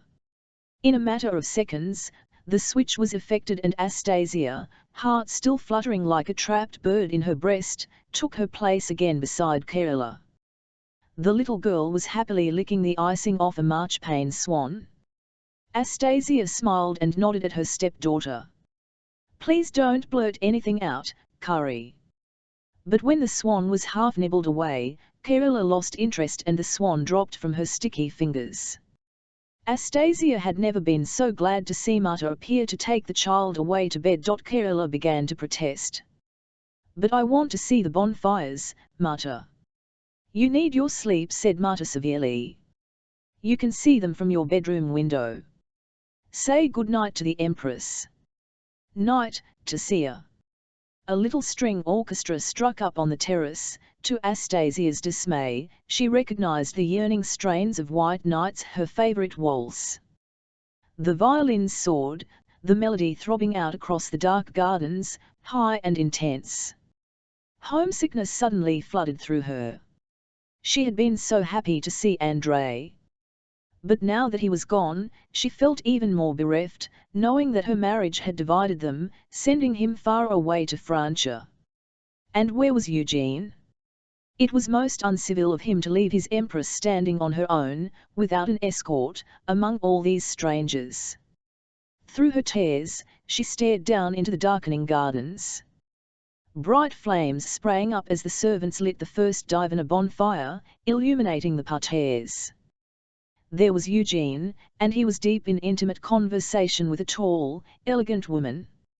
"Lovisa," she muttered, clenching her fists till her nails dug into her palms.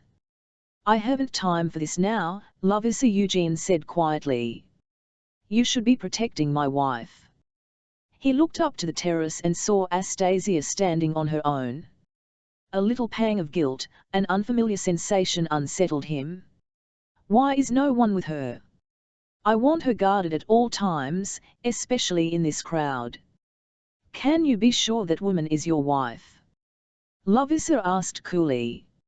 I tell you, I saw two identical shepherdesses in blue on the terrace a moment ago. I signaled to you, but you were distracted by Gustave.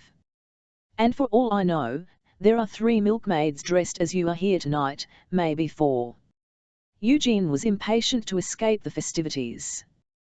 This was no time for dancing or singing. Lord Gavril has returned. For all he knew, Gavril Nagarian was already winging his way here to Swanholme to take his final revenge. The security of New Rossiya was at stake, and he must act quickly or lose his hold over the empire. The guests had grabbed torches and were gathering around the bonfires for the ancient ceremony. Flores of flame flickered and danced in the dark gardens, like fireflies.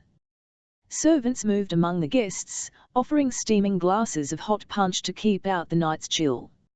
A lone singer burst into the time-old Divina night chant, and soon many voices joined in, raising a raucous, full-throated paean to the ancient gods of spring. As the flames died down to smouldering ashes, the boldest, almost inebriated, of the youngsters would leap the bonfire, hand in hand, to ensure fertility and good fortune in the coming year.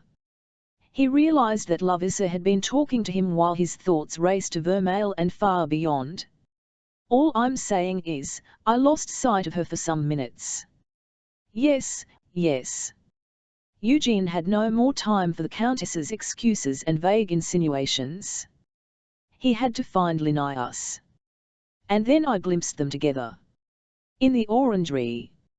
He was kissing her. Saw whom? Eugene had only half heard what she said. The Empress. Or a woman who was wearing the same costume. With a now he heard her clearly. She was insinuating that she had seen Astasia in a compromising situation in the orangery. His heart went cold. But all he said was, "Can you be sure, Lovisa?" "Well, no, Eugene, but watch her. And report to me again only when you have firm evidence." He strode briskly away before she could say any more. He did not have time to deal with this now. The strength of the singing startled Astasia. She leaned on the balustrade, listening to the voices singing in some old Thailand dialect she couldn't understand. The bonfire chant had a raw, pagan quality, as if it had been sung under the bright spring stars for years without number since the dawn of the world. A sweet, alcoholic smell, flavored with cinnamon and cloves, wafted under her nose. One of the servants was offering her a silver-handled glass of some steaming beverage. "Hot Divina punch, Imperial Highness." Hastily, she waved him away. The smell made her dizzy and nauseous, and she grasped at the smooth polished stone of the balustrade for support. Why do I weep one moment and feel faint the next? I was never that kind of silly moping girl. And then she remembered. Her hands instinctively crept to cover her stomach. His child. Our child. Great cheers arose from the onlookers around the bonfire. They were jumping over the dampened flames, young men and their girls, hand in hand, shouting with exhilaration as they leaped into the spark-dusted air. I'd like to run, to leap high over the bonfire, but whose hand would be clasped around mine? Eugene's. She saw him now, striding purposefully up the gardens from his rendezvous with Lovisa. Is it true, Eugene? Did you order Linnaeus to sink my brother's ship, and all of Muscobar's hopes with it? He took the steps 2 at a time, as vigorously as a young man. I'm going hunting, Astasia. Very well. She looked back at him coldly through the eye-holes of her mask. If hunting was his alibi for spending time with his mistress, then she must play along with his little game for the sake of propriety. I'm carrying his heir and he doesn't even know it. Nor shall he. It's obvious that his secret affairs are of far greater importance. Come, Celestine whispered in Andrei's ear, now's our moment, everyone's busy around the bonfires. But Andrei stood staring at the flames. He did not want to leave his sister all alone in this foreign court. His heart, so light and happy at the start of the ball at the thought of seeing her, now ached with despair. What pressures did they put on you to marry him, Tessia? He murmured. What happened in those long months when I was dead? As in a dream, he saw men and women catch hands and leap the bonfires, transient as flickering shadows against the fiery brightness. Come on. Celestine tapped his shoulder. It's too dangerous to stay. Someone might start asking questions. What would be the harm? He said slowly, still staring into the flames, mesmerized by their brilliance. Tessia needs me, Celestine. If all you've told me is true about Eugene, oh no, said Celestine firmly. No. Imagine what a difficult situation that would be. It's not yet time for you to come out of the shadows. Though that time will come, Andrei. Have faith in me. She spoke with such authority that he gazed at her in astonishment. Who are you, Celestine? One who has your best interests at heart, she said lightly. And now we really must be on our way. They reached the gravel drive where the coaches were drawn up, waiting. Little stable boys ran to and fro collecting the fresh manure left by the horses. Celestine moved swiftly, searching in the darkness for their coach.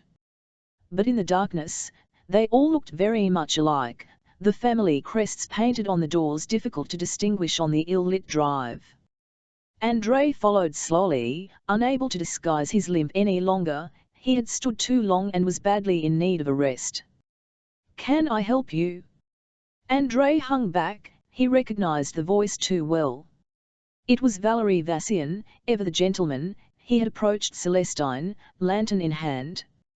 I seem to have mislaid my coach and driver, Lieutenant. Andrei heard Celestine, adept at charming anyone she met, working her magic on Valerie. He lingered in the shadows, listening, longing to speak to his old friend, yet not daring to reveal his identity. In a few minutes, the coach was found. Lieutenant, how can I thank you? I could have been searching till dawn and not found my driver in this crowd. My pleasure, demoiselle. I'm honored to have been of service. Andrei smiled, hearing Valerie's gallant reply. It seemed that Vassian had not lost any of his old-fashioned courtesy in the Emperor's service. He started out toward the coach. The ache in his legs made him clumsy. He reached for the door to pull himself up onto the first step, and his left leg buckled beneath him. To his embarrassment, he fell back onto the gravel. His wig came off, and the mask slipped awry. Before he could right himself, someone caught hold of him and steadied him. He knew, without looking, that it was Valerie. Eyes lowered, cheeks smarting with shame, he tried to avert his face. Andrei. Valerie whispered his name. Andrei, is it you? Andrei turned, Valerie's arms still supporting him. Don't give me away, Valerie, I beg you. For Astasia's sake. But, they said you were dead. Valerie's dark eyes were wide with serpents. Valerie, I am dead. Andrei gripped Valerie's arm tightly. Do you understand? Vasyan nodded. He seemed stunned. Listen, Andrei said, aware that other guests were approaching, I want you to do something for me. He leaned forward, his head close to Valerie's. Look out for my sister. She's so alone here in Thailand. And vulnerable. Vasyan nodded again. Count on me. But what time to leave? Celestine called warningly from the coach. Andrei squeezed Valerie's arm gratefully. Later. He turned and hoisted himself up into the coach. Vasyan closed the door and saluted them. I hope you've had a pleasant evening, he called loudly. I wish you a safe journey. As the coach driver guided the horses away from the palace, Andrei saw Valerie still standing to attention, watching them. That was unfortunate. Can he be nested? Celestine said. There was a hard, merciless gleam in her eyes that Andrei had never seen before. If not, an accident could be arranged that won't be necessary. He spoke with equal conviction. I'd trust Valerie with my life. Very well. I need a sound alibi. And Lieutenant Vasyan has just seen me leave the palace in my coach. Celestine rapped on the coach roof with her fan. Stop a moment, driver. She opened the door and climbed lightly down onto the gravel drive. Where are you going? Andrei asked, bemused. I thought there's one more thing I must attend to. Wait for me at the lodge gate. Drive on, coachman. Astasia raised her mask to wipe the tears from her eyes. She was vexed with herself for crying, even more vexed for caring enough about her husband's indifference to cry at all. Imperial Highness. She turned and saw Valery Vasyan. There he stood in his new Rossian uniform, his brown eyes filled with kindly concern, the sole familiar face in this crowd of strangers. Speak to me in our home tongue, Valerie, she said. He bowed. Your Highness looks tired. Your Highness's brother has asked me to look after you in his absence. Startled, she gazed up at him. Don't worry, I am sworn to secrecy, he said gallantly. All of a sudden she felt exhausted. She was not sure if she had the strength to cross the terrace and run to the palace. A strong arm to lean on was all she wished for. I am tired, she said. He offered her his arm and gratefully she slipped her hand through. As they walked slowly away from the lantern-lit gardens, she said, Thank you, Valerie. She felt ashamed now when she remembered how she used to tease him for his clumsiness, how his face had turned a deep red at her unkind words.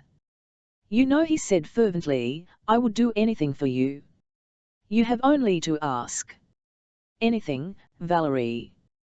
The Melusine, Andrei had said, in the harbour at Heaven.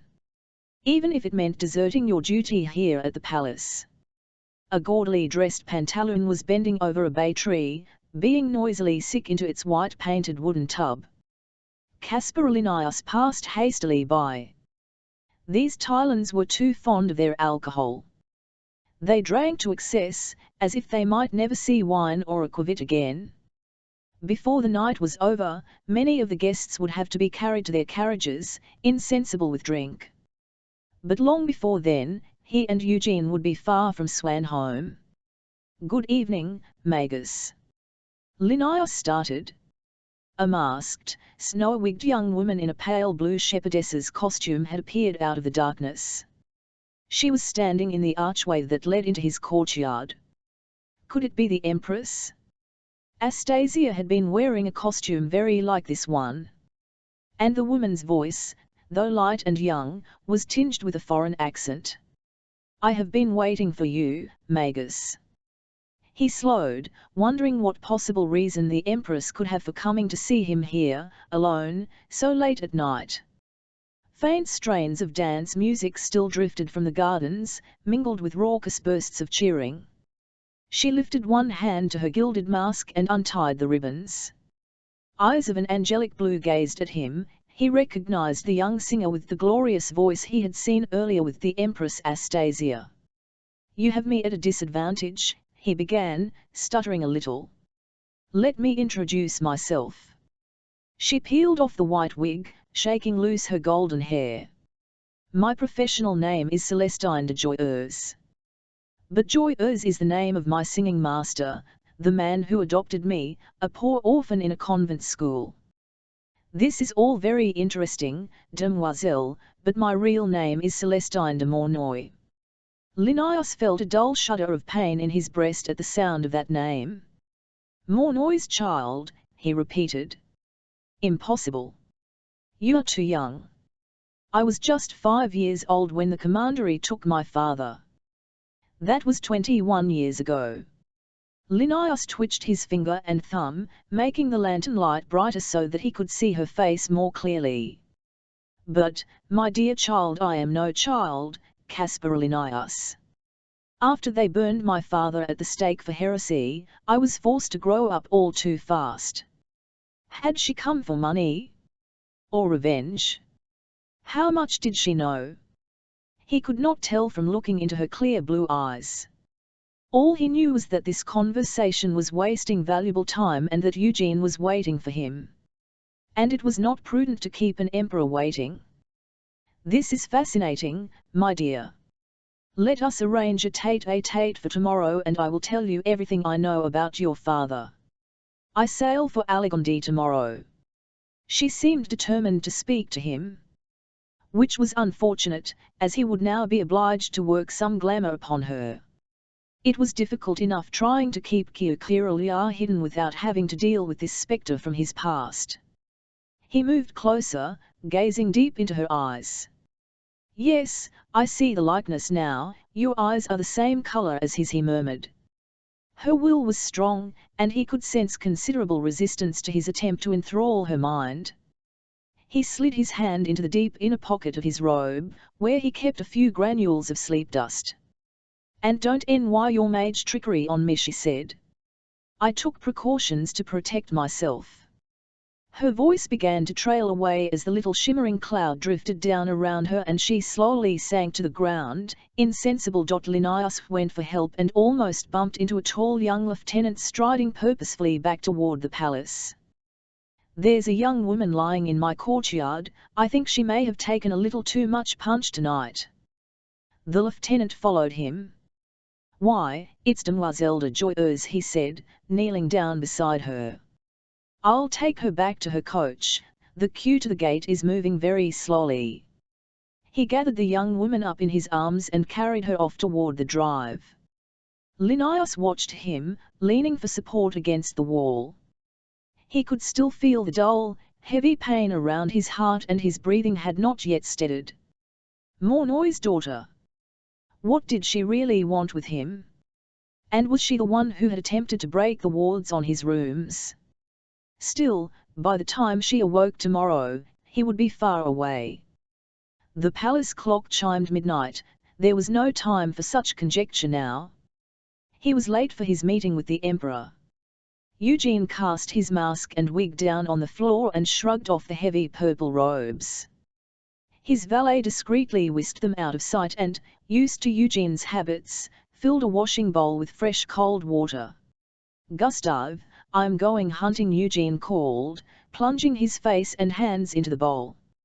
After being burned by Drakhon's fire, he could rarely bear hot water on his face and preferred the rough shock of the cold. Besides, it reminded him of being on campaign. No luxuries, just the bare essentials a man needed to live. Hunting? Gustave handed him a towel to dry himself, as the valet reappeared with a robed chamber. "Shall I call the master of the hunt to make arrangements?" "No, Gustave, I've had enough arrangements. I'm going alone." Gustave raised his eyebrows.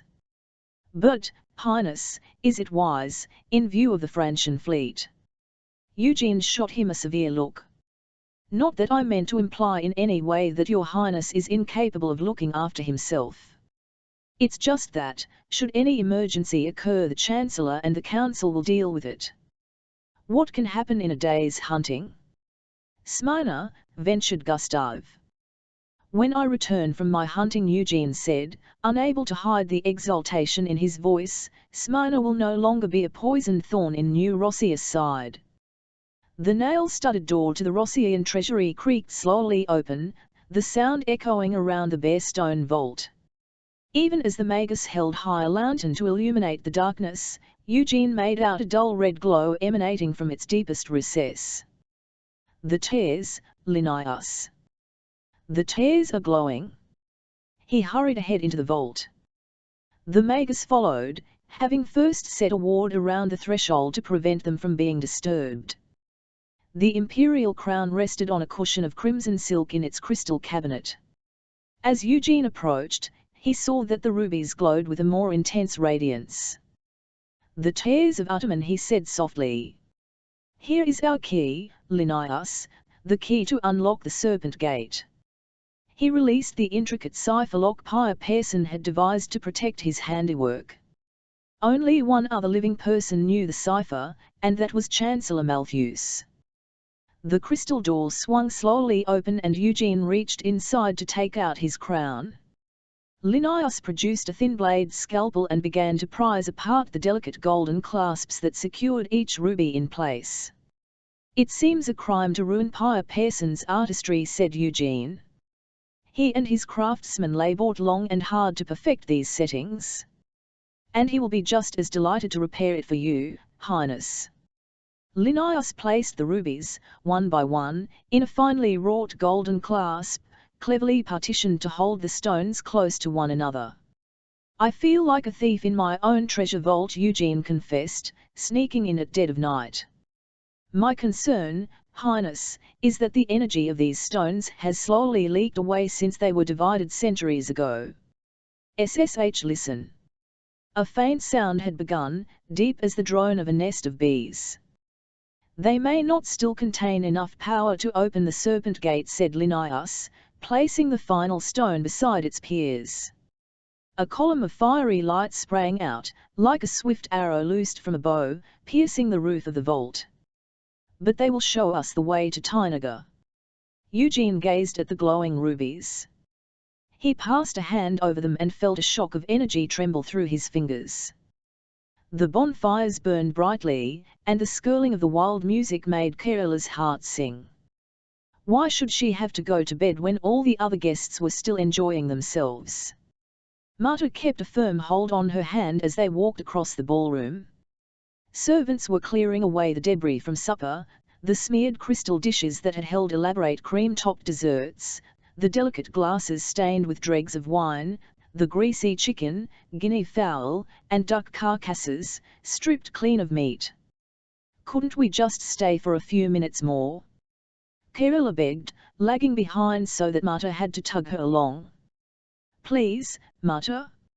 I won't be able to sleep with all the music playing in the gardens. You'll catch cold in that flimsy costume, said Marta severely. And then Kerala saw Lieutenant Petter at the far entrance to the ballroom. She knew Marta saw him too, for her governess faltered in her determined pace.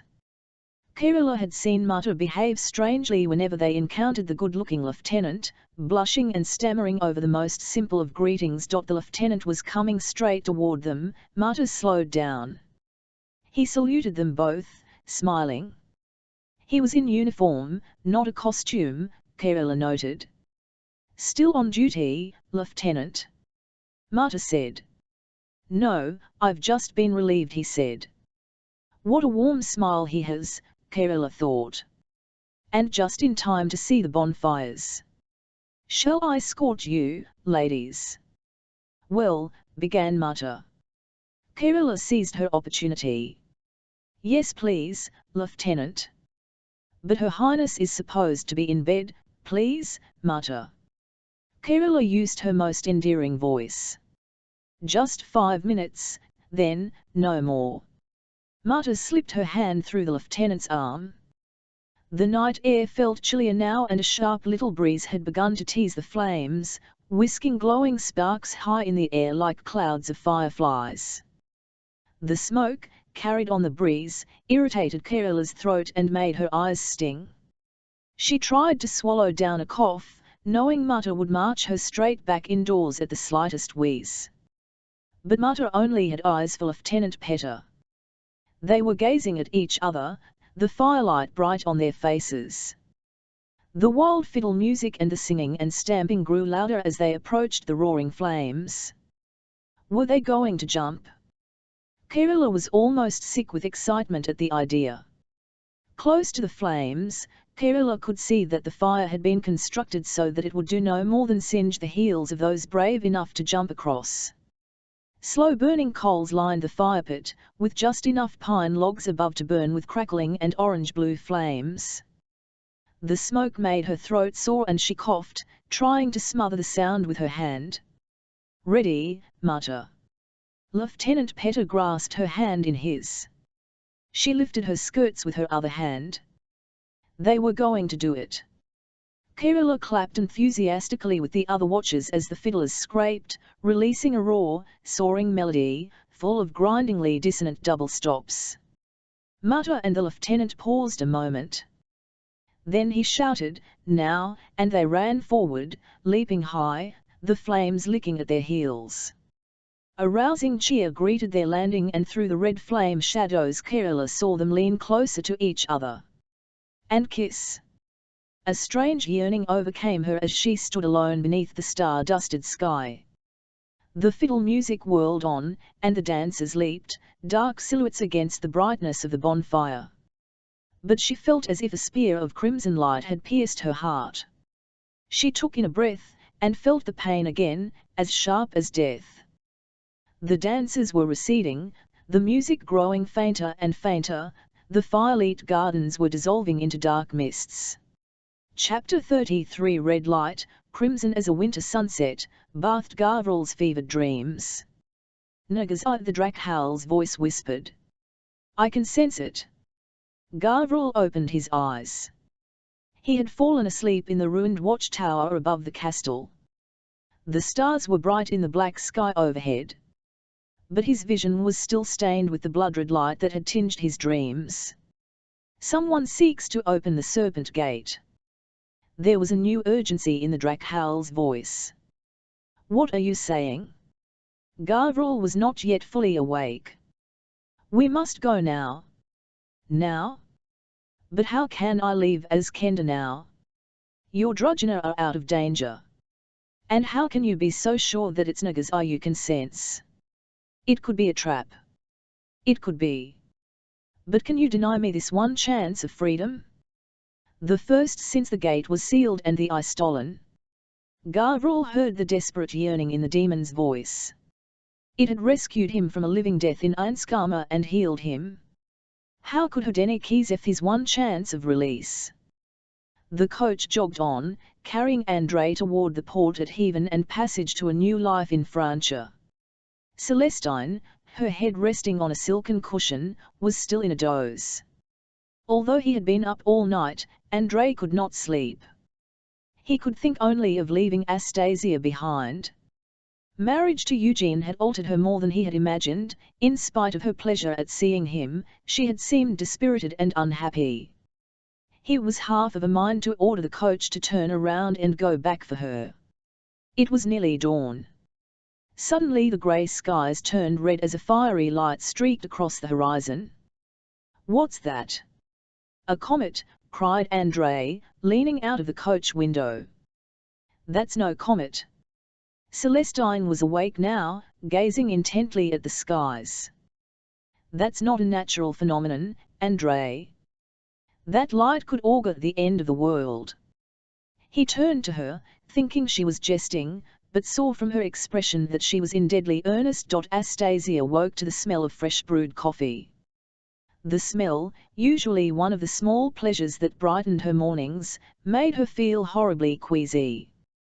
"Good morning," said Nadejda chirpily, bringing a cup to her bedside table.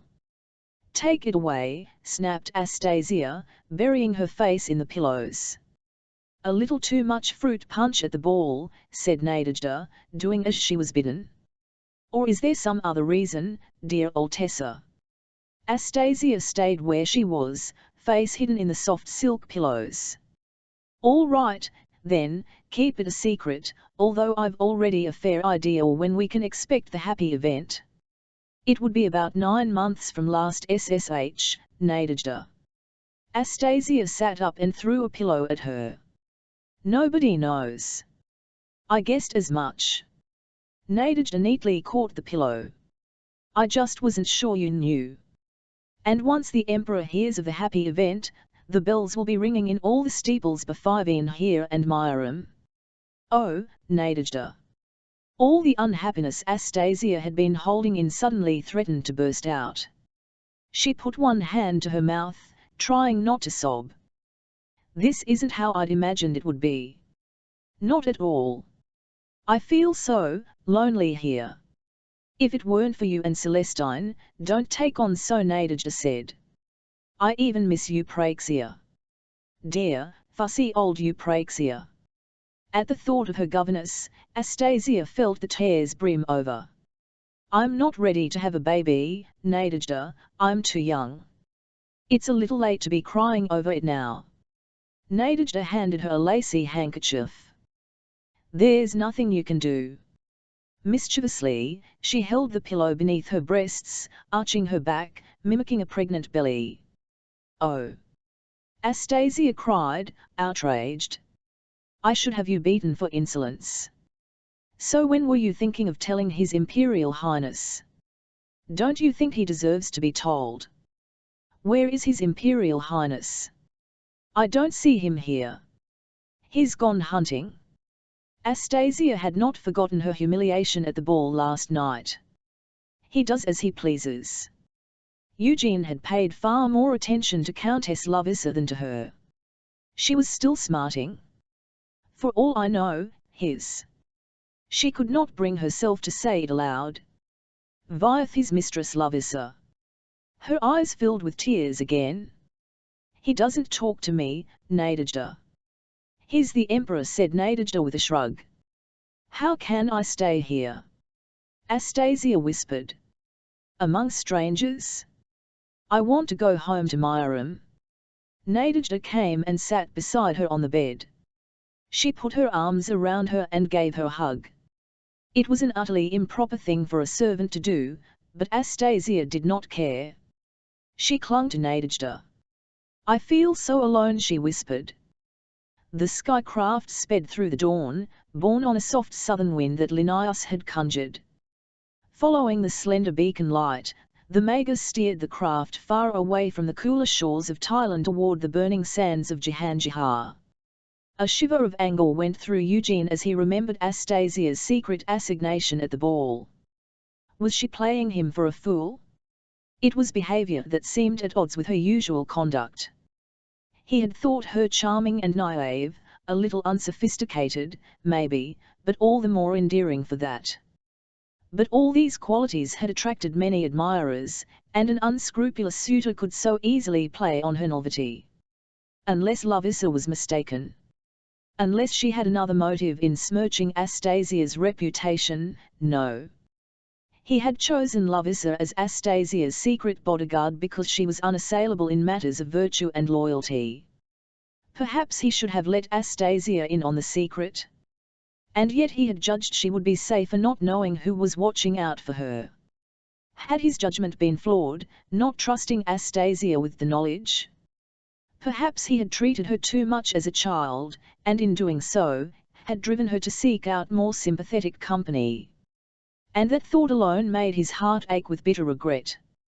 For it was too late now to change matters, what was done, was done. He sat back, holding the velvet pouch that contained the tears of Utterman. Little tingles of energy pulsed through his fingers from time to time, as though the power in the rubies could not be contained within either the golden casing or the velvet pile. And the farther south they flew, the stronger the pulsing became. We must be on the right course, he shouted to Linnaeus above the crackle of the wind in the leather sail. The rubies are reacting like lodestones. Linnaeus nodded. He was recording their progress on a chart, checking the faint beacon against both the fast-fading stars overhead and the rising sun. It's time, he said.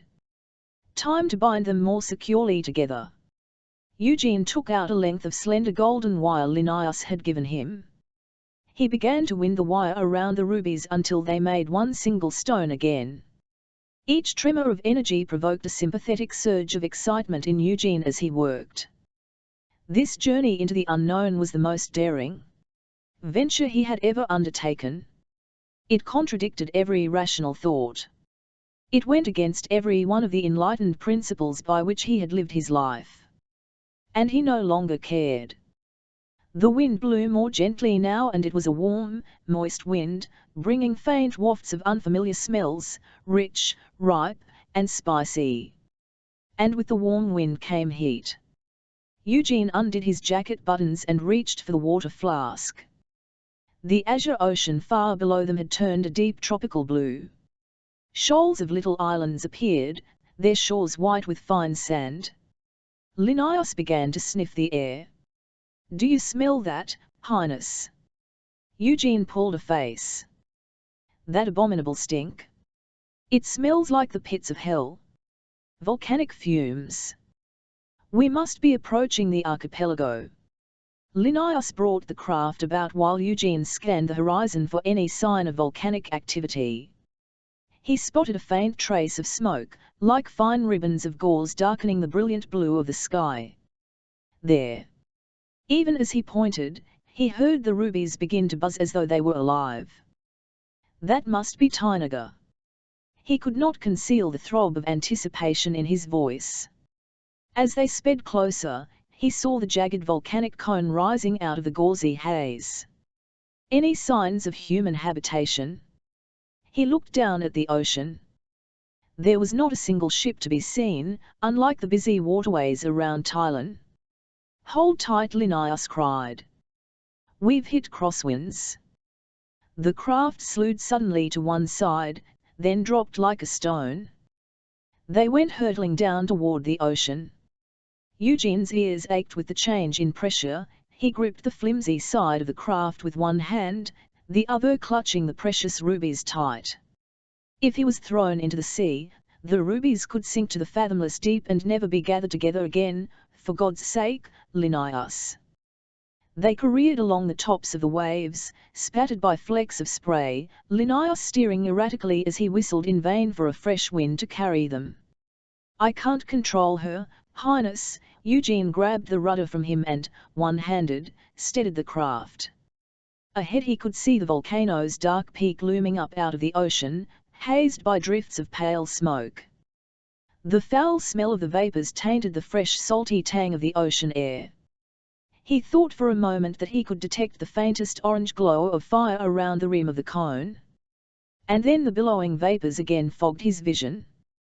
"What a magnificent sight," he murmured. "What grandeur! What fearsome destructive power!" Now the shoreline was visible, the sands as grey as cinders, with lush, dense vegetation behind, the leaves oozing moisture. Linnaeus brought the craft bumping down across the sands until it skidded to a halt, and Eugene relaxed his grip on the rudder. His hands were sweating. His cramped limbs still felt the juddering of the craft, even though they had landed. Heat hung in the heavy air. It was as if he had stepped into the steam room at Swanholme. He shrugged off his jacket and rolled up his shirt sleeves. The linen already felt damp. Birds, bright-feathered and raucous, darted about the liana-festooned trees. Now to find this serpent gate. Eugene wiped the back of his hand across his forehead. It came away glossy with sweat. He took the rubies from the velvet pouch and held them aloft. The droning pulse grew louder, he could feel the jewels vibrating faster, the slender column of fiery light intensified, burning so stronger brightly that even in the light of the merciless sun, its flame could clearly be seen. "And it points deep into the heart of the jungle." Eugene gazed at the thick tangled vegetation, perplexed. "It could take a couple of days to hack our way through." "Damn it all, Linnaeus, why didn't we think of this?" "I've come prepared," Linnaeus said, removing a file from his robes. It contained grains that glittered a dull blue in the sunlight. Is that the new fire just from Azkenda? The same. Following the beacon's path, Linnaeus began to scatter a trail of grains from the file into the jungle. The busy chatter of tree creatures began high overhead. Eugene spotted little monkeys with dark eyes staring at them from the overhanging branches. How Kerala would love to have a pair of the pretty little creatures with their curlicue tails and white ruffs of fur. Kerala. He had set out on this journey without even bidding her farewell. If he perished here, so far from home, how would she remember her negligent father? Would she ever forgive him for abandoning her? Why am I thinking such morbid thoughts? When I've opened the serpent gate, I'll be invincible. Linnaeus emerged from the undergrowth. I advise a strategic retreat, he said, making for the skycraft. He lit a fire stick and tossed it toward the little trail of glittering grains. Eugene crouched down behind the skycraft. There was a deafening explosion. The sky turned white and the shore beneath them trembled. They were flung forward onto ash-covered sand. Although Eugene had shut his eyes, the light scored blinding brightness through his closed lids.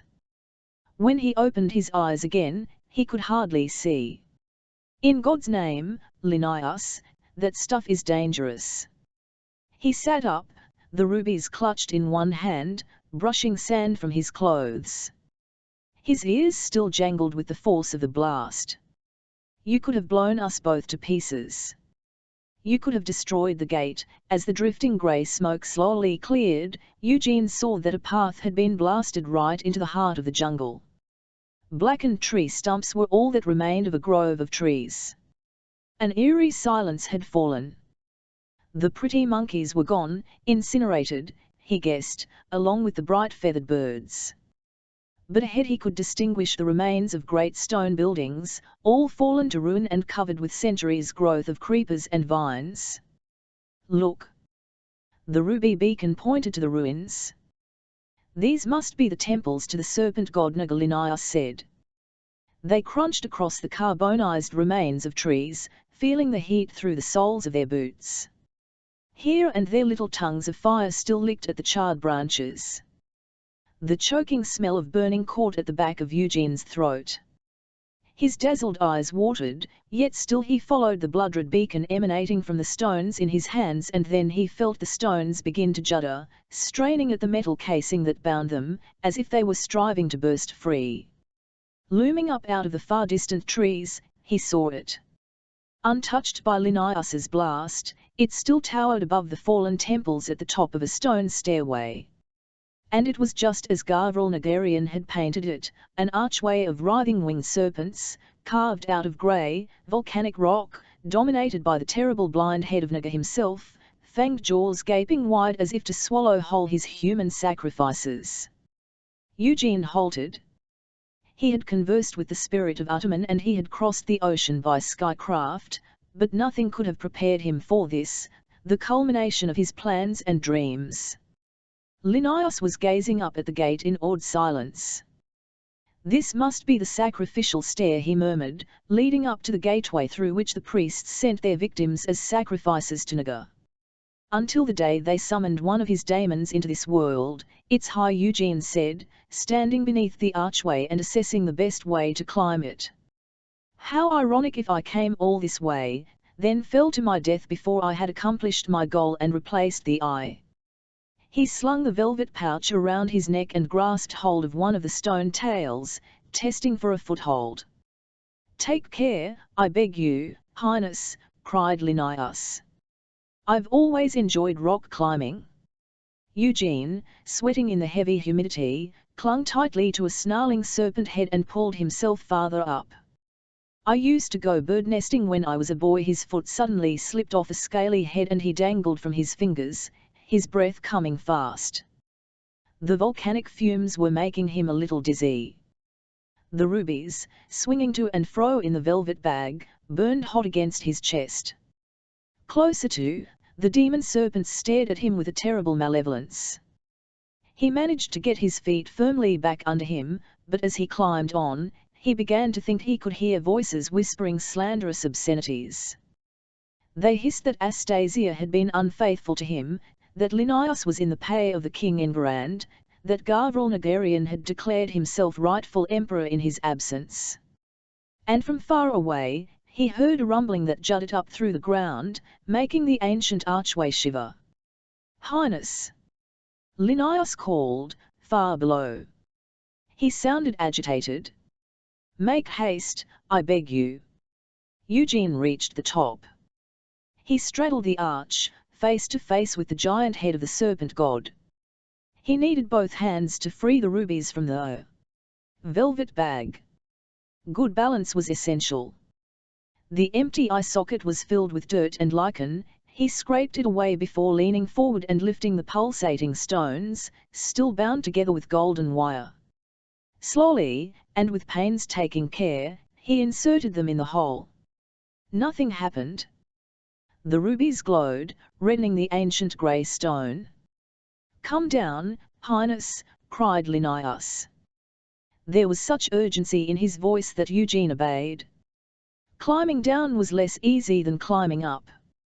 He scraped his hands on the demon serpent's spines and scales, he bruised his legs against the wing shafts and carved claws. He jumped the last few feet, landing heavily on the cracked stone of the sacrificial stair. Naga's carved demon face glared balefully at them from one glowing eye of flame. Still nothing happened. "I've failed." Eugene sat down on the cracked stones and wiped his dripping face on his sleeve. "So there was only enough energy left in the stones to light our way here, but not enough to open the gate." He was too hot, too exhausted by the climb to feel any disappointment yet. "Maybe it's all for the best. Maybe it's wiser not to meddle in, wait." Linnaeus held up one hand. "What's that sound?" Eugene could feel the rumble of vibrations through the weathered stone. He stood up. "An earthquake? Or is the volcano about to blow?" It was growing darker. Smoky fog began to issue from Naga's maw, billowing out until the archway was filled with swirling darkness. And in that darkness, the red eye burned ever more intensely, a demon's eye, fixing its unblinking gaze upon them. The earth shook with such violence that Eugene was thrown to the ground. An intense light suffused the cloudy smoke, as luminously bright as Drakhon's fire and growing stronger, as though some unimaginable power was fast approaching. A roaring gust, as though of some elemental force, whipped the mists to a whirlwind of spinning dust. One of the stone dragon daemons on the gate had begun to move, to uncurl itself from the tangle of twisted, contorted bodies. Grey stone shimmered and bloomed with iridescent color. Eugene pushed himself up onto his knees. It was alive. He saw it stretch the scales of its glittering body. Wild tatters of flowing hair, gold and copper and malachite green, streamed down its back. He glimpsed its great, hooked wings as it furled them behind its back. Powerful wings. Drakhowl wings. And now it turned its dazzling gaze on him. Wide, slanted eyes stared into his, fierce and cruel. It was a summons he was powerless to disobey. He rose to his feet, began to move toward the glittering creature. He opened his arms wide, as if to embrace his demon shadow. But it was like walking into thick smoke, all was dark and confusion. A fluttering sensation began deep in Eugene's mind. He clutched hold of his head with both hands. "Help me!" Eugene could hardly enunciate the words. The fluttering had become a spinning spiral of light. Sick with the pain, he pitched forward onto the weed-covered ground. Drakhowl," he whispered, and lost consciousness. Chapter 34 Eugene lay on the worn sacrificial stone. It was as if he were gripped in the coils of some terrifying nightmare. He wanted to call out to the Magus to come to his aid, but his whole body was paralyzed, even his tongue. Time had stopped. "I know you now, mortal. You are powerful." A voice that smoldered with heat, whispered in Eugene's brain. "You are emperor. And yet you bear scars, inflicted by one of my kin." "Heal me!" Eugene managed at last to stammer out the words. Make me whole again. You are a warrior, Eugene. Your instinct is to fight me. But if I am to heal you, you must surrender your will to mine. The demon spirit knew him better than he knew himself. The instant it had entered his body, he had begun to resist it. Now he struggled to overmaster his own stubborn nature, to let the Drakhowl take control. A haze of heat burned around him, shot through with dazzling sparks of green and gold. The heat passed through his whole body like a cresting wave of golden flame. It felt as if every inch of skin were being seared away. He writhed in agony, sure he would be utterly consumed in its cleansing blaze. And then the dazzle died away and his sight gradually returned. Slowly he raised his burned hand and gazed at it, turning it this way and that. The skin was smooth, unblemished, and the stiff pain that had accompanied every smallest movement had gone. He gave a shout. Look! Look at that! He sat up and put one hand tentatively to his face. His skin felt cool, soft, renewed. He moved his fingers up to his scalp, still feeling for scars. Not one remained. You've done it. For months he had dreaded catching sight of himself in mirrors, windows, water. Now he longed to gaze at his reflection and see himself renewed. Highness! He had forgotten all about Caspar Linnaeus until the old man came hesitantly toward him. You have been restored. It was the first time he remembered seeing the Magus at a loss for words. Eugene stretched out his healed hand. And this is all thanks to your dedication, my friend. Linnaeus tentatively took Eugene's outstretched hand in his own and pressed it. Your Highness honors me, he said quietly. Eugene felt a tremor of warning go through his whole body. One of my kindred is coming. I can sense him. What do you mean? The son of the serpent. The one who burned you. Gavril Nagarian, coming here. Eugene was not prepared for this encounter so soon. You restored Nagar's eye. It calls to him, it draws him back.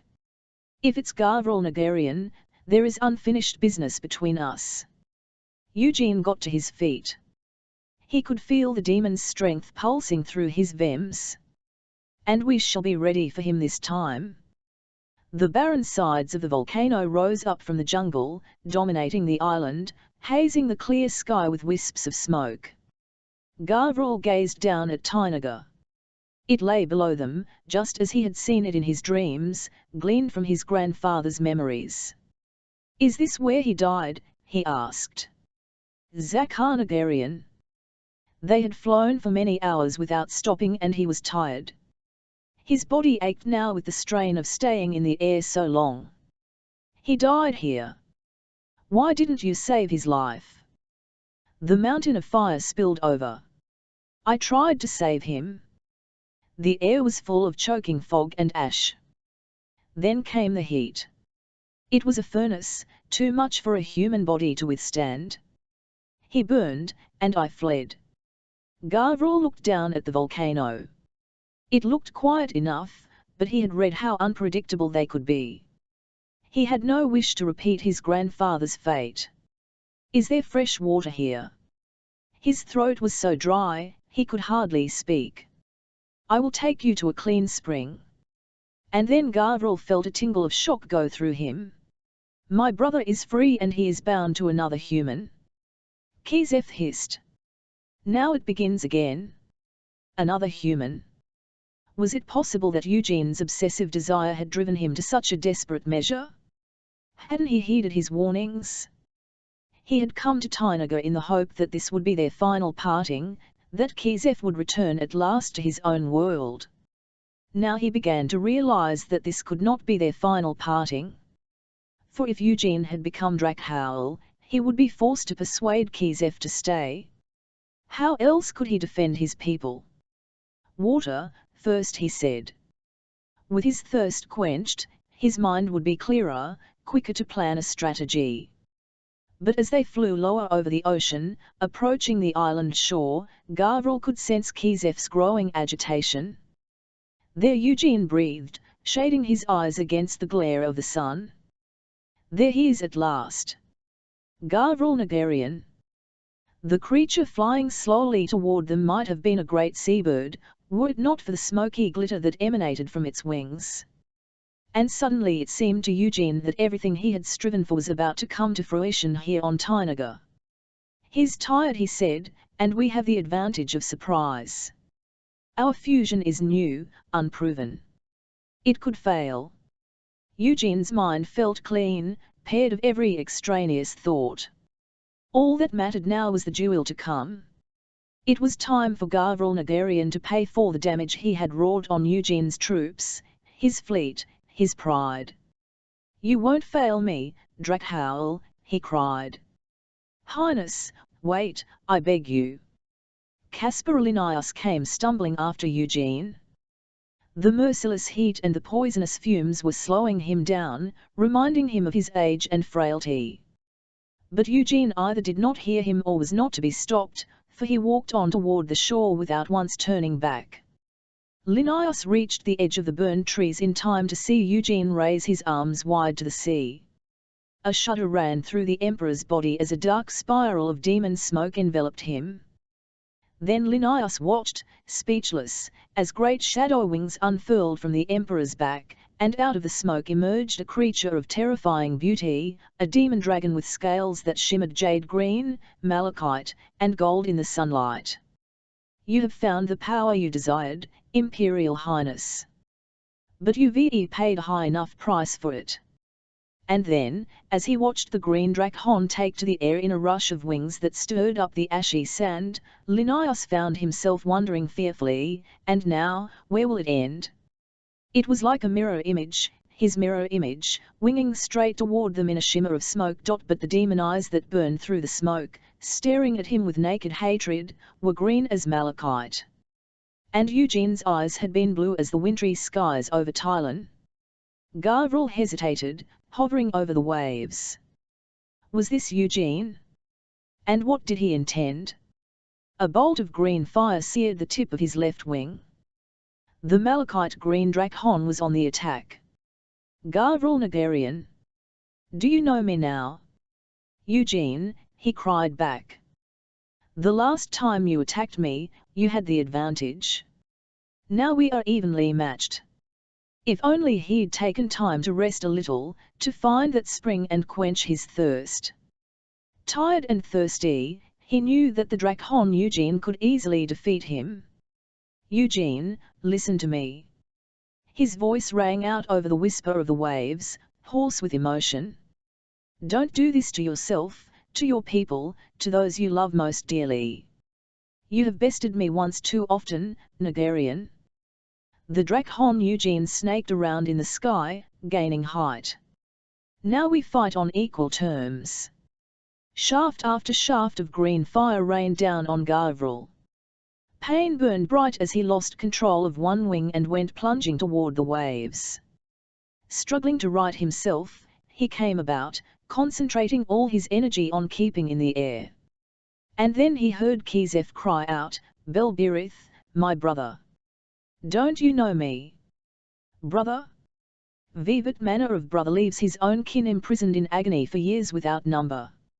"I've not come to fight you, Eugene," Gavril cried.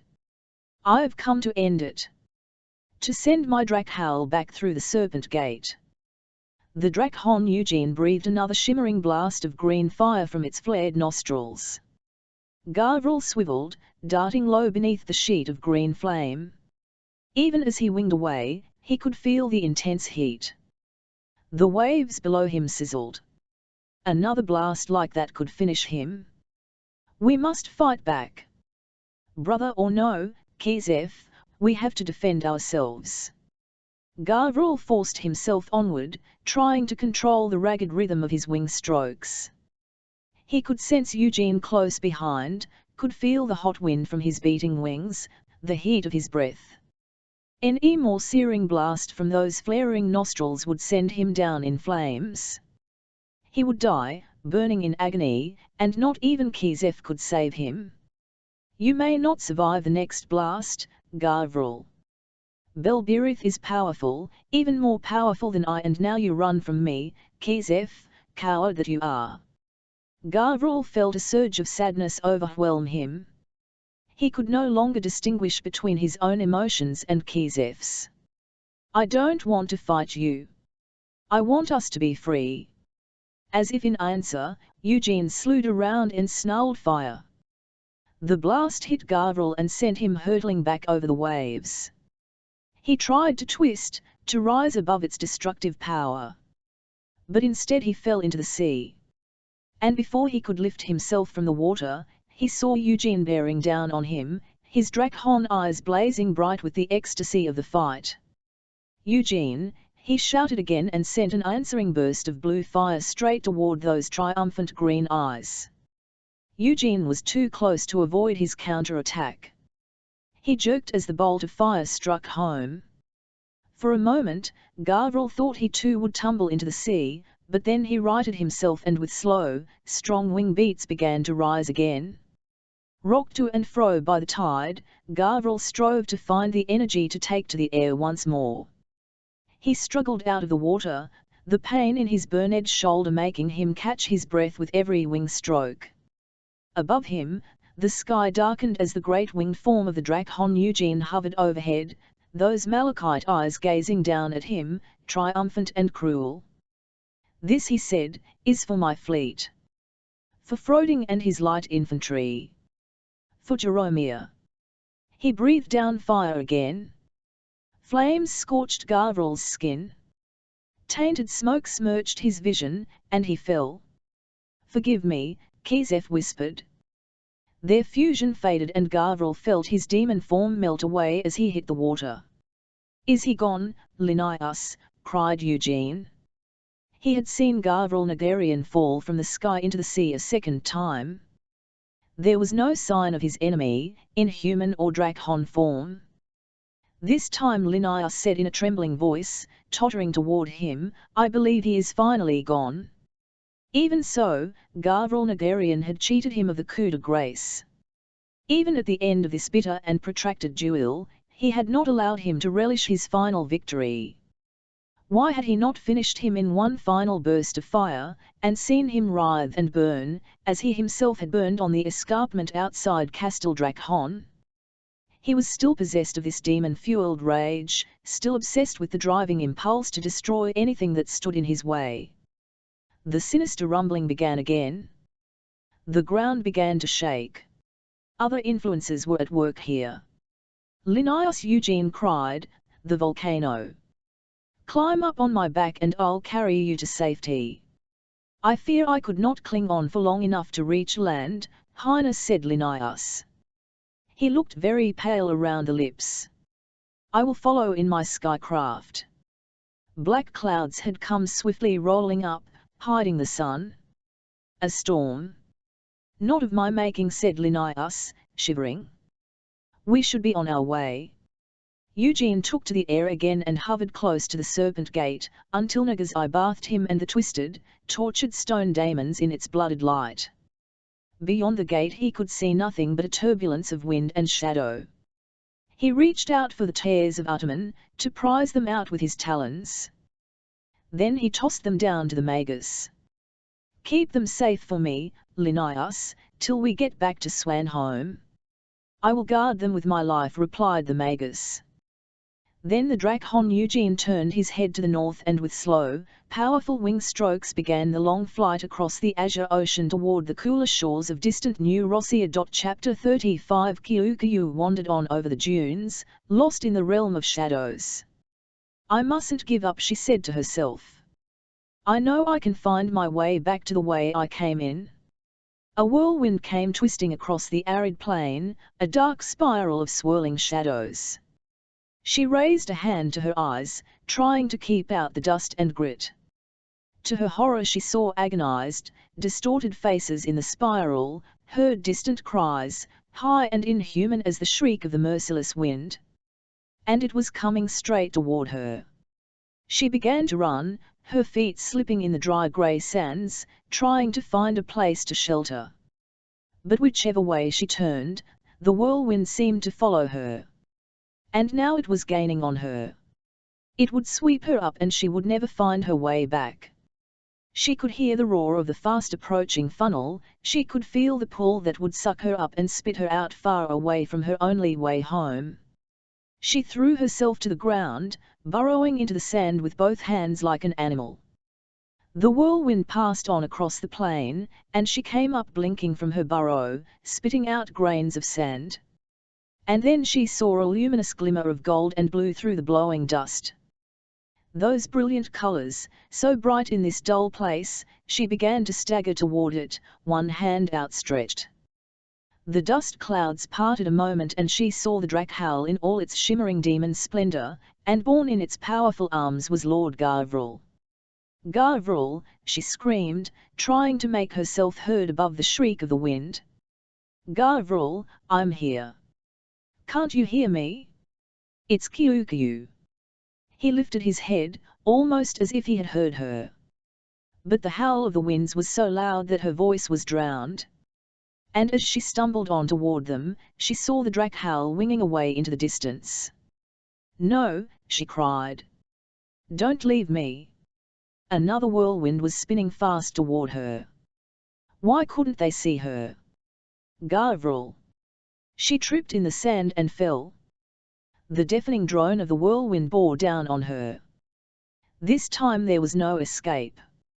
She was sucked into the spiral and borne fast and far away over the bleak plain. "Garvril, I'm here. Can't you hear me? It's Kiukyu. Don't leave me. Kiukyu." He can hear her distantly calling to him through a roar of wind and dust. "Where are you? Wake up, Garvril Nagarian." The repeated command inside his skull brought Garvril back to his senses. He was lying on his back on the volcanic sand of Tainaga, washed up by the receding tide. "Wake up!" He spat out a mouthful of sea water and tried to roll over. Pain shot down his shoulder and arm, ending in an agony of fire. He began to realize he had been badly injured in the battle with Eugene. "But still alive," said Kizef Riley. "Are you sure?" he murmured in a charred voice. "Belbirith has gone. And with him, Eugene." Garvril wanted nothing but to crawl back into the sea and lose himself in its cold depths. "I failed. I failed to stop him. This time, maybe. But your world is changing. It's started. Already." Overhead the sky had gone dark, as if a storm was on its way. A cold, dry wind tossed the branches this way and that. He had heard a wind like that when he was drowning and the Drakhowl had brought him back to this world. That was when he heard her calling to him. "Kiukyu," he said. The Magus had been here with Eugene, Garvril had glimpsed him far below, watching their duel. Where was he now, damn him? Had he gone too, well satisfied with the evil deed he had helped his master commit? "We must go back to find her. Must go to Swanholme. Before Linnaeus gets back." The sky grew darker. "Is it night?" Garvril slowly dragged himself up the shore. "Not yet." "Then what?" He raised his head and found he was staring through the blasted trees directly at the Serpent Gate. The darkness was seeping from the gate itself, from Naga's gaping jaws. The red eye no longer shone like a beacon. But on either side of the arch he became aware of a ripple of movement. Grey stone had melted to translucent color. Demon eyes glimmered in the darkness, scarlet, gold, and violet. Each distorted form was slowly uncurling from its rigid position beneath Naga's outswept WMGS. "Kizef, what's happening?" Eugene opened the Serpent Gate. He set them free. Garvril heard the words but did not fully understand. "But, you told me the gate was the way home. You told my grandfather, find the eye, open the gate and then, I promise you, you will be free." Had Kizef been deceiving him? "The gate leads back to the realm of shadows, our eternal prison. So it was never your way home." All the time Gavril was speaking, he was watching the Drakehowls unfurl transparent wings, stretch slender arms, taloned hands. Colors swirled through their limbs like oil spilled in water. They were possessed of a deadly beauty, he could sense the raw power that emanated from them. Suddenly all three rose from the stone arch and swept toward Gavril, enveloping him in a swirling cloud. Fiery colors and emotions mingled, so brilliant and intense that he nearly fainted. "My brothers," he heard Kizef cry. "Araziel! Naleha! Adramalik! Brothers!" Gavril echoed. The daemon circled his head once more and then swept away across the sea like a whirlwind. "We were banished from our true home long, long ago. I do not know if we can ever find our way back. But you told me you cannot survive for long in our world on your it is true. Now they must find human hosts. Kizef, you lied to me." He felt betrayed. "You told me it would be our final parting. That I would be free, and so would you. Don't you understand, Gavril Nagarian? Any kind of existence is preferable to the realm of shadows. We are creatures of light. The realm of shadows is torment, a living death to us. Now that the gate has been breached, others will follow." Gavril sank down, hands clasped to his head. "What have you done, Eugene?" he murmured. "What have you unleashed on us all?" And then, in the depths of his mind, he thought he caught a last, faint cry, "Gavril, don't leave me." He could do nothing now to stop Kizef's brothers. But he could use Kizef's strength to help him find Kyukyu. Damn it all, he would force Kizef to help him. "Swanholm," he said. "We must make Swanholm." Celestine de Mornoy stood outside Caspar Linnaeus's rooms, her hands raised, testing. The Magus's wards had repelled her every time she had tried to break them before, sending unpleasant shocks through her hand and arm that lingered for hours afterward. But this time, armed with the only keepsake her father had left her, his grimoire, which he had hidden in the mattress of her little bed the night he was arrested, she had found an incantation, to break down mysterious barricades. She murmured the words 3 times, knocking on the invisible door in the initiate's fashion. No one had challenged her. All the servants were busy clearing up after the ball. Many of the household were wandering dazedly around as if still in a drunken stupor. But then, she was well known here as the Empress's intimate companion. Why should they wonder what she was doing? Although she saw nothing alter, she felt the air ripple as though an invisible curtain had been drawn back. And when she raised her gloved hand to open the door, she met no resistance.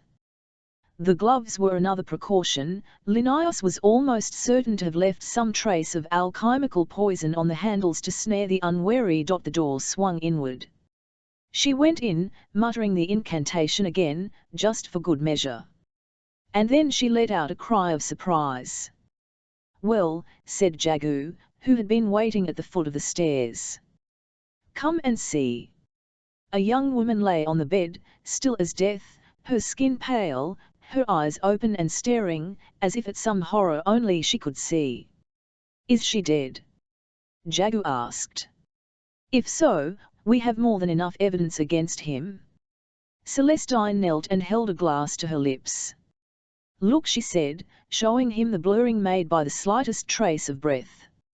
"She's alive." She touched the young woman's shoulder. She shook her. "Wake up," she cried. The young woman made no response at all. "Alive, yet not alive," said Jagu.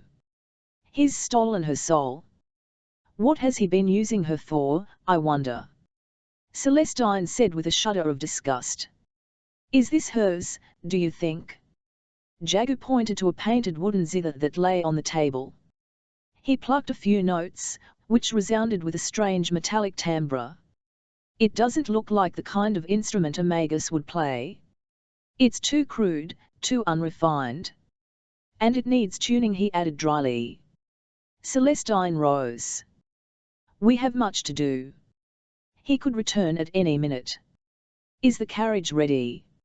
Are we just going to leave her here like this? We must travel fast, said Celestine, and she would only prove a burden.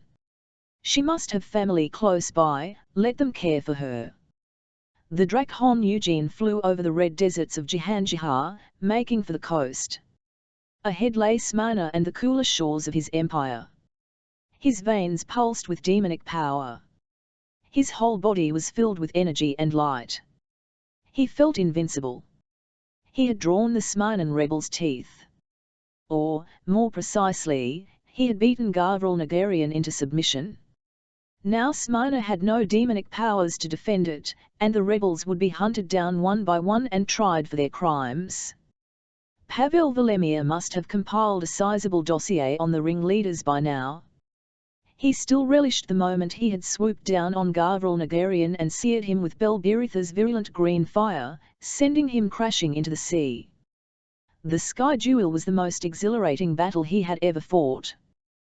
That just left the unannounced presence of the Francian fleet off Smyrna. And what better way to determine their purpose than from the air?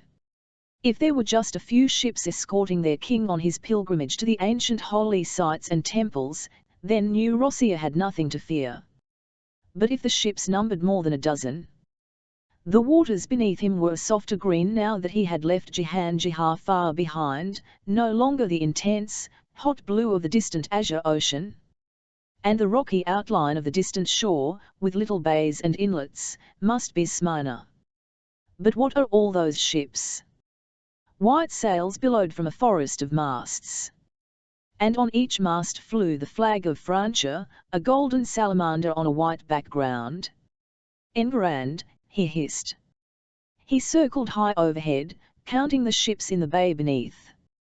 There were 24 men-o-war, bristling with cannons and at least another dozen frigates. At the centre of the formation was the royal flagship, flying the black and gold pennant of the commandery. They outnumbered his southern fleet by 4 to 1. And if Gavril Nagarian hadn't sunk half my warships in this very bay. He began to descend, seeing the shadow of his great wings darkening the water. Fire filled his mind, fire and destruction. He could take out the royal flagship and set the sails alight on the men-o-war. Drakhal, he cried aloud, concentrating his sights on Enguerrand's ship. No. Belburitha's voice whispered. You do not have enough strength for another attack. Not enough strength? Eugene had thought the Drakhals invincible, their power inexhaustible. You have barely enough strength to reach your home without replenishing yourself. Was that a tinge of mockery in the demon's words? You must conserve what little energy we have left between us. If you attack these ships, you will fall into the sea and drown. Even as Belburitha spoke, Eugene realized he was right. His wings were beating more slowly and his sight was less clear, as though a sea mist had hazed his vision. And now he could feel his own heart laboring in his breast to keep himself aloft. And for the first time since he fused with the Drakhal Belburitha, he remembered Gavril Nagarian's warning, spoken back in the prison cell in Mairum. It wins itself into your will, your consciousness, until you no longer know who is in control. Vivo is in control now? Is it me, or Belburitha? Chapter 36. The skycraft flew on above the clouds. The Magus lay slumped inside, one hand feebly guiding the rudder. He felt ill and old. The journey to Tynaga had left him depleted of strength.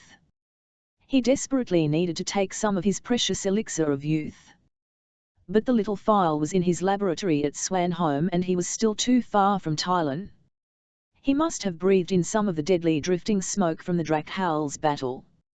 Why else would he feel so weak? At last he landed in a grove of parkland trees at Swanholm and began to make his way toward the palace, stopping frequently to rest and catch his breath, leaning against a tree or slumping down on one of the benches. He was within sight of the palace when he was forced to sit down again on a garden seat of wrought ironwork at the edge of the formal gardens. Closing his eyes, he took in a few shallow breaths, trying to calm his juddering heart. The sun seemed so bright, and the riotous colors of the flowers in the beds and tubs so intense they made his eyes ache. "You don't look very well. Can I help you?" Linnaeus slowly raised his head, squinting in the bright sunlight. A young man, pale-faced and garbed in black, was bending over him. Linnaeus didn't recognize him, though from his sober attire he guessed he was either a lawyer or a cleric. "I'm just a little fatigued." He forced himself to his feet, clinging to the side of the seat. "Here, let me take your arm." The young man steadied him. "Are you going into the palace?" Frustrated by his own weakness, Linnaeus nodded his agreement. He was ashamed to have to lean on the young man's arm, and yet he knew he would never make his rooms without assistance. They set off at a slow pace toward the stables, and it was only as they passed under the archway that Linnaeus began to wonder why they were going this way. "Just a little farther now," said the young man easily. A black coach stood in the stable courtyard, horses in harness, ready to leave. The coach door opened and a young woman descended. "Good day, Caspar Linnaeus," she said. "We have been waiting for you." He recognized with a sinking feeling the golden hair and blue eyes of Celestine de Mornoy. At the same time, the young man's grip on his arm tightened. "What do you want with me?" he demanded, and heard, to his shame, a quiver of fear in his voice. "Just to take a ride in this coach together," she said. "It's a lovely day for a ride, isn't it?" "I will not be taken anywhere against my own will," began Linnaeus. "Please don't make a fuss," said the young man in tones of quiet menace, "or we will be obliged to compel you by other, less pleasant means. At least let me bring a few possessions." If only he could reach his rooms, there were powders and potions there he could use to defend himself against his abductors. As if in reply, he felt the young man press the muzzle of a pistol against his neck. Into the coach he whispered. "Now." Astasia and Andrei stood side by side on the quay at Heaven. The skies had turned dark and storm clouds were racing across the straits. Astasia shivered and pulled her cloak closer about her. "You don't think anyone has recognized me?" she asked Andrei anxiously. She was certain that her escape would be discovered and the imperial household cavalry dispatched to bring her back. Every moment that passed on Tylan soil made her more apprehensive. "Let's wait for them on board," Andrei said, squeezing her hand. "I can't think what has detained them. They said they'd be here so that we could sail on the evening tide." "Look," squeaked Nadejda, pointing out to sea. She seemed to have lost her voice. "What is that?" "Oh dear God," Astasia said faintly. "It's coming straight for us." Speeding over the waves came what seemed at first a waterspout, a wild, dark spiral of cloud, wind, and water. Yet as Astasia stared, she thought she detected a shimmer of blue within the fast-moving cloud. Were those eyes? And were those great wings of shadow, powerfully beating? "It's a Drakhowl," she said in a hoarse whisper. But surely it was not Gavril Nagarian she sensed bearing down on them. How could it be? Hadn't he been locked away for life in the prison at Anskama, and just as she was certain it was making straight for her, it veered away from the port and headed inland, following the path of the river. She glanced at Andrei and saw that he had been utterly transfixed by the sight, one hand clutched to his head. His eyes rolled, unfocused. "Andrei? Andrei, what is it?" She gripped hold of his arm, afraid he was going to fall into a fit. "Nadejda, do we have any brandy?" Nadejda shook her head, speechless. Andrei slowly began to form words. But they seemed like gibberish, or some foreign tongue she had never encountered before. And each word made her skin crawl, though she had no idea why. "Kizeth," he said. "Belbirith. Arajiel. Naleha. Adramalik." Then he turned to her and said in urgent tones, "They are coming. Get on board the ship, Tasia, quick. I won't go without you, she said, still holding on to him, not knowing who they were, only that she had never seen him so possessed before. With a cry, he pulled free of her grip and went stumbling off along the quay toward the long jetty that stretched out into the open sea. Gavriel flew onward until he saw the great park and the pale stone buildings of Swanholme. The first time he had flown here to rescue Alizia, there had been no time to hide his Drakhowl form. But today he could not risk causing so great a disturbance. He dipped down into a grove of trees and began to walk through the grounds toward the palace. It looked as if there had been a celebration here, for men were at work in the park dismantling marquees and servants were sweeping and cleaning. With any luck, no one would even stop to ask who he was. He could always pretend he was helping load one of the great carts that had come rolling up to be piled with tent posts and bales of canvas. Drakhowl. His heart racing, he turned and saw a little girl staring up at him with eyes as blue as the sea that washed Tynega's shores. How do you know?" he stammered. "I am the Drakhowl's child," she said. "I sensed you were coming." "Then help me, Drakhowl's child."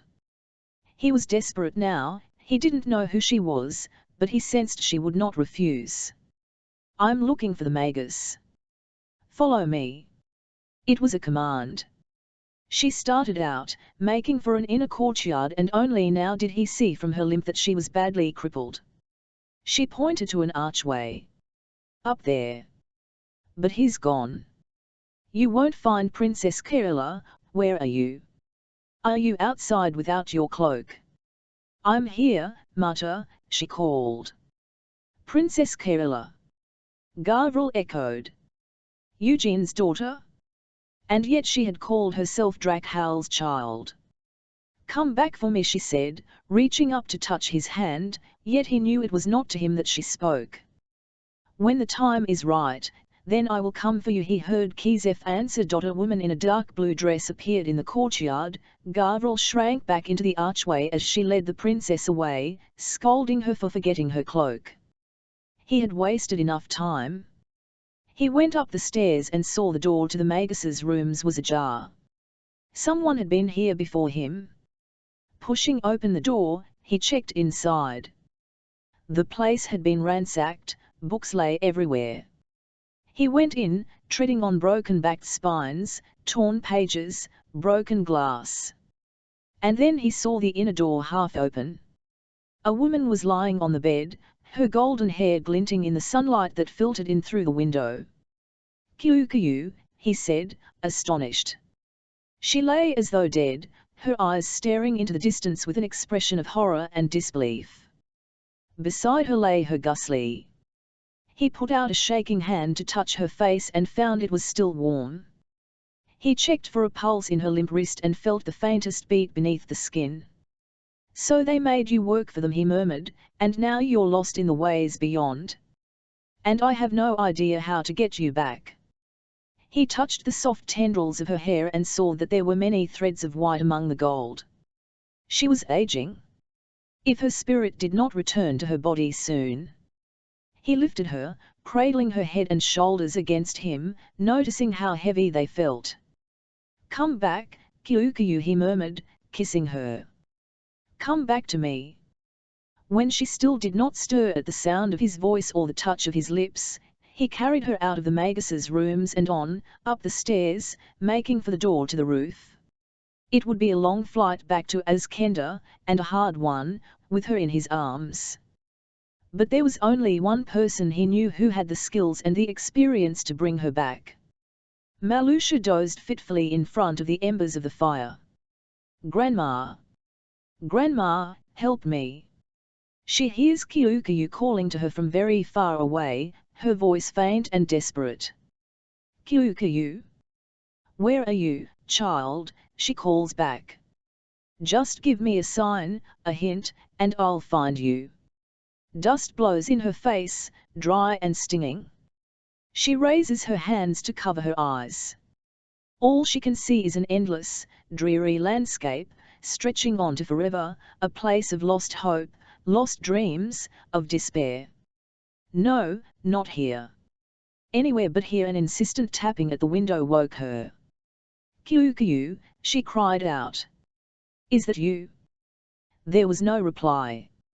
She wrapped her shawl around her and went to open the shutters, peering into the night. Lady Iceflower was hunched on the sill, her snowy feathers gleaming in the darkness. "My lady, why can't you use the hole in the roof like the others?" The owl sidled along the sill and gave her a little nip. "So there's still no sign of my girl?" The owl hopped inside and allowed Malusha to stroke her sleek head feathers. Malusha sighed and pulled the shutters to. "She's been gone too long with that cursed wind mage. I warned her, Iceflower, but would she listen to me? No, her head's too full of that Nagarian boy, and no good will come of it." Malusha shuffled over to the dying fire and began to rake it, tossing on handfuls of pine needles to revive the flames. "Was the hunting good, my lady?"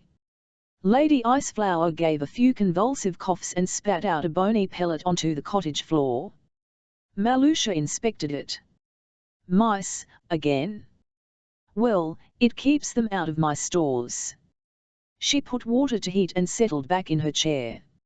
"I can't sleep, my lady, for worrying about her." The owl jumped up and perched beside her companionably. And then Malusha sat up, listening intently. It felt as if a shadow had passed over the cottage, jarring her nerves, stirring up dark memories. Iceflower gave a cry of alarm and flapped her white wings. "Do you feel that, my lady? That's a drak howl." And winging low overhead, a man's voice cried outside, "Malusha! Let us in, for God's sake." Malusha picked up a walking stick from beside the fire and went to open the door. In the gloom of a starless night, she saw a glimmer of bright eyes, demon blue. "You keep your distance, Gavril Nagarian. I've brought Kiukiu," he gasped. "But she sorely needs your help." "Kiukiu." Malusha hastily muttered the words to break the protection spell around the cottage, and Gavril staggered inside, carrying her granddaughter. "Put her down on the settle," Malusha commanded, "and stand back." He collapsed to his hands and knees, heaving in great breaths of air, and she realized he was little threat to her right now. "And what have they done to you, my Porgapee?" she crooned, kneeling beside Kiukiu and running her fingertips down her cheek. "Look at these grey hairs. You're aging, your life force is slipping away. Where are you? And why can't you get back?" "She was in the Magus's rooms," said Gavril Nagarian, still wheezing. He looked as if he'd been in a fight. "Her gusli was there, but it was too heavy to bring." He'd risked much to bring Kiukiu home, she allowed grudgingly. He deserved a cup of her medicinal herbal tea, if nothing more. The water was boiling. Malusha put a generous pinch of her special tea in a bowl and some healing herbs in another. "I'm going to look for her." She poured on hot water, inhaling the fragrant narcotic fumes as the dream herbs began to infuse. "You drink this when it's cooled a little," she said to Gavril. "It'll ease your wounds and your weariness." He took the bowl from her, nodding his thanks. "No good ever comes of troubling the dead for their secrets. What's buried should stay buried. If we hadn't agreed to disturb Sir here," she stopped, hearing again Kiukiu's voice calling to her from far, far away.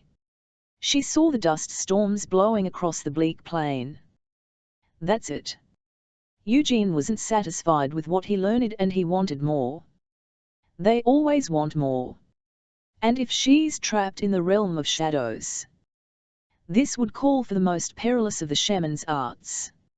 "Lady Iceflower," she said in commanding tones, "I'll need your help. If we don't move fast, she'll be trapped there forever." Kiukiu crouched, whimpering in the shade of a grey dune of sand and ash, her hands over her head. She no longer had any idea where she was. And then she thought she saw a speck of white in the gloom. She looked up, wondering if she were hallucinating. A snow-white owl was flitting through the winds and clouds of dust. "Iceflower?" And then she cried the name aloud, Iceflower. At first she feared the owl had not heard her above the roar of the winds. She frantically waved her arms, jumping up and down in the blowing dust. And then a familiar voice said, "Didn't I warn you not to come to this place?" Lady Iceflower alighted on her outstretched arm and stared at her with golden eyes. But the voice that spoke to her was Malusia's. "Grandma," said Kiukiu tearfully. "How did you know to find me here? I heard you crying out for help. Lucky my lady here was able to assist me. Hurry now, we have to get you back to the way you came in. You've been out of your body too long. You're beginning to fade." The owl flapped off into the gloom, Kiukiu trailing wearily after. "Keep up!" cried Malusia, her voice sharp as Lady Iceflower's cry. "But it's so far, and I'm so tired, Grandma." Iceflower fluttered down and nipped Kiukiu sharply. "That's to keep you awake, child. And don't give in to despair. Once you give in to despair here, you're lost to me forever. Think of something. Keep your mind active. What was the last thing you remember seeing?" Kiukiu tried to think as she trudged onward. "Demon glimmer of blue and gold eyes in the darkness, Garvril," she said softly. "I called out to him, but he couldn't hear me. I told you that boy was nothing but trouble. But he was here, I saw him," protested Kiukiu. "That's it, child, keep remembering," urged Malusia in Iceflower's shrill owl voice. "The more you remember, the closer we come." As she spoke, the clouds of dust and sand began to die down, like veils of mist slowly melting in the morning sun.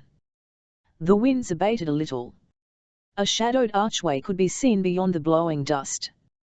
"Go on, Kiukiu, you're nearly there," cried Malusia, flapping on like a pale ghost toward the gate. "I'm nearly there," Kiukiu repeated. Her strength was failing. Each shuffling step took so much energy. "Must I go alone?" "We cannot come with you, child, we must go back the way we came." "Take care, Grandma. Make it back home safely. And thank you. Thank you for rescuing me." "Go, Kiukiu," cried Malusia. Iceflower gave her a nudge toward the gate. Kiukiu stumbled forward and plunged into the shadows beneath the gate. Eugene had been thinking like a Drakon, and now, as he approached his palace, he began to think like a man again. If he swooped down on Swanholm in full magnificent Drakon form, he would terrify and alienate his whole court. His own men would fire on him, thinking the palace was under attack. No, he must reappear as a man. He had told Gustave he was going hunting, well, now he had returned. And when Gustave asked, "Was the hunting good?" he would reply, "Magnificent. The best day I've had in years." There was a grove of birch trees within the deer park, which would afford shade and cover. Eugene circled lower and lower, sending a herd of startled roe deer galloping for cover. He landed in a cloud of dust and stones. For a moment he lay motionless, at full length in the rough grass, arms wide spread, as though still flying. Then, his head singing with the rush of the wind, he pushed himself to his knees and then to his feet. His clothes were in tatters. He had lost his shoes. He wasn't sure how he would explain this to any courtiers he encountered on the way back to the palace. He set off, barefooted, across the park. He kept looking down at his hand, at the healed skin, and then touching his face and scalp, feeling the smoothness again and again, just to make sure it was not a dream. There was a strange tint of green coloring his fingernails, so that in the sunlight they glinted like emeralds. As he walked on, he began to become aware of how weary he felt. And thirsty. Suddenly he felt as if his throat and mouth were filled with burning cinders. The need to find refreshment drove him stumbling onward. "Water." He whispered the word aloud. Then he spotted the Diviner fountain on the edge of the park. Deer often drank there, but right now he didn't care if he shared a water trough with his horses in the stables. He had to have water to quench this burning thirst. He plunged his head and shoulders into the wide basin of the fountain, gulping down great mouthfuls, not caring that it was dirtied by birds and animals. Above him, Divana the huntress gazed proudly down on his palace below. Dripping wet, he rose from the fountain and set out down the path that led from the trees toward the formal gardens, but still the thirst burned on. He stopped, leaning against a fluted ornamental pillar, gripped suddenly by violent pains in his stomach. I shouldn't have drunk from the fountain. Yet if the water was bad, surely it was too soon for it to take effect. He straightened up and kept walking. It must be hunger. He could not remember the last time he had eaten. At the ball supper, probably. Everywhere in the gardens, the last traces of the ball were being cleaned up. The marquees were gone. The ruts and holes in his lawns had not, but somehow it all seemed very unimportant now. Imperial Highness.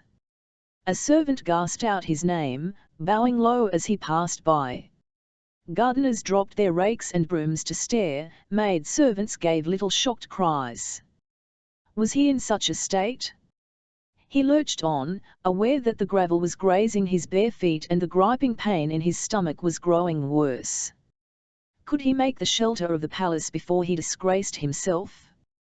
He staggered up the wide steps toward the terrace where he had stood with Kerala and Astasia to watch the fireworks. Maids were busy in the dining hall. When they saw him, they scattered. Vivat is wrong. Do I really look so terrifying? And then he came face to face with his reflection in one of the full-length gilt-framed mirrors. A demon with long locks of green and gold-streaked hair stared back at him through strangely striated, slanted malachite eyes. "What's this?" he demanded, horrified. "What have you done to me, Belbirith?" "You have used much of my power," whispered Belbirith, "and the more you use, the more you will resemble me. You must restore my human face." How could he explain away his demonic appearance to his terrified household? And swiftly, he sensed a flicker of dry laughter deep within him. "Your human face will be swiftly restored if you satisfy the thirst." Was Belbirith mocking him? "Your thirst for innocent blood," Papa said, a clear, high voice. He saw in the reflection that Kerala had entered the hall and was hurrying joyfully to welcome him, arms open wide. "You're home?" "Curry," said Eugene, backing away. "Curry, don't come too close." A sweet and delicious odor, fresh and enticing, wafted toward him. The gripping pains in his stomach intensified. He winced, doubling up. "Papa." Kerala came closer. She was wearing a plain white gown, with her hair unbound about her shoulders. That delicious scent that overwhelmed his senses was coming from her. It was her blood he could smell, sweeter than the strongest wine. "Why not just take what I want where I find it? Who will dare stop me? I am Drakhon, after all." "No," he cried. "Keep back, Curry. Keep away from me. Unnatural lusts and desires." "His memory," whispered Gavril Nagarian's voice, and she stared up at him, transfixed. You've become Drakhowl." Fresh scent of a child's translucent flesh, the blood pulsing just below the pale skin, deliciously clean and untainted. "My own child," he muttered. "Not my own child. Don't make me." He turned suddenly and ran, making for the gardens, not caring whom he crashed into as he ran, driven by the need to get as far away from Kerala as he could before Belbiritha's terrible hunger made him attack her. Kyukayu stirred. Her eyelids fluttered. "Kyukayu," said Gavril. "Kyukayu, can you hear me?" "Take care," Grandma mumbled Kyukayu. She blinked. Her eyes had lost that death-like glassy stare. She gazed up into his face. "Gavril," she said wonderingly. He tried to reply, but found his voice was choked in his throat. He nodded. I'm back. You're back. And you're here. With me. She was smiling now, a shaky, uncertain smile. She raised her hand and touched his face. Look at you. You're a mess. All cuts and bruises. She tried to sit up, but fell back against him. But where's the Magus? And the princess? She made no effort to move again this time, resting her head against his shoulder. Don't say that cursed man's name in here ever again, said a disgruntled voice. Malusha had come back to herself and was sitting up in her chair, stretching and groaning as she did so, as though stiff and tired after a long and arduous journey. And you, she said to Gavril. I should turn you out, if it weren't for the fact that you brought my girl back to me. But the hatred had gone from her voice and he thought he almost caught a glimmer of a smile. I'll make tea, Malusha said, pushing herself out of her chair. As she came toward the fire, she stooped down and gazed into Kyukyu's face. And she let out a little cry. What is it, Grandma? Malusha reached out to touch Kyukyu's face, threading a lock or two of her hair through her fingers. How long were you in the realm of shadows? Gavril heard the concern in Malusha's voice. I don't know. A few hours, maybe more. Maybe days. Your lovely hair. Look at your lovely hair. What's wrong with my hair? Malusha brought over a little looking glass and held it for Kyukyu to see. Oh, cried Kyukyu, and then hid her face in her hands. Don't look at me, Gavril. Please don't look. In the few hours since he had brought her from Swanholme, the last of the gold had faded from her hair. Now it was all grey. She began to weep silently, her shoulders trembling, her face still hidden in her hands, the tears trickling down in her fingers. He watched, stricken that she should be so upset. Don't cry, Kyukyu, he said. Gently, he prized her fingers from her face and kissed her wet cheeks. All that matters to me is that you're here. That you're safe. That we're together. Chapter 37. Eugene opened his eyes. He was lying on his own bed at Swanholme, and the shutters were open to let in the early morning light. Had he been dreaming? Fleeting images flared in his memory and vanished before he could remember them clearly. There had been a girl and then nothing but a muddle of confused, violent fragments, the moist, marbled red of torn flesh, the screaming of a wounded creature in pain, and then a warm, delicious, salty taste in his mouth, his throat. He unlatched a window and breathed in the crisp, sweet air. The parkland was bathed in rising mists and the birds were singing. He could see a party of men with sticks and hounds on leashes in the far distance, his gamekeepers, he guessed, out searching for deer straying too far from the deer park. You're awake, Highness. Gustave stood in the open doorway. He was staring at Eugene as if he were amazed. And Gustave was never amazed by anything. I hope the noise outside has not disturbed your Highness. A young servant girl was found on the grounds, we can't be sure, but it looks as if she was attacked by a wolf. Perhaps one of the Magus's marauders has returned. Echoes of his dream, a defenseless girl attacked and savaged by a wild creature. How long have I been asleep? He asked. His whole body ached as if he had been sleeping rough on campaign. His back and shoulder muscles felt as if they had been strained to bursting. Nearly 2 days and nights, Highness. Shall I call your valet to shave you? 2 days. And I expect your Highness will want breakfast. Water, Eugene said. He realized now he was desperately thirsty. Gustave brought him a jug of water, which he drank straight away. And as he drank, a memory pricked at the back of his mind of another devastating thirst that could not be quenched by water alone. Had he been sick? He had no memory of the past days. A high fever would explain his memories of thirst and burning heat. He set down the empty water jug and pensively ran a hand over his thickly stubbled chin. He looked down at his hand in amazement. The skin was smooth and unmarked, and his face felt soft beneath the 2 days' growth of beard. Best of all, there was no longer any pain. A mirror. He must make certain it was not a delusion. He gazed in the cheval mirror and his memory returned. The last time he had looked at his reflection, he had seen a Drakhowl demon with wild, windswept hair and fierce eyes that gleamed green and gold in the gloom. And a horrible possibility gripped him. Was I the creature that attacked the young servant girl?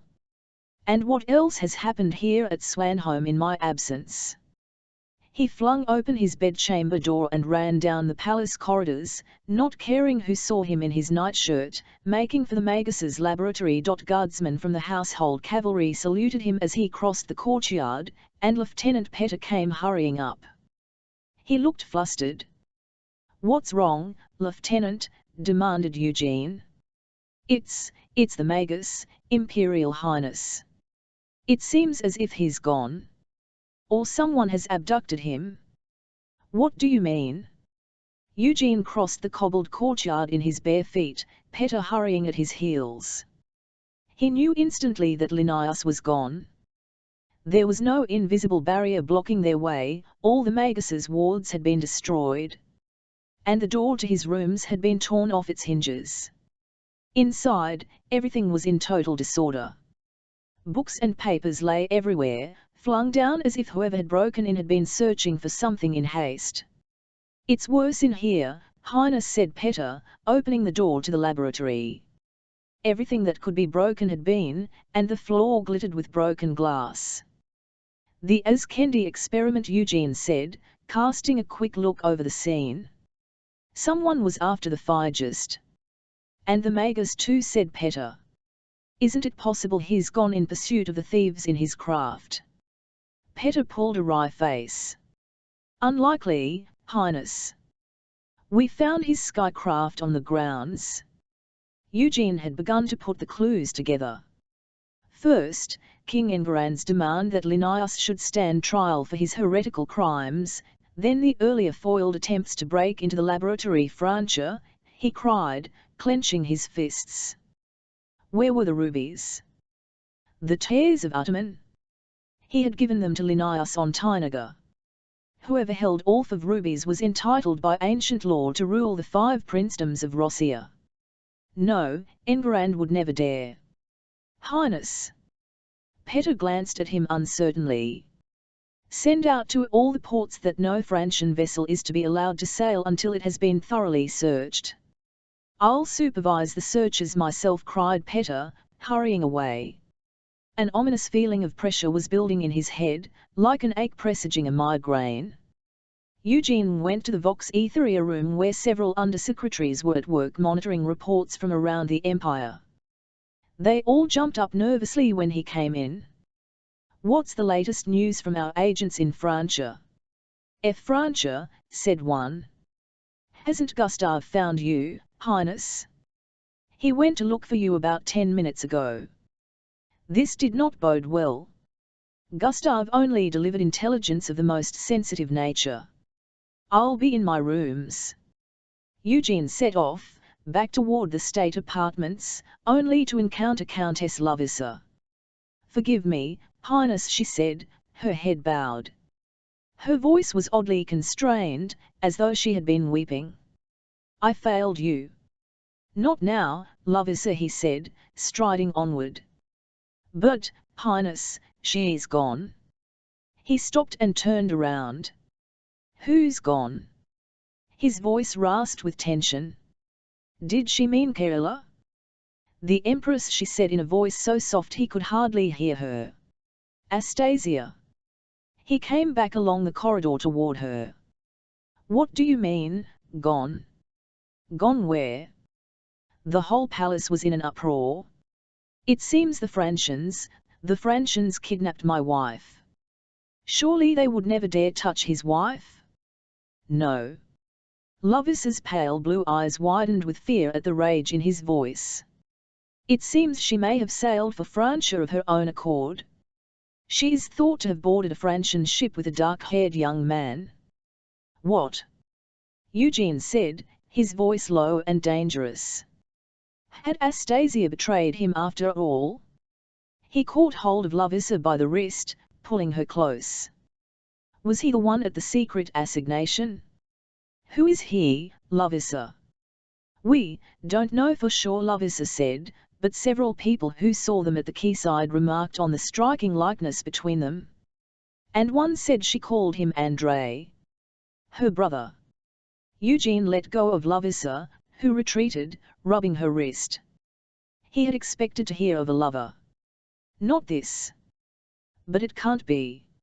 It can't be. He hurried back to their rooms, all the time trying to make sense of this information. So Andrei Orlov was still alive? What had he told Astasia, to make her leave with him? Or had she seen him return in Drakhowl form, and been so terrified that she had simply fled? He flung open the doors and started to search for clues. Here was the romance she had been reading, abandoned on the chaise longue. He picked it up and the card she'd been using to mark her place in the text fell out. He bent down to retrieve it and saw it was a little calendar, decorated with a coloured engraving of a wreath of flowers to symbolize the seasons of the year. And then he saw that dates were encircled in pen and little numbers had been added under each month, 1 to 9, ending in late autumn. Could she be, he said out loud. Is that why she has been so? He sat down heavily on the sofa. He had been so busy with his own concerns of state that he had never thought to ask Astasia if all was well with her. He had seen her laughing in the company of Celestine de Joyeuse and he had assumed she was happy. And now she had fled, carrying his unborn child, to Francia. Bitterness overwhelmed him. Even though she was gone, the room still smelled faintly of her fresh, light perfume.